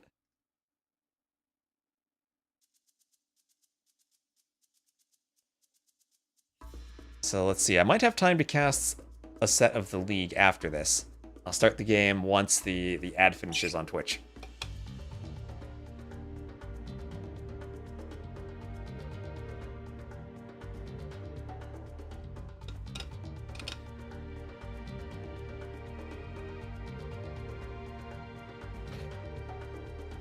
And, alright, 10 seconds. I think I can click load.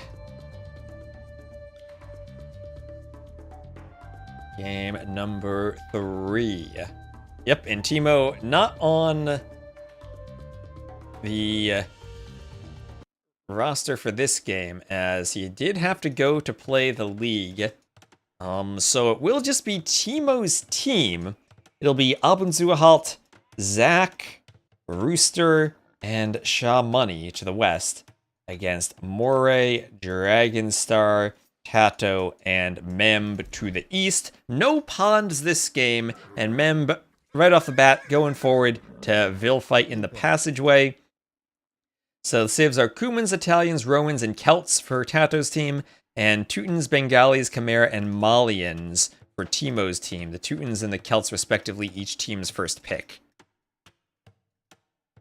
Now, in the pocket, TaToH with the Cumans will likely look to do a 2TC boom.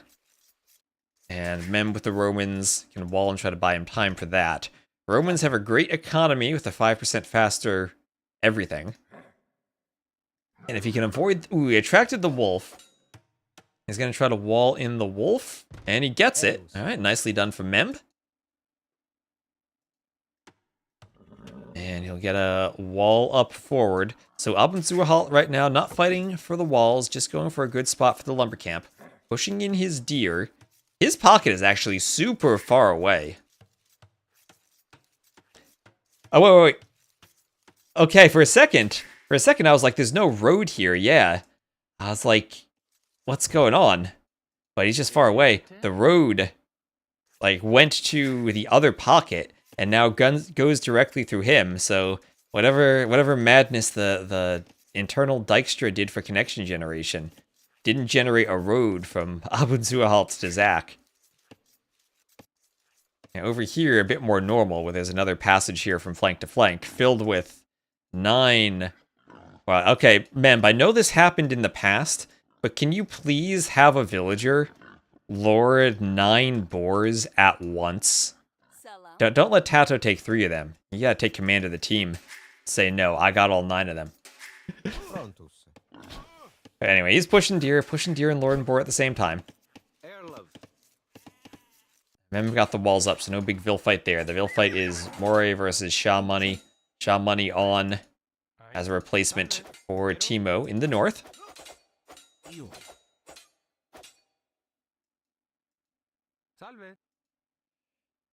And let's see, Shah Money tried for a very forward wall, didn't quite get it. There's another passage he'd have to wall too.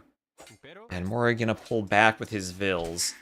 A scout here from Dragonstar, now that it's low HP, will just be pushing some deer for him. And the Vil there from Moray will lure in the boar. Yeah. How did Slam in TeMo's team do in the league, by the way? Did they win their set?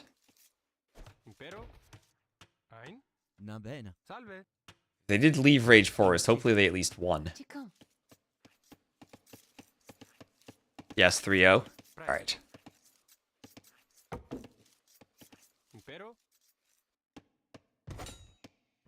Scout here will just be attacking the walls, but no forward Vils yet for Abunzuahalt. Not looking to push the walls.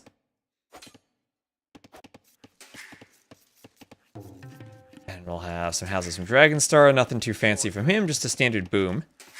So TaToH's going to try to go up to the feudal age as fast as he possibly can with all those boars. My favorite civ to play Rage Forest? I always like going for monk rushes. Same as arena. It's very map dependent though, more than civ dependent.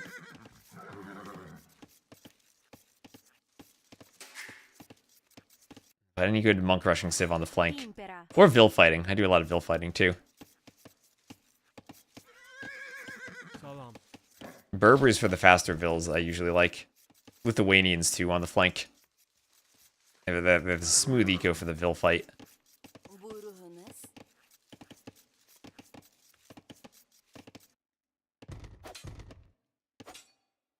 So there's Feudal Age from Memb and TaToH, both up rather quickly. Abunzuahalt up 2. And still not seen any forward Vils from him. No barrack. Oh, yes, a barracks. Okay. So it'll be 3 militia, maybe even a 4th with this extra gold he's mining. And he has 40 gold. That's just enough for men-at-arms then. Okay, so 3 militia into men-at-arms. The Bengalis do, however, have arson, but they need another 25 gold for that. So while Memb will have 2 walls here, he needs to be wary of the other passageway. And I think he needs to send Vils there now. He saw the scout run away, so that's maybe his clue to go wall this. And it'll immediately be a tower, as Memb has militia of his own. And he might just have to deal with this if it gets through. Diagonal gate there from Abun Zuahalt. And because of that gate, Memb will go wall behind this. Sending 4 Vils to wall. He does have Loom. And the other flank there, Moray's up. There's the Man-at-Arms upgrade from Abun Zuahalt. And these walls from Mem should go up in time. It'll be close here, but good enough. Mem, he's young, he's fast, he has the micro, he'll do a house, and he'll keep the Men-at-Arms out. But the scout is here. Mem trying to come over with his own Men-at-Arms as the tower goes up from Abun Zuahalt. And a few militia pull back. There'll be a Vil going down. And the Men-at-Arms are here just before Mem gets his upgrade. But the upgrade's in now. He's fighting with the Vils. Might lose 1 Vil, but he'll just commit to the fight. Scout there from TaToH. So 1 Vil down, but the Men-at-Arms will be mostly, at least pushed back, not cleaned. But the hole remains in the wall. And Abun Zuahalt now, in the feudal age with the Trush, will go for the stone wall. So I felt like Memb had a good idea for this, of go feudal and fight with Men-at-Arms, but couldn't quite get there. He at the very least, you can tell he has that Rage Forest experience, recognizing that Abun Zuahalt didn't wall, but would go for the towers. So now some stone walls coming up. And it is tricky to match the uptiming if you're doing the early loom and walling yourself. On the other side, we somehow have an attempted stone wall from Moray, while also trying to go archers and break through. No towers for him, just archers to go through this still Dark Age stone wall from Shah Money. Once he gets feudal, the walls will be stronger with more HP and armor. And Moray still does have a sneak Vil that got walled in. Somehow, I think he could actually delete and get out. Somehow. There's a lot of wall in there. Tower going up from Memb.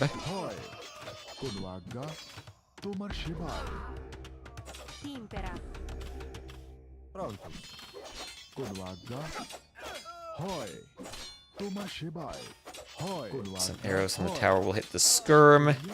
As another Man-at-Arm comes over. And Scout goes down to the tower. Vils push the Men-at-Arms.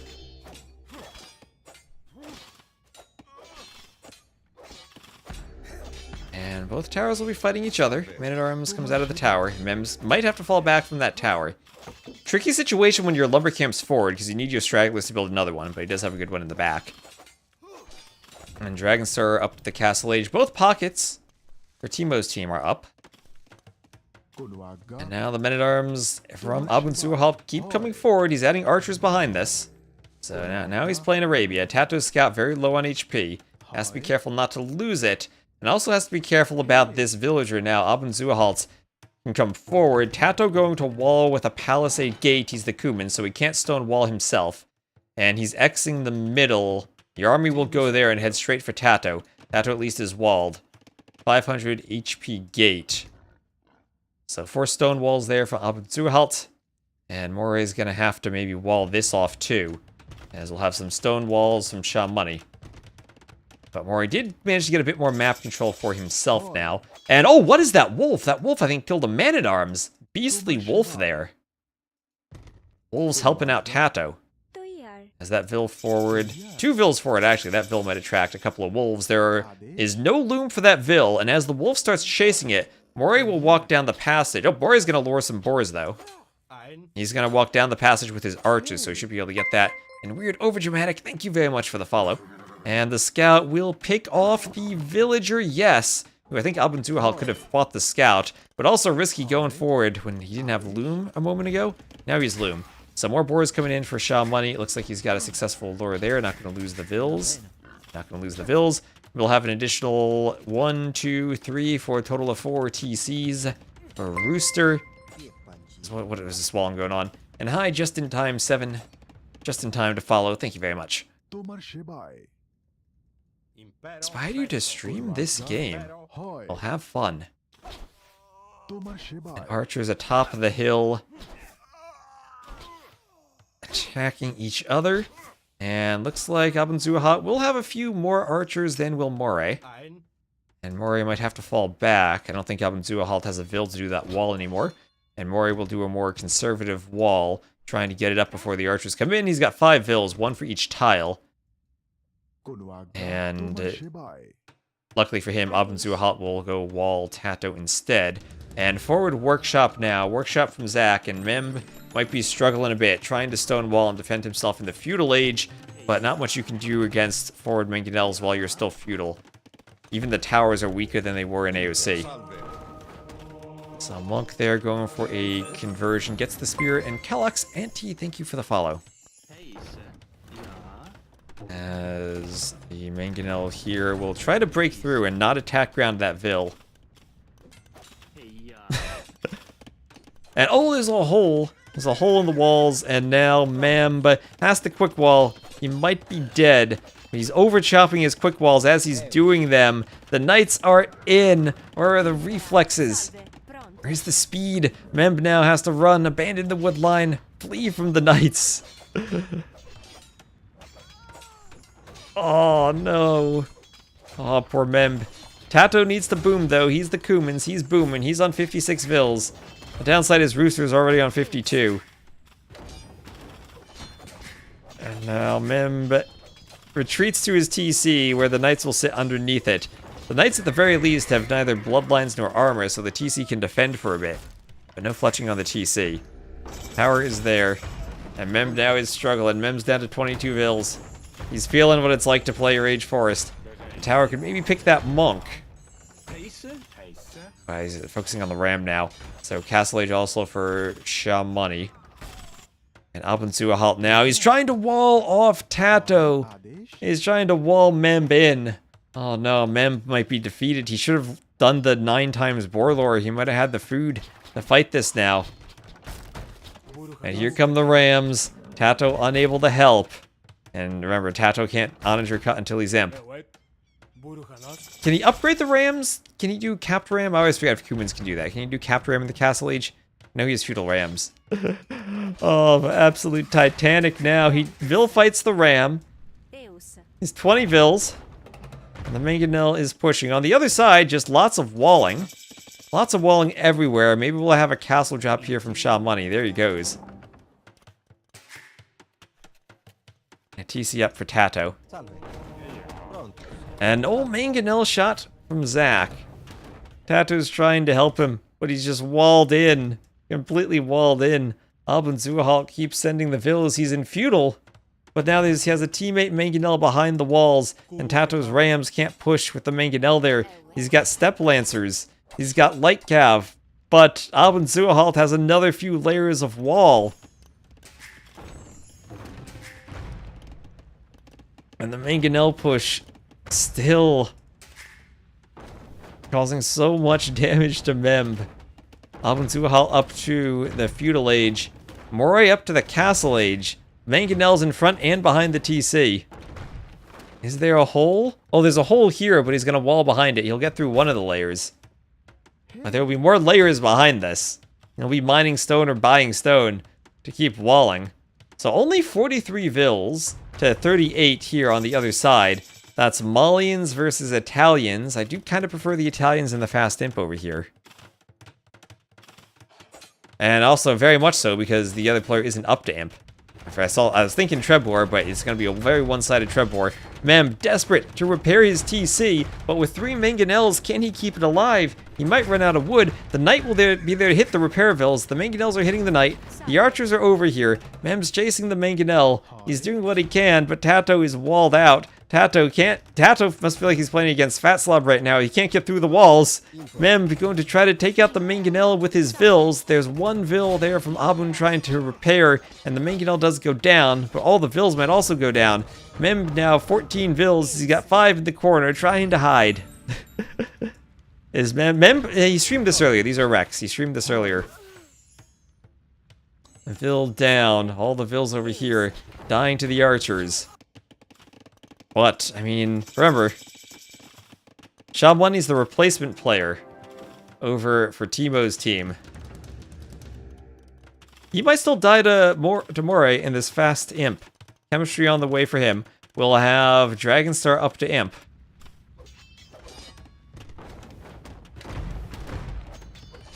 As this wall will go down, and Mem, desperate to hide his vills. 5 vills, these are all he has.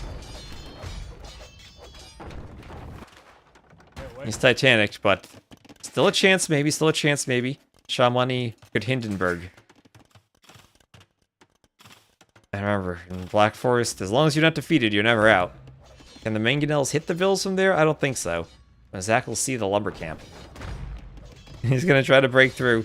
And again, still feudal age walls. Oh, the monks! Oh my god, imagine being defeated because you have to delete a vill to prevent a conversion. Oh no. Well, chemistry is done. One workshop is... What happened to that workshop? Why is that workshop not there? Did he accidentally delete it? Well, the workshop's down, but bombard cannon are on the way. Mem will try to wall. Do what he can. The monks are there. Alright, replacements, because unfortunately scheduling 4v4s with 8 players is very difficult. And we have a provision to allow for replacement players, so that they can be scheduled more easily. And keep things flowing. So, oh, we just saw the majesty of Zack doesn't have loom, so when he converts vills and swaps tasks, the converted vills lose loom. Mem trying to wall himself in. 1 vill left. Let's go, Mem. He's trying to hold on, avoid being defeated.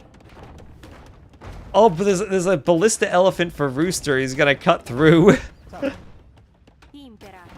Oh, ballista elephant. Poor Mem. Let him chop wood in the corner in peace. The monks can go convert the vills now. He's walled in. Got nowhere to go. So what do you delete the vills? Gotta take 1 for the team. The monks are stacked. 2 monks on 1 vill.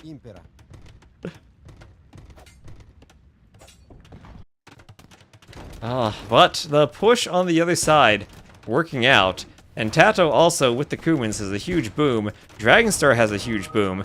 And honestly, this might be a situation where Memb is defeated, but his team still has a chance to win. Abendzuhalt up to 84 vills. But really only one of the pockets is boomed. We'll have Zack up to Imp, but he was aggressive, and maybe to the point now that Dragonstar could add in some siege and chop through. Now that is a lot of walls from Shamani. Shamani, a replacement player who clearly knows how to play Rage Forest, and is going to do everything he can to wall this up. But with the monks now from Moray, as Memb is defeated, his final vills converted by Zack, he was desperately trying to do a tower, but not enough against the monks. So Memb is out, but the rest of the team, they're cutting, they're pushing. Dragonstar is through. The outpost there from Rooster will see the cut. Shamani desperate to wall, Hand Cannoneers and monks trying to do everything they can to stop it. And this is open. There are a couple vills still there. Hand Cannoneers take them down, and this is open now. Moray is through. Shamani might be dying. He has to run vills, but when he runs, he's gonna run into a castle from Dragonstar. Or a castle from Rooster that was denied by Dragonstar. Remember, Rooster is the most boomed player on his team. He's gonna do double crossbow and scorpions, but he's gonna lose a lot of vills on that castle. He's gonna lose a ton of vills to the siege onagers. Alright. Oh, decent push here. The castle helps stop it. There's Fur, Celtica, and Arson. What did Khmer do against Celts and the siege onagers? And what does Shamani do here as TaToH's team takes the score lead? And TaToH's team might just win when Memb is defeated.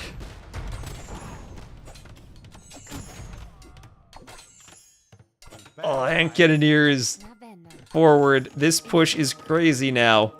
Shamani trying to reboom. How many fortified walls has he built? He's built over 150 tiles of fortified wall, 175 tiles have been placed, but he still can't stop the cannon. He's still stuck in the castle age. He's got 1 TC that's vulnerable. And he's trying to die slowly, But the push is in. The push is in from Dragonstar and TaToH. Onager is going for the castle. The Trebs here pushing too.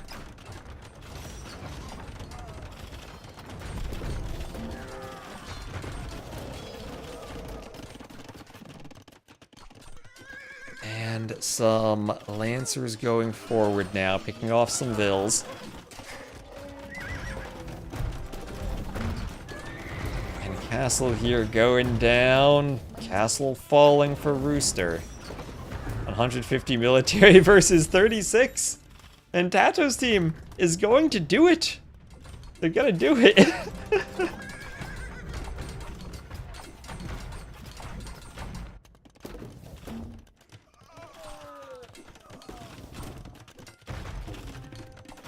Oh my gosh.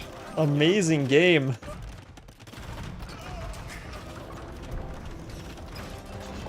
We'll now have Heavy Scorpion from Dragonstar as the Celts. I guess those help deal with the Ballista Elephants. Yeah, they do count as elephants. Oh my gosh. This is amazing. The Onagers maybe going for the TC. They're going for the two-handed swordsman there. TC goes down. And the elephants getting, or the Onagers getting shots on the elephants.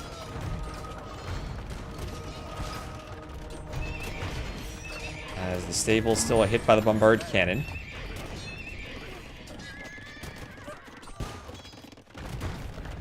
Stable's going down. Yeah, by focusing Mem. Well, they hoped that they'd defeat Mem and then be able to win 4v3, right? But the Kumun Boom was crazy, and Zach went so aggressive that he didn't have the boom to match it. And he still doesn't. He's still only on 95 Vills. He's trying to go Teuton Champions to fight the Celts. And in a 1v1 situation, Teutons usually are very good against the Celts. But that's not the situation we have here. Apparently in a 4v3 situation, it's the Celts. So 62 Vills for Sha Money, who did manage at least to run. And he will get some town centers up. He'll get some town centers up. And that's good, because Rooster now has no town centers and needs to rebuild them too. 144 military to 45. TeMo's team still has more Vills. We'll have elephant archers from Abendzuhalt. And now the elite steppe lancers from TaToH are pushing through.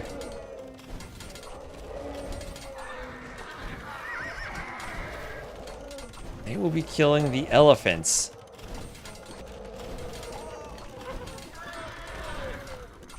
Oh, the elite steppe lancers doing the job. Look at how stacked they are. You are allowed to stack patrol with the steppe lancers, and that's what TaToH's doing. And you saw it kind of failed once he got by the buildings because the steppe lancers targeted the buildings instead of the elephants. So is this a 2v3 kind of? Yeah, Moray's here. Moray, Dragonstar, and TaToH are there. Rooster and Sha Money are not defeated, but close to it. At least they can reboom. I don't think that Zach can hold this. He has 102 Vills. Sha Money's still in the castle age, so he can't even sling resources. This is crazy.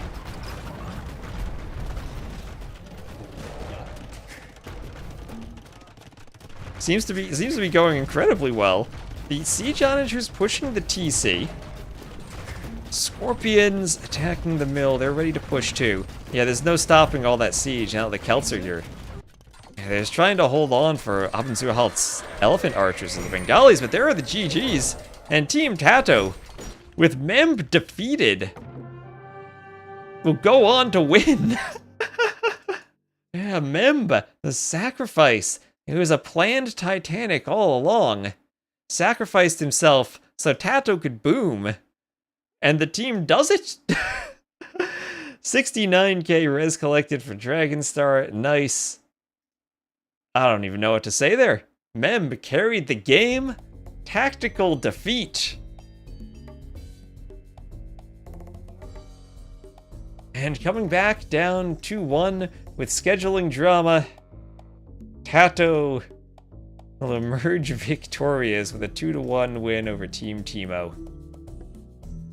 Mem, the MVP. He'll have the wonderful score. Mem looking like he's playing team games with Orlu and I.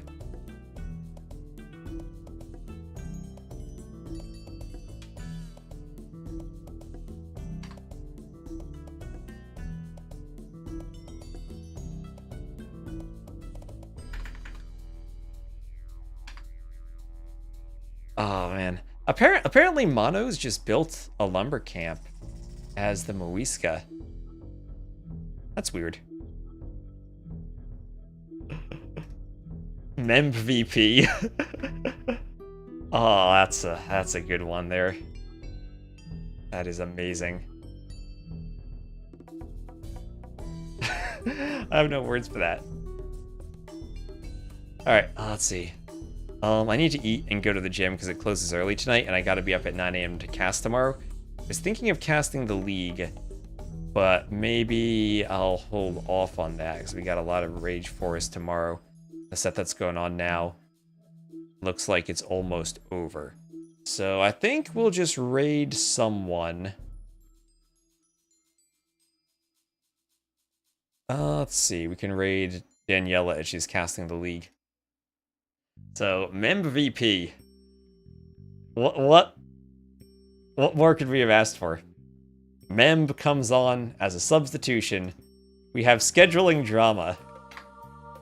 And in defeat, leads TaToH's team to victory. Alright. So we'll end things on YouTube. And thank you all so much for watching. And on Twitch, we're going to go raid Daniela, who's still casting the League tonight.